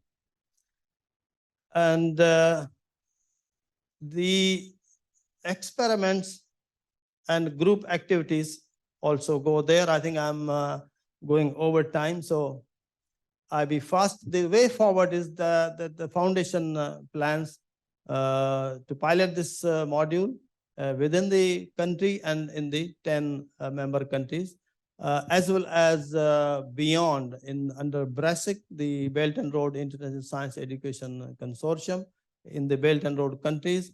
And foundation underlines the need for mainstreaming climate education at a much larger scale for widespread adaptability of climate science content at the schools, and emphasize on the integration of climate change education into school curriculum, because the usual normal school curriculum at the moment does not have. There are some aspects of environment, but per se they don't talk about the climate change processes. And this will then further strengthen the collaboration, cooperation, including IAP, SEP, and others. The foundation appreciates the financial and technical support of IAP SEP towards developing this important teacher training module, which is would be considered as a local module. And just to say that foundation works with the many partners, and these are the strategic partners. I thank you all very much for your attention. So the emphasis on critical thinking. If there is any question, I'll be happy to answer. Yes, madam. I'm done. Have some video now to play out. That would require internet. If there is, we can. Okay. You have? Let's go to the slide and then this one. How long? It's 2 minutes or so. It's a NASA. Is possible? Does it work or not? Okay. You have to click twice. Before we move to other speakers. Oh, well, this is on, we took it from NASA. That's why we put there. Climate kits. It actually shows what happens around the globe, some of the natural hazards, the floods, and the heat waves, and so on. Oh, no. Please. Okay. There's a question. Okay. Oh, so you have questions? Yes, please. Thank you, Sister. Thank you for this presentation, Professor. I think it's important that kids have some education about climate change. I have seen your modules, but I noticed that there is nothing about adaptation and resilience. This is very important, especially for southern countries and even in Pakistan, India. Yes, if I'm not wrong, resilience and adaptation is cross-cutting. That in every module, the final word is about this, resilience. Yeah. And as we already discussed, that it all depends on the teacher, how capable a teacher is. So in each module, they do talk about the resilience. So per se, there's no separate module. And I think this is what, in my opinion, IBSE tells us, that you don't need to specify something, but while doing something, other activity, you actually engage participants in something that we are longing for, like resilience and our approaches to that. Perhaps this answers your question. Okay. Yes. Sorry, just a very quick comment. What I love about this, Mansoor, is that I think this is where climate change education is. You take them from understanding climate to understanding climate change to engaging in climate literacy, like the ability to talk about it, understand it, maybe even understand truth from, misinformation, to climate action, like doing something, like what are we doing about it? And I think those things, those terms tend to be used almost as if they're interchangeable, but they're not.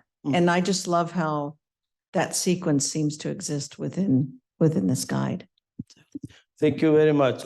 In fact, if we take just something from developed world, we realize that which was there for the primary, teachers and primary children, when we test that in our area, in our country, or in that part of the world, we realize that even the secondary school children are not in position to understand that. And that's why anything we have been doing, we try to start at the baseline, what our community is understanding is, so that you can slowly pick from there on. Thank you very much for that. Okay. Thank you very much, Professor Mansoor. So we applause for her. Thank you. So let's be moving forward to the last speaker, Professor Edgar Gonzalez.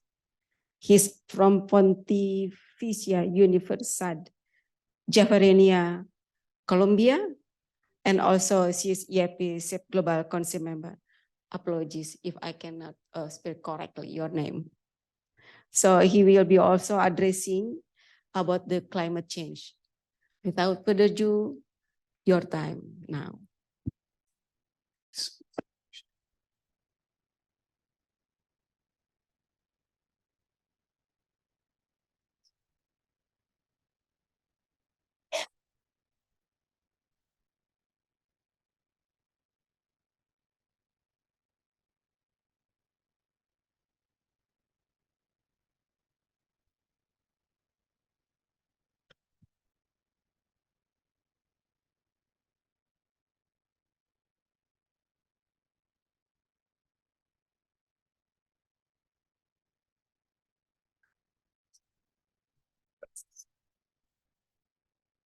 Thank you so much. And I am going to present a short summary of the project inquiry-based science education, but contextualize it in specifically a case study. The case study was oriented to address the energy challenge. The idea was to evaluate the impact of this model to resolve real problems. Exist for each problem a context that must be of the interest. Here, the context is energy challenge. And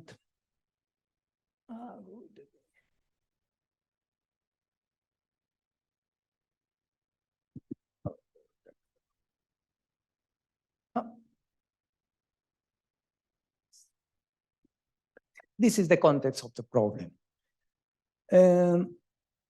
Perhaps the most important problem actually is the energy problem, the crisis energy. The search for an implementation of solution to face this crisis is urgently required. The energy challenge refers to the search and for alternative energy sources, development and applying new technologies and methods to improve energy efficiency, incorporating sustainable production of clean energy systems. This is the context, the framework used to elaborate the project. This project was funded by the Inter-Academy Partnership.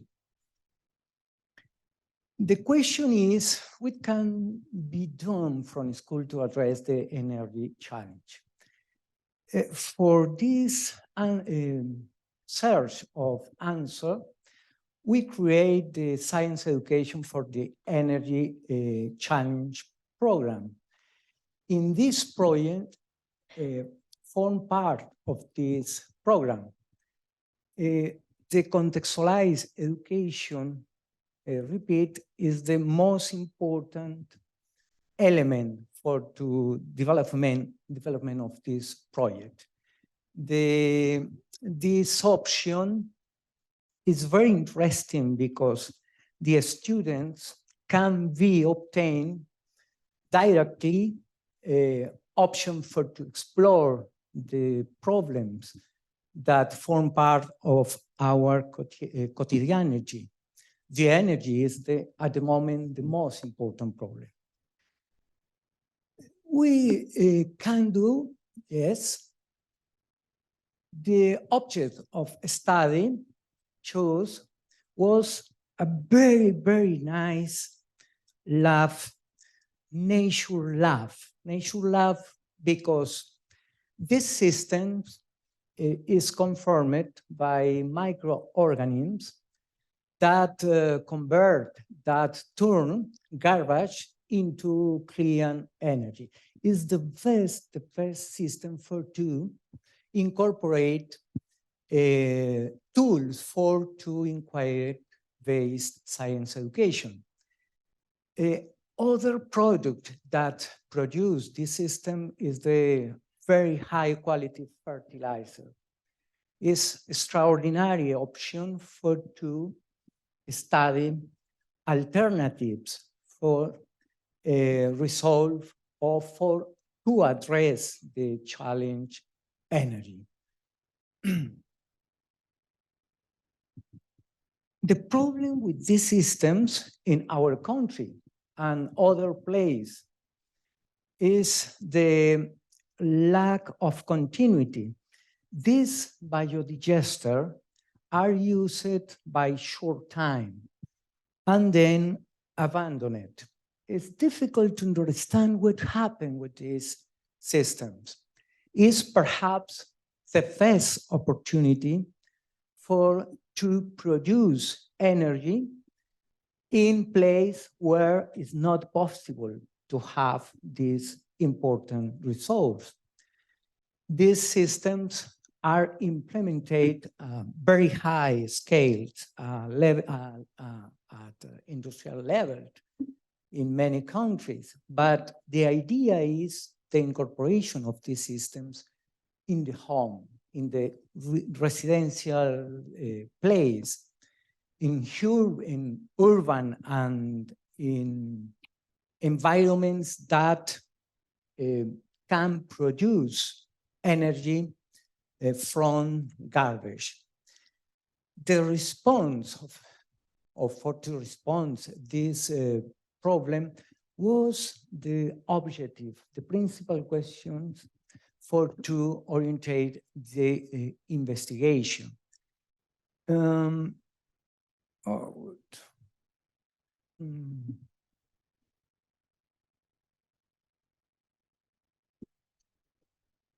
Yes. The students were involved in this task. Initially, in field work, in work with the community is important because the problem is in the communities. Technical visits, workshops, meeting with experts, information search and data collection were some activities typical activities for to contextualize the problem. The students detect this problem. Perhaps it's possible to form problem 3. The root is the lack of knowledge about the processes.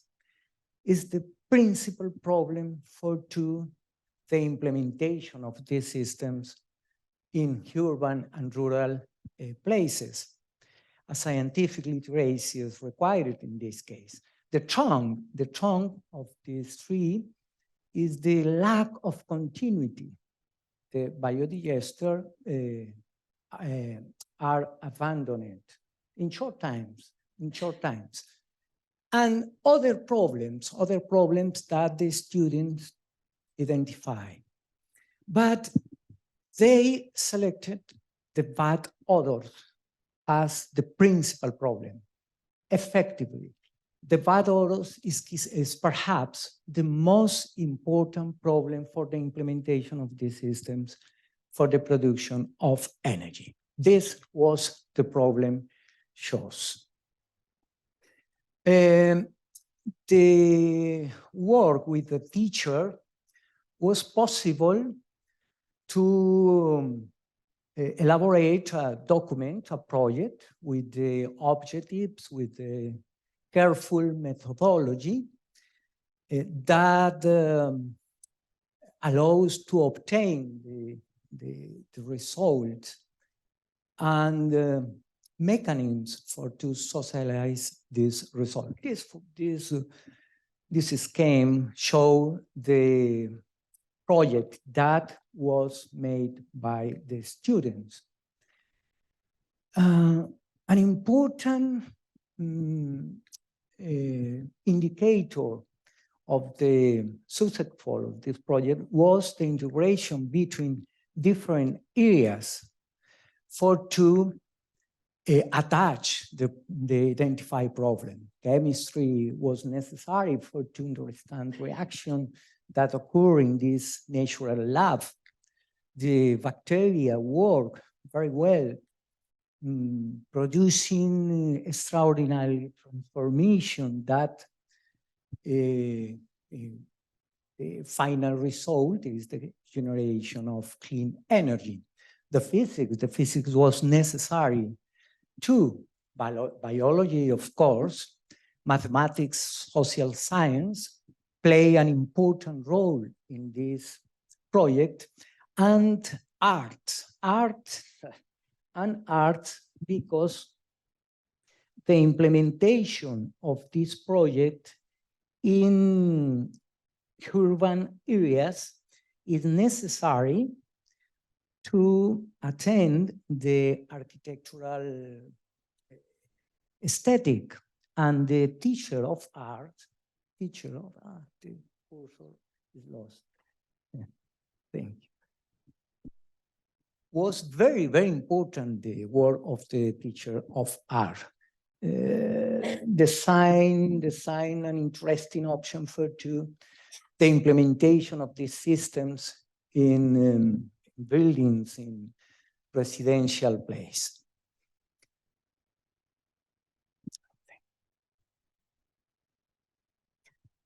The students detect the problem, was fantastic, was incredible, but the students detect the cause of the bad odors. Only until detect this problem, designed the filter for to suppress this problem. The filter was confirmed by particles, nanoparticles, and other materials that present interesting results.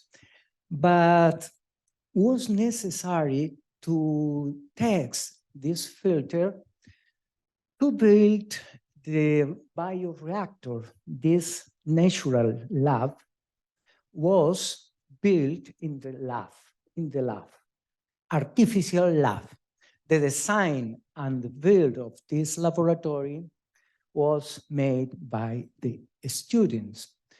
The bioreactor has many problems, but finally was possible to evaluate the quality of the filter that was designed. In this case, it's important the approach in experimental work in this model, because the students is own your experimental set. Can be touched the experimental set. Generally, in the experimental work, the students is limited as passive observer.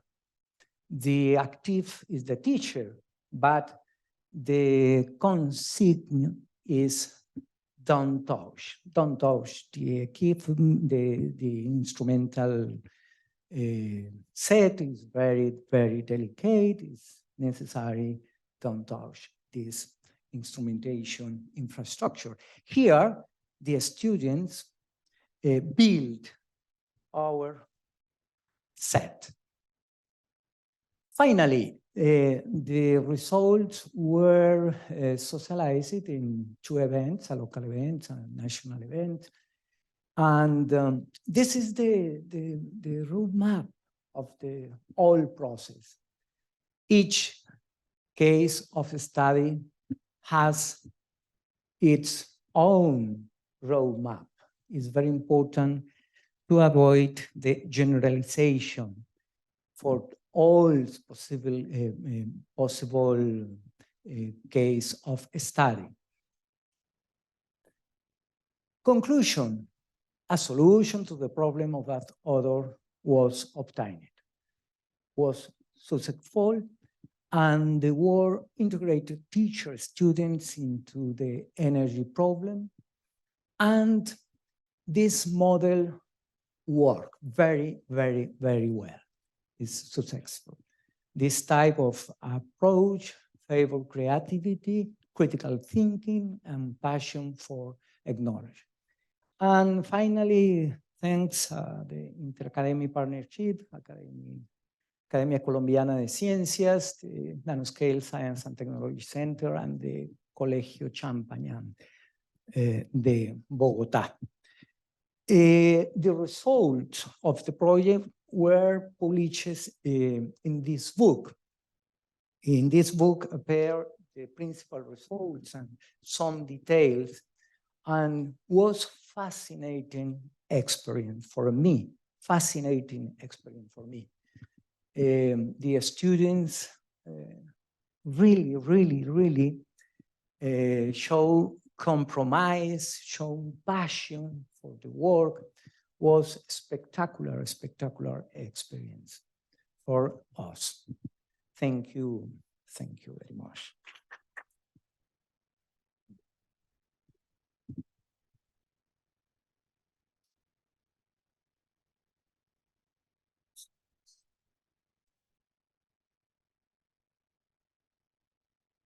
Thank you very much for Professor Edgar Gonzalez for the interesting presentation.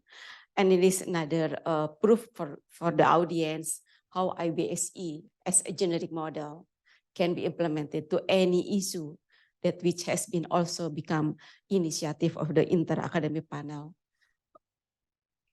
So before I conclude this session, for the whole session perhaps, any other comment or questions? Okay, please. Thank you, Edgar, for your presentation. A question and a very easy question first, and then another one that maybe you already thought. The very easy is, I'm just curious, maybe you said it and I just skip it, but how is that this relationship is created among the academy and this particular school? Was a problem that was brought by the school to you, or you, I mean, how was it? And then the second one is because of the great success, have you ever thought that maybe this could be expanded to other schools as well, maybe with the help of, I don't know, science centers in Bogota or other organizations? Thank you. The Nanoscale Center collaborate with the instrumentation, the Javeriana University too. For the characterization of this particle, it is necessary to use electronic microscopes. And the prepare of this filter was made in the school. But the instrumentation, by collaboration with the university, the students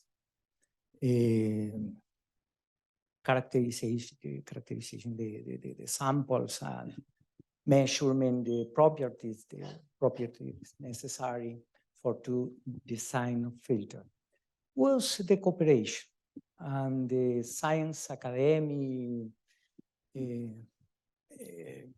is an important actor in this development.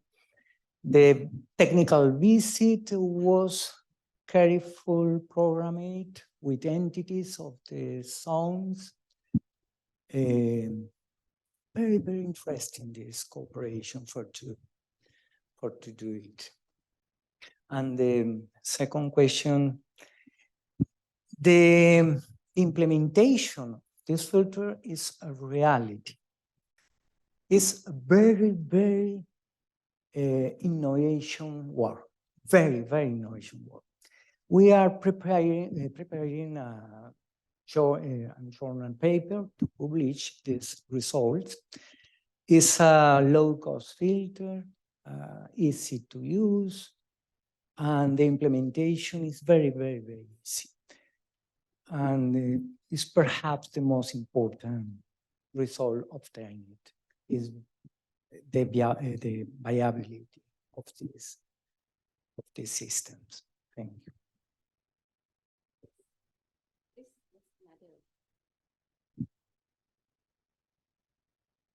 Thank you, Edgar, for this nice presentation. I would like to know if the students are conducting some experiments. So the experiments with the training, with the previous training, was possible to make the experiments, but the teacher were active factors in this work with the teachers. Alone students, some experiments were made with the teachers and previous training. For to work with bacteria is very delicate. It's very delicate. The biology teacher must be very attentive of these experiments. With nanoparticles, it's not a problem because they use innocuous particles, no dangerous particles. The filter is innocuous, but the bacteria is the problem. Is perhaps.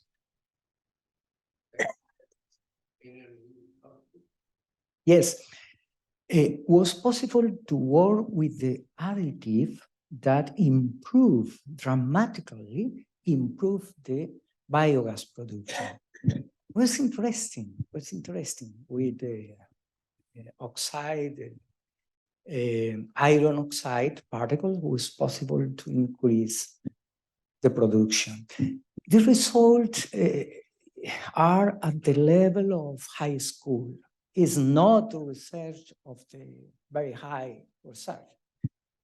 It's a level of high school, but very, very, very important impact.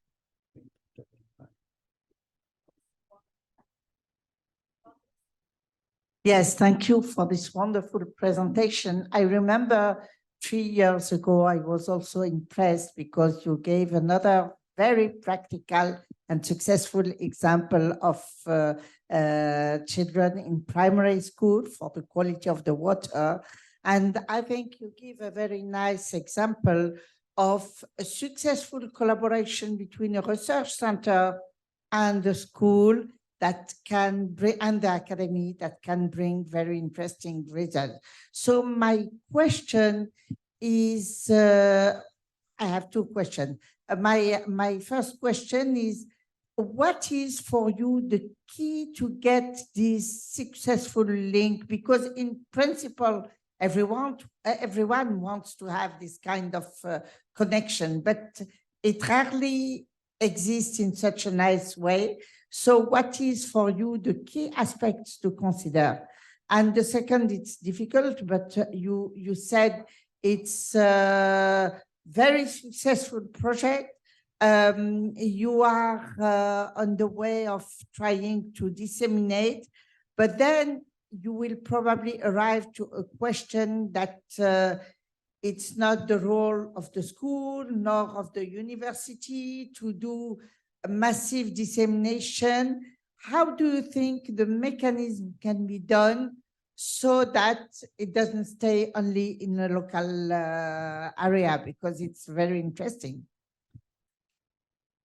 The principal indicators of this project were basically to establish the correlation between the school and the real problems. In Colombia, we have very, very important problem of energy. The exploration of oil is compromised with this new government, and probably lost the independence, energetic independence, and this is very, very problematic. These options are very important to advance in the renewable energies that cover this insufficient offer of the conventional energies. And the cooperation between different entities exists in Colombia, Nano Colombia Network. This network help to establish this connection, this link between institution, college, and the academic and universities is the phase to establish this network of cooperation. The impact, the promote, the extend, the move the impact is easy, really. It's very easy because the students and teachers that participating in the forum, in the activities of socialization of the project, start the incorporation of this initiative from the schools. It's possible to increase the number of the students and teachers and schools that can involve it with this initiative. Thank you. Rashad Awad, I'm a member of the Hassan II Academy of Science and Technology. It was really nice to hear from you. I was familiar with the science education or ESBE education since early years, and I have been following the Smithsonian Science Education Center from its beginning. And it was amazing, all, the project that had been presented today, and the experiments of inquiry-based science education program in many parts of the world. we all are aware of, you know, the immensity of task that will have to tackle if we think about inquiry-based science education implementation all around the training, the education course, and in the world, all over the world. So I'm echoing the question of Wafa, and I was keeping this at the end of the presentation. Is there, I'm wondering of how to speed up the process, because the experiments we have been hearing are like boot camps, having people, students around in workshops. It's all based on like on-site education, which I understandable. But thinking about the thousands, the millions of educators and scholars we are going to train and we are having to train in the coming years, it couldn't, you know, last like 20 generations. So I'm wondering how we can use digital platform that I'm familiar with in the health sector. I'm calling for like collaborative digital platform to work on the digital heart, to work on human twins, to work on, to do some remote surgery, to involve, you know, students practically that we need on on-site experiments, just to, you know, to speed up and to speed up the process and to cover and to fill the gap in a short time. If we keep doing the business as usual, as it has been like immense and the huge work that has been done, developing the guides, thinking about the way to do it, and probably we have many other experts around the world, but the bottleneck of scaling up this is how to move from the on-site experiment to something that can be, you know, can be expanded for million thousands of students. And I think one of the solutions could be the adaptation of this digital platform to have students from all around the world or in a specific context to be working on this platform from different regions, contextualizing the local problem and working remotely, giving technical solution, using this digital platform to come out with practical solution, experiments, and gain time. So I'm sorry, I cannot keep, you know, be here for the roundtable, but I hope it could be a reflection that you will address during this discussion for the future of expanding this inquiry-based education science that I'm passionate about, and I'm convinced that it will help, you know, generate new scholars for the 21st century challenges. Thank you. So I guess this comment is not my portion to answer, but there is a Wafa and also Peter, how to what extent that digital information or digital platform can be used to spread out the message and also to scale up what the initiative that has been done by inter-academic partnership.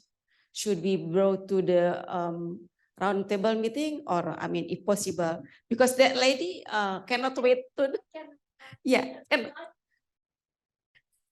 yes, cannot wait for the round matter. So perhaps anybody would like to I really enjoyed your talk because we're using a similar approach in Benin, West Africa, in order to design a new generation of construction bricks for buildings, because the use of concrete in our environment is a social, economical, environmental disaster. So we are trying to come up with new ideas. And to do that, we have created the conditions where researchers, students, and craftsmen who are barely literate can interact and design solutions together. So I found your approach extremely relevant to what we are doing on a different subject, but it's the same approach actually, and I really want to commend you for that. This is what I was saying, that the inquiry is overarching thing, and I'm really pleased to hear that you relate this.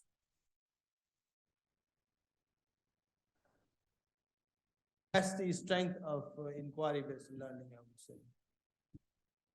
Can I say something about what Adam said? I think IAP, but UN is an organization that all countries are members of.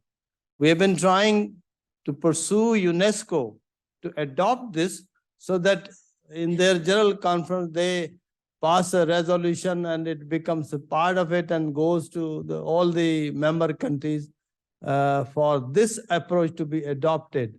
But that has not happened yet. So we are trying, that's one platform. Perhaps every country can lobby and do some advocacy to pursue this. IAP, of course, has already been trying and would, I'm sure, continue to do so. It has also an economic interest. We can, I don't remember, I think it's you from Pakistan who have shared, who have this economic cooperation organization. It means there is an interest of the private sector. They are interested in having the right skills tomorrow to develop and to grow and to expand. So I think, frankly speaking, it's good if UNESCO implemented through state adoption and things like that.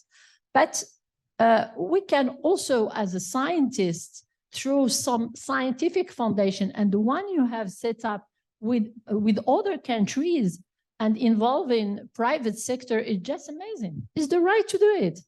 And imagine we have like 10, 12, 20 such foundation around the world. I don't care if the states adopted at intergovernmental. It's the way to do it.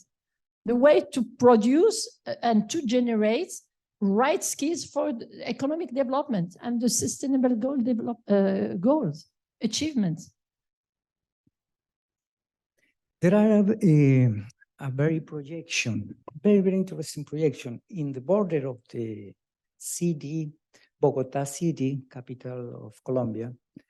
There are beautiful mountains that can be seen anywhere, beautiful mountains. But exists a very serious problem here, is the management of garbage. The contamination of the hydric source is a very difficult, because it's the source that we live in Bogota, is the water that receive Bogota. Yes, the contamination by garbage is problematic. This project was the inspiration to work in these zones, because with the community it's possible to organize the community actions to recollect and classify the wasted the organic biomass for to input in the biodigester, and to attack this problem of the garbage in Bogota. This project is planified with two consorts, European consorts, with this last calls with the funding of the European Union to make intervention in these mountains. Your question is very, very, very important. It's difficult to create a culture about this problem, but when the students is own of your knowledge, the attitude is extraordinary. The impetus is a very, very strong force to move initiative. Probably the replication of this, because it's very complex, is with other case of study. This produce motivation between teacher and students, and appear other different case of study. The model work very well. It's necessary to extend its impact and produce more extension of these proposals. Thank you. Thank you very much for the 3%. Before I conclude, I would like to say thank you very much to the three presenters, and also to the audience that have shared the comment and thought. So we will gain enrichment instead of the presentation and other. So before I hand over this concluding session, I would like to hand over all the stuff to the Peter for further process. Thank you very much for your attention. And then let's applaud for the three presenters.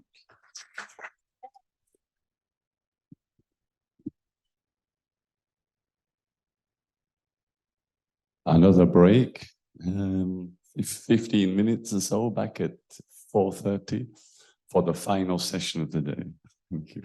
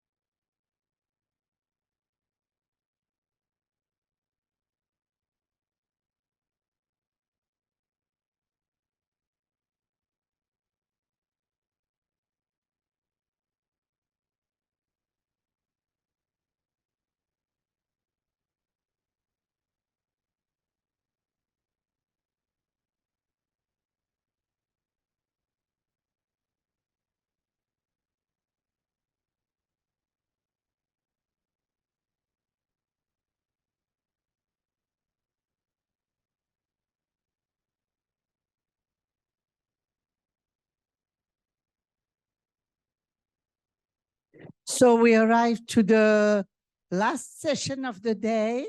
Thank you for all that stayed here. We'll have 1 hour roundtable. Before this roundtable, 2 practical issues. The first one is that the dinner is at the Ziriab restaurant tonight. The pickup at the hotel will be at 7 sharp, please. And so that we finish not too late. The reservation has been done quite early so that we can work efficiently tomorrow also. And for those who come from the outside, the meeting at the restaurant is at 7:30 p.m.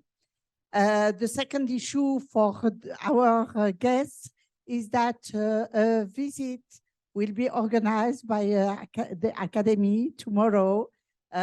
So you will have a small tour of Rabat, and just you have to give Sabina who can or who cannot, who doesn't want to participate to the visit, and the pickup will be at the hotel at 3 p.m. tomorrow. Yes. I think it should be some 2 to 3 hours. They will give you the program. I think Sabina can ask directly with the lady, and you will have the program. Yes. So before visiting and doing tourist issues, we have to close our day with the round table, which is important. Sorry, I have the names. You have them in the program. Peter, au secours, do you have the names of the participants? Carol, Sharizad, Nouri, yes. Professor D'Almeida, Johannes online, yes. And Priscilla, yes, yes. So you can take place here. The question for this roundtable is how to share and what to share to be efficient. We can share many things, experiences, practical tools, virtual resources, and so on. But the discussion is how can we make that exchanges efficient? So I give you, I think you can very, very shortly. Should we go one by one? Or? No, no, all of you.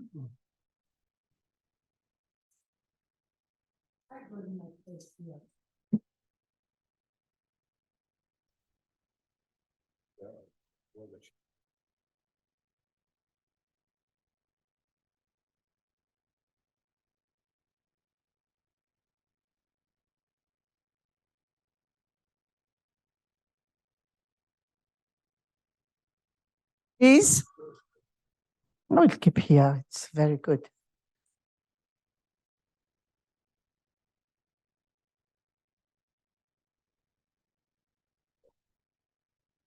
It's good. If during the day you wrote some question, it is really the moment all the ideas will be inspiring. And sorry, we have 2 reporters, I think. No. Reporters will come to the final wrap-up session. Yes. Okay. So that we try to keep track of that. But yes, how can we amplify this work? How can we share and so on? Also the digital issues, of course, that are crucial. So it's to you. You can press the button and have the micros.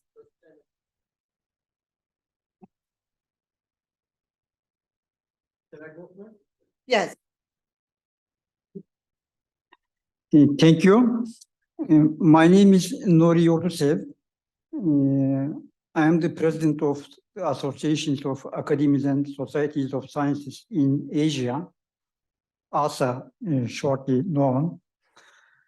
ASA is the affiliated network of IAP for Asia. So we are working with IAP in many fields, in many areas, and science education program is one of them. So I would like to thank Professor Wafa and Peter and all other friends inviting me here.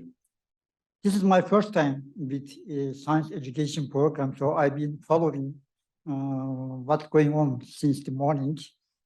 And I had the chance to see what's being done and what will be done in the future.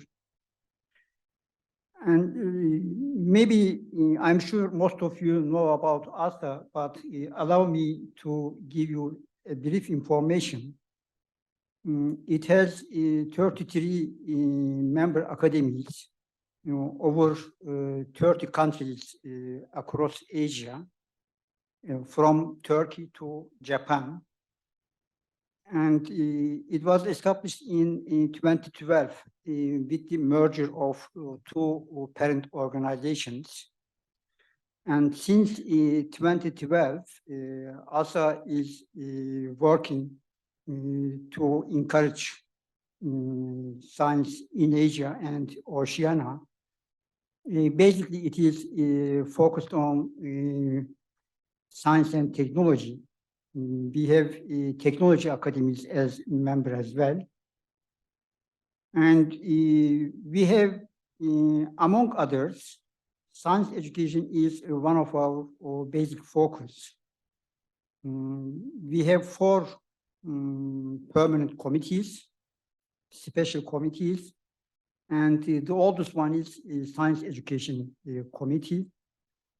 And in 2020, we published a book. I brought a couple of hard copies about current STEM education and issues for improvement in Asia. It is available online. If you go ASA website, asa.asa, under documents and publication, you can freely download that STEM education book. So having said this, I mean, if you need further information about ASA, of course, I'm more than happy to respond. But having said this, not to take your time, for the issues today, for our discussions, in addition to what's being said so far, I would like to bring up 2 issues which I think is relevant to what being discussed here, especially with sharing what we do and what we produce. One is to enhance sharing science education and outputs of science education. I think we need to emphasize that science is a global public good. This is a new concept, and IAP also promoted it. Maybe some of you were there, but Peter remember very well that in the last General Assembly in Arizona, this was raised, and other inter-academic organizations, especially International Science Council, they also promote this idea. Science being a global public good. If we understand it as such, and if we accept it as such, I think it is easier and better to share. What do I mean by this? When we say public good, we mean something produced by society or by some factions of society, by state or some other factions of society, but benefited by all. A public good is produced by state or some segment of society, but it is available for all free. So this is what we mean by public good. Something available free to the public. So if we consider that science is a global public good, it is not anybody's private property. So it is a public good, should be available to everyone freely. So this may involve to revise some issues such as copyrights. I mean, if we have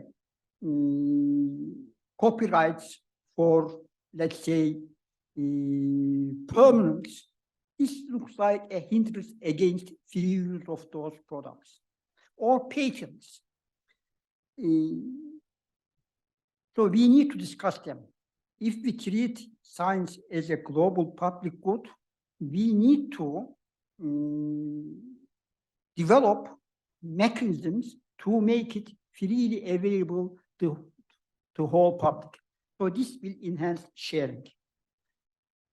So the second issue I would like to raise is that science being a global public good must be freely available to everybody, but by science, we should include not only basic sciences or STEM sciences. As a social scientist, I feel that social sciences are somewhat missing in all these discussions. So I think we need to incorporate social scientists into science education programs, into environment-based science education or STEM education, etc. Because science and human knowledge is a whole, so if we combine the force of basic sciences and social sciences together, then we could spread, disseminate, and share it better. Let me give you one practical example. With the pandemic, 1 minute. With the pandemic, we had vaccines speedily developed. And in some countries, including my country, for example, there were vaccine resistance. So as a physiological scientist, you may develop a vaccine, but to overcome vaccine resistance in people's society, you need the help of, let's say, sociologists or psychologists. So that's why I say that we need to combine all sciences. Thank you. Thank you very much.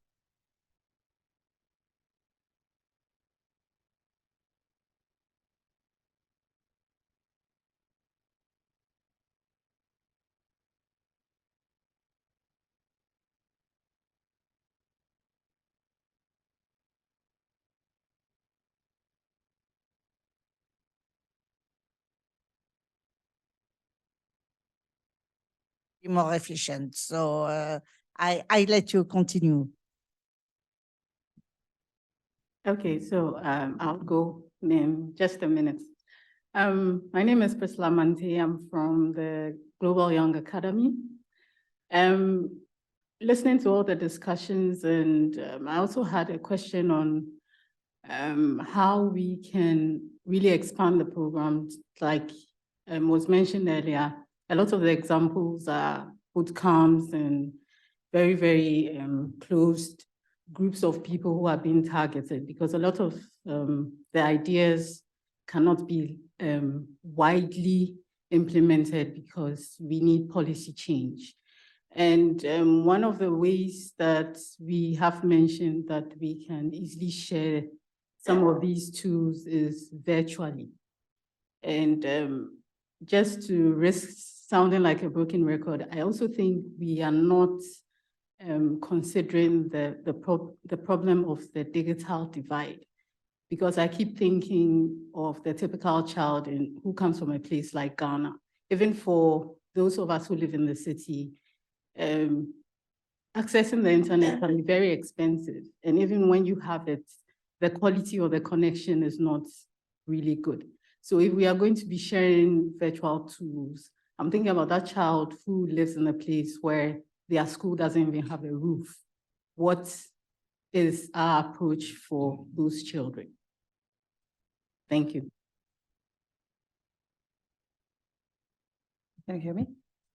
Okay, I'm just taking on from what you said, as science as a global public good. So I have 3 things to share, actually. We are a UNESCO Category 2 center. So ISTEC is an international platform for South-South cooperation in SCI. I think I've lost my voice. And we play the roles of advocator, catalyst, broker, and providing this platform for all this kind of initiative. But for UNESCO, in order for us to encourage the sharing, the dissemination of knowledge or the best practices, UNESCO has this recommendation on open science. So that's as we are heavily into the open science movement. And for open science, we have 5 working groups, which everybody can join anytime. We have a capacity building, science policies, policy investment, funding incentive, infras, and monitoring framework. So it's really an open resource or open process. You can join the working groups anytime. And UNESCO has also developed a toolkit for policy development, which everybody can have access to it and can really leverage on that. And you can also tap on UNESCO's expertise for them to share with us and to teach us on how to use the toolkit. But at the same time, for the Asia Pacific region, at least, we're working with UNESCO Jakarta. So in relation to the IBSE, we actually have this e-learning platform, which has already been funded by JFIT, it's a Japan Funding Trust. So it's already in place. So it's something that we can really share. Everybody can put all their resources in there, so we can really, the platform is already there. So we don't have to invest more and to develop another platform. This is something that's readily available. So that is what we can put to the meeting today. So that's one. And secondly is UNESCO is going to launch the ESD Net 2030, which is the Education for Sustainable Development Net 2030. So this is like what you call, it's a community of practice to collaborate for knowledge sharing, mutual learning, and it has four main objectives, which is promising practices, knowledge sharing, mutual learning, global advocacy and policy making, collaboration and partnerships, monitoring and evaluation. So they are really launching for all the regions concurrently. So we have, last week, we had a Asia Pacific meeting. So I'm not sure about the African and Latin America, but I think they are doing that at the same time. So this is what I would feel that something that would be very beneficial for our IBSE, for something that we can leverage upon, that we can really collaborate and put together all our efforts into that. Because education, you have a lot of initiatives. So it's all about sharing of resources. It's all about connecting the dots, because you need to work together. It's all about collaborate, collaborate, collaborate, because we are tapping onto the same resources. We are working with the same people. So it's all about like coming together, because we haven't had like a real mapping of all the initiatives under education. We haven't had that yet. So we are moving into that. So we are doing it on region specific. So it's something that I think we should look forward to be together and look towards that, and something that can really enhance the implementation of IBSE. And thirdly, we have this STEPAN, the Science, Technology, Engineering Policy Action Network, which has recently been revived by UNESCO. So it is a platform that we can really leverage upon, especially to work on this policy interaction, to embed IBSE into the national policies and all that. So that is one dedicated for the policy implementation. So that is another network or another platform that we can work with. And fourthly, sorry, can I have 1 more minute?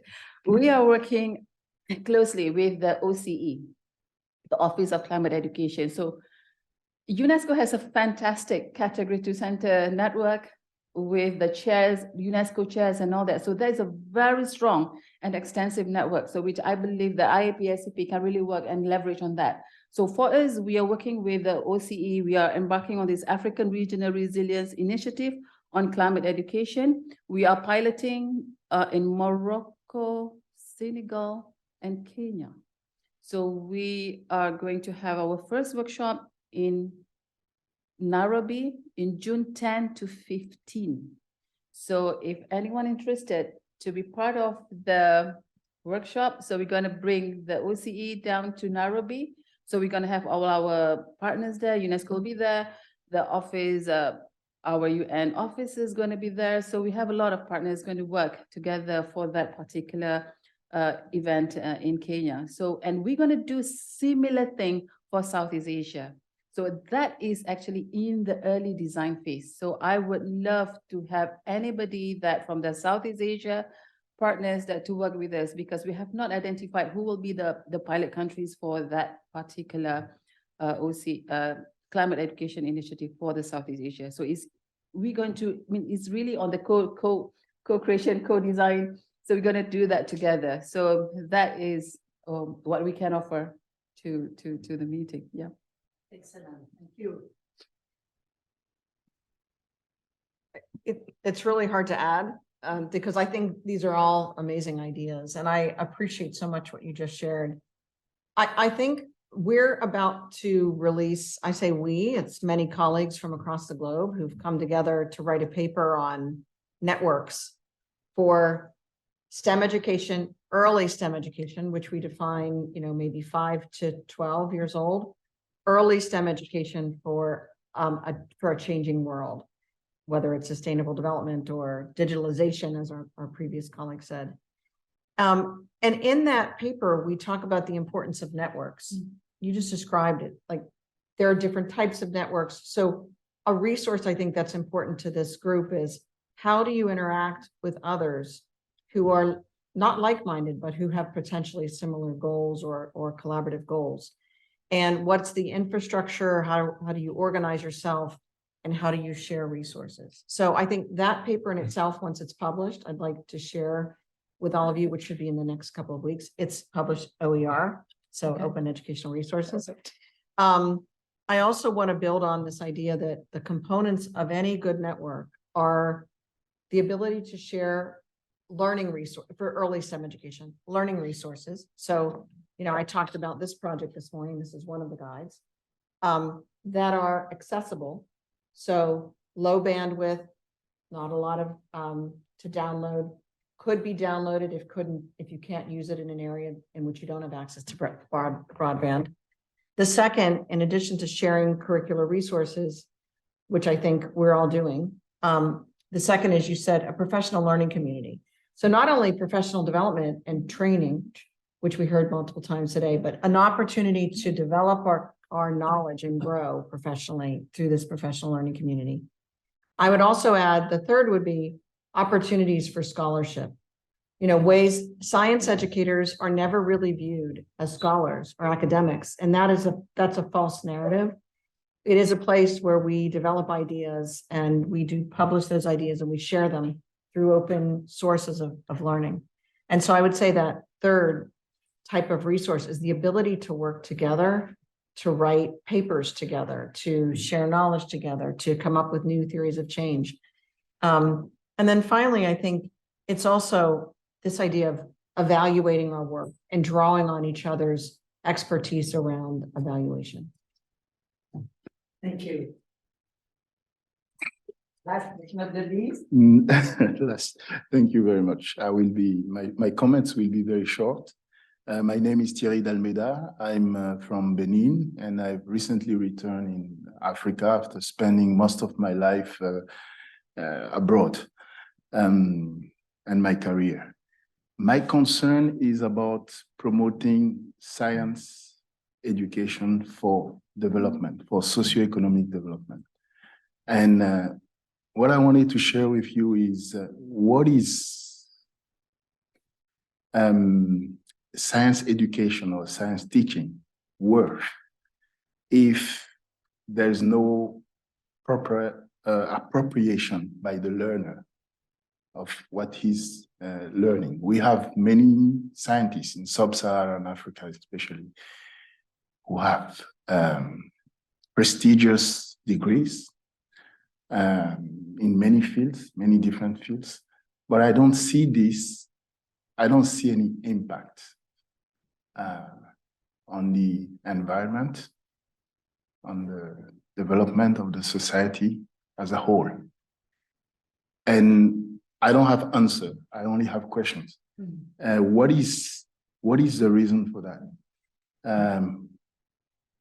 Is it due to maybe the fact that we have inherited some old colonial pedagogy in the way we teach science? Is it due to the fact that people learn science in a language that is not their original language? Why is that many people have this passive attitude with science.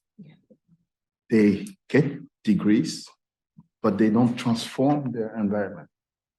To me, promoting science is to use it as a lever for development. I don't see this happening enough in sub-Saharan Africa. So we need to find a way to change this. And in Benin, I'm in charge of the education and research department of City. I hope tomorrow I will have a chance to share a few slides with you. We're trying to change this through new pedagogies. Yeah, that's all I can say for now. Thank you very much. And you raised something which is very important, how to unlock the energy, because in many countries people are not aware that really they can act positively, pragmatic, and this is also an issue. And in sharing, perhaps sharing experiences also, good experiences, inspiring experiences, it is also something that can be very important. And I would now open to the floor, the discussion, with the question for all of you. For you, what would be really important to share? And in your opinion, what are quels sont les freins? What are the obstacles? Because we know all that there is a lot of information, but it is quite disparate. We have no efficient, dedicated system of information of what exists. So the floor is open for discussion. Who begins? Guadalupe. Okay, I have two small comments. One regarding your last concerns, which are huge and I cannot answer. I wish I could. But however, I think science centers, for example, that we have been talking about today, are places where the scientific community, the community in the surroundings, the museum community, the teachers community as well can interact together. And there are several inspiring projects where those different disciplines and experts get in touch and work together. For example, I didn't tell much, but our exhibition Ocean, we are now working on an article that focuses on how the scientists changed their view of science engagement after working with us for 1 year and see how what they did could have a positive impact on people. That was very impressive. I mean, one very well-known scientist in Argentina said, from now on, I will tell my PhD students that they work considering the fact that maybe what they are producing now will be shared with the general public, and many other examples. And then other comments considering networks, which I believe are very important and are maybe the base to almost every project that we can implement. I think that one key element is trust. And the fact that that relationship among institutions, among collaborators, needs to be genuine, like sincere, honest. That's my small comment on that, which I think is part of the key to succeed. Thank you. Yes, Lena.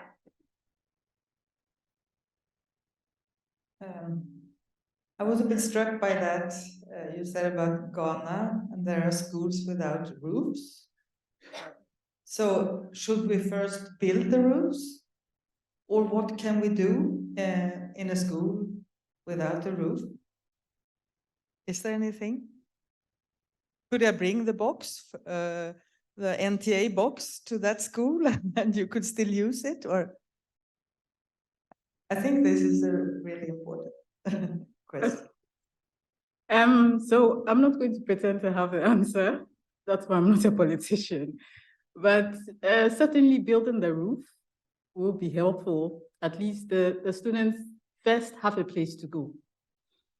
And then building the roof will come with providing very basic things that are in the school, like furniture. Yes, because for a lot of these schools, they basically sit on the floor or something like that. Yes, they just do what they have to do to be able to get some education. Yes, so providing a place where they could go to will certainly be helpful. But for those students, of course, sorry, Carol, but even for the resources where you need very little bandwidth is not actually an option. So for instance, an NTA box will be useful in that setting because then it's physical and then they can work with that, yes. But even after I made that comment, I remembered something. There's a concept of the NREN. I don't know how many people have heard of it, the National Research Education Networks. Yes, which are these large, really large groups. There are some that are national, some that are regional. I know the one in Ghana is Garnet, and then West Africa is Wakren. And their job essentially is to build internet networks that allow researchers, for instance, share large amounts of data. So if somebody's in the US, they can have the data, and then I in Ghana will access it and use it for whatever research I want to. And they do a lot of work trying to connect very, very remote areas with internet and that sort of thing. Yes. So I think if we form the IBSE networks, these networks could also cooperate with the NRENs because they already have the capacity to distribute. So I think that is potentially a solution to that problem. Okay. Thank you. Any other question? Professor Shafiqi, thank you for being with us. Do you have any comment on this question of sharing? No, I think it's the end of the day. Peter? Come back on a couple of things. I know for Priscilla, you're familiar with ICTP in Trieste. They had a system a number of years ago where they were building this sort of last mile connections using empty tins of beans and as sort of ways of beaming the internet into clinics in the middle of nowhere. So there might be something to follow up. And for Thierry, this idea of and also what Guadalupe was saying, that scientists beginning to understand that their work doesn't stop with publishing a paper or when they walk out of their lab door, that there is a sort of responsibility, if you like. It's something, it's not something I do with IAP or science education. I wear another hat with TWAS, which is called science diplomacy, which is essentially training young scientists to understand the concepts of diplomacy and negotiations and interactions with even local governments, not necessarily national or international governments, and raising their awareness of how they can take their work forward, as I say, beyond the published paper and interact and get something done in their local communities. And we've seen sort of several instances of that, of people who've passed through our courses and implemented something practical based on their research. Maybe that's something we can discuss at dinner tonight. Yes. Any other? Yes, Carol? I think what Priscilla said was so important. The challenge, and it goes back to the earlier comment about digitalization. The challenge is that so many of these resources are now on the internet, for even if they're for free. So And I think your point is such a good one. How do we, whether it's through a network or the help of UNESCO, how do we sort of yeah, that? how do we find, I don't know, either through philanthropy or broader organizations who have networks like UNESCO and bring those physical resources to places which may need them to promote IBSE? Sure. Brice?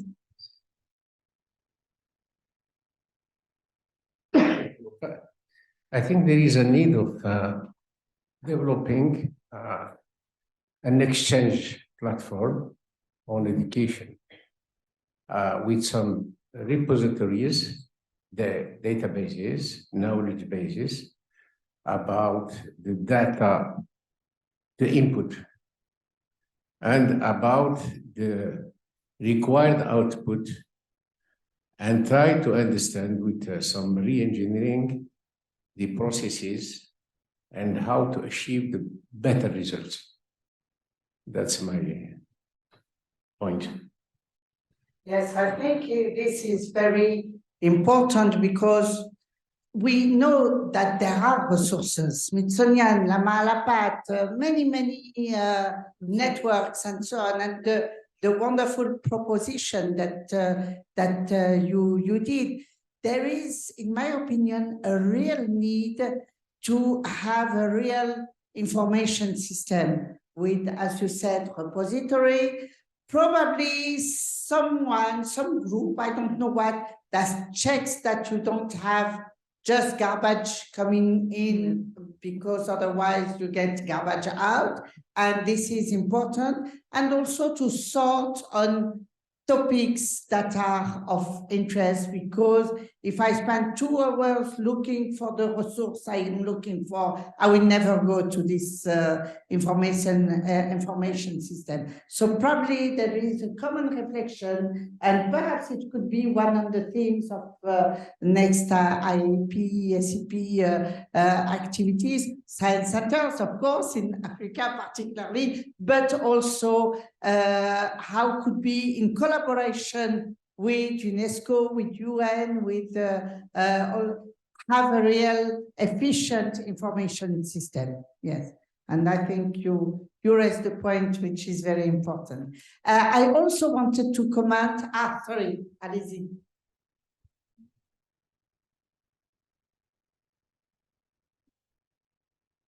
Well, thank you very much.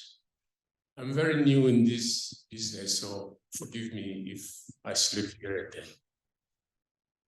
Having listened to a lot of things, what comes to me is for synergy, I think it would be better if we can contemplate on sharing best practices. That which you did that worked for you, so that you share these practices by outlining the thought processes from beginning to the end, and encourage and share with those who are about to start something that you have already been able to achieve. If we can do that, it will help in a way. Thank you. Yes, I think you're absolutely right. And the question is building virtuous circles to unlock the energies. And this is based on successes. People that had successfully launched something have to get a large communication audience, not only in the specialized meetings like that, but I think the communication toward the grand public regarding the successful experiences and the best practice, it is really valorization of valorizing. It's nice for those who got this success, because then they are proud and want to go even far. And for those who see, come on, he does that, he or she, I'm able to do that in my group and in my, and so sharing the best practice is something essential, and having communication. I don't know whether we should, in IAP, have grants of successful practice. I don't know what would be the mean award, sorry, not grant, award for best project of the year. I don't know what, but in order that we can visualize what is a success. Yes.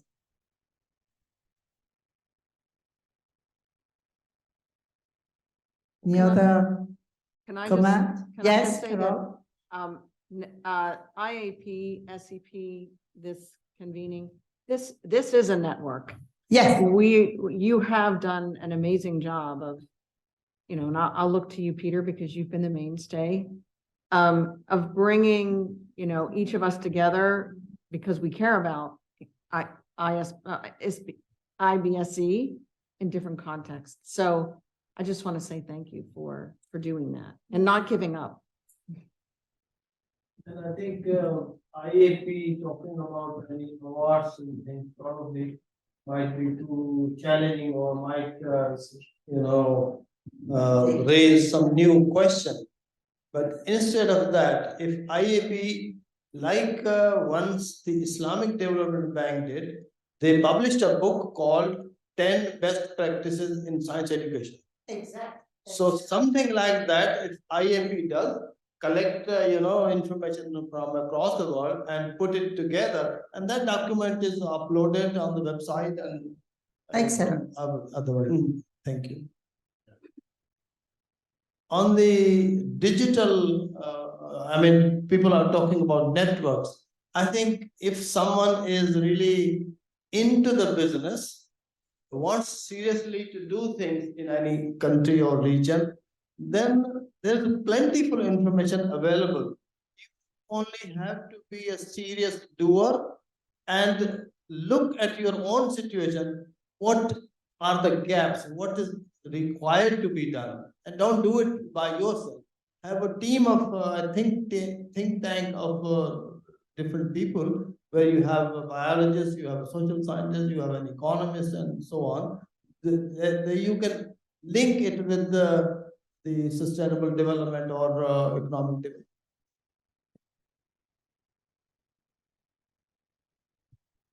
Indarjani, yes.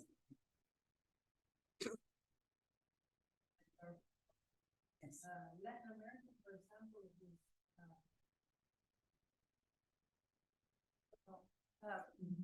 I think that resources many times are the problems.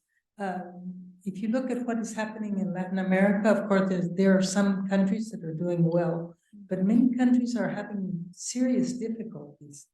And without the resources, there's a lot of volunteering. There are people willing to do things, but no resources to do that. Internet, for example, I can say that in my country, there are many places where people have no internet at all. When we had the pandemic, there were, I don't know, I don't remember the numbers now, but there was a high percentage of children that had no communication with their schools for over a year. And that is because they didn't have any way of having access to that. And then when they had to go back to school, many of them never appeared again. So it's a matter of infrastructure. I mean, networking and information is fantastic, but if we don't have access to spread it out, and I see that there are many programs helping other regions of the world that are really very important. I don't see the same for Latin America. I don't know why. We used to be in a better condition, I think, at least some countries. But there are not many programs that I am aware of. I'm no expert, and I really apologize if I am saying things that are out of the context. But I do not see many programs except help that we have had from IAP for IANS. There are not many programs we can go to try to improve the situation in the different countries. It's not one country, it's many of them. So resources is really important. Last intervention before we wrap up. Yeah, I try to highlight a few issues that's come up during today and also with discussions. First of all, the bottom of the line is actually about the paradigm mindset for the whole of the planet, or for the whole of the people, where the science will be putting in your life. So that's the first. Do we have all the similar mindset or not? That was is come up in Ghana, that children curious for science, but then the question is, where is the resources? So this kind of mindset, if we have mindset, similar mindset that suppose science can drive the development of a nation, so the obstacle will not become obstacle instead of challenge. Because the psychological things that if we say something become obstacle, we will stuck on that. But if the obstacle become the challenge, the problem become a challenge, it's kind of we want to fight it with the challenge. So that's the first. And the second one is that we need political will for the big institution. Because knowing that the discrepancy about the infrastructure, knowing that discrepancy about the people who dedicate in the science, for instance, and then knowing that very rare people who want to become science as supporting their life, we need something strong. Not only, I mean, local can be done, but I don't know the influence of the top level of the nation, because we need the active action.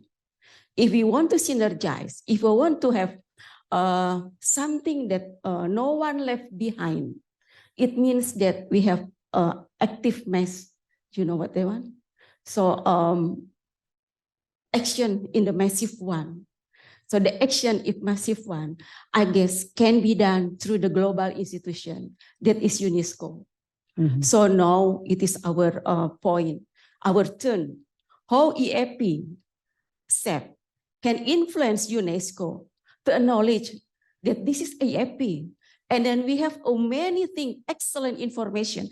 I know there is so many platforms in UNESCO, but to acknowledge our effort is very important, because I think that we are also close with them. We if we say that IAP is already working around the globe, around the continent, maybe people would be asked, what's the difference within UNESCO? But we have different in terms of the authorities. UNESCO is belong to the local authorities, global authorities, but IEP maybe mostly of the dedicated person. So that's why, I mean, the last one for me, whether you like or not, there is a political will. We have to enter to the point. So far, we are trying to avoid or try to make a distance with something that politics. But at the end, if you want to reach something, we have to deal with. Otherwise, we always get like that. We have a bottleneck, I know. We have a discrepancy infrastructure, I know. But to whom we have to say? To whom we have to talk? I know the IDB, but how to persuade IDB? It's not enough only collecting all the information that we have. But we have someone to persuade IDB that they can recognize our effort so far. So, I mean, this is my last word. Try to, I'm not trying to simplify what's the problem.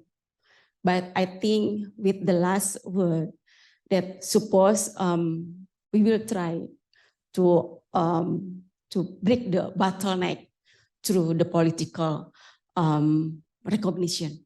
Maybe this one. Thank you very much. Thank you very much. I will give the micro to Peter to do the wrap up of the day. Very short, I think. It will be very short, because I think Indarjani just sort of covered all the points that we should probably be making here. And we've allowed, actually, in case you haven't noticed, this roundtable to run on so that we could have a good discussion. So the daily wrap-up will be 1 minute, and I'm losing my voice. So, really, I just wanted to say thank you to you all for your engaging with us today. I think we've had a very fruitful day, a good number of sessions. We've covered a lot of ground, a lot of food for thought. This evening, 7 o'clock is the thing. We'll get food for our stomach as well as for our thought. 7 o'clock, leaving the hotel. Thanks again, especially to our technical guy who's not here right now, but I think he's looked after us very well. Oh, he's here. Thank you. We don't know your name. And all the others from the Moroccan Academy who looked after us so well with wonderful teas, coffees, lunches. Those of us who will be back tomorrow are looking forward to that as well. Sorry, last practical.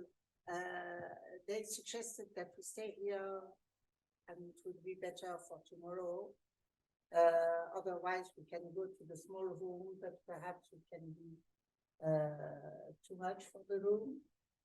I have to tell this evening so that the idea was that unless we're inviting, and I'm looking at it, there was a couple of people I thought that weren't on our list for tomorrow. It was Guadalupe to come to the meeting tomorrow, maybe, if you're interested. And somebody else, yes, Sharizad. So maybe we meet in the other room is across the corridor. It's more of a sort of conference room, round table, which is cozier, but I think it's a little bit too tight for the numbers. And it's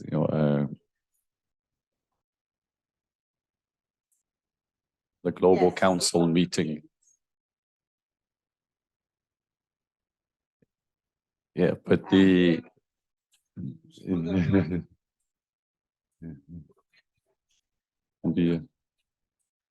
can't change this. This is screwed to the floor. But the other room is just a little bit too small, by 2 or 3 seats too small. So we can be here. We can be informal in here, I think.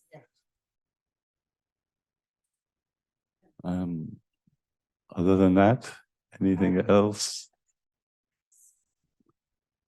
Oh. Okay. Well, thank you once again for all your engagement. Thank you to our hosts. Have a great evening. We hope to see you all at the dinner and see most of you again back here tomorrow. Thank you. Thank you all.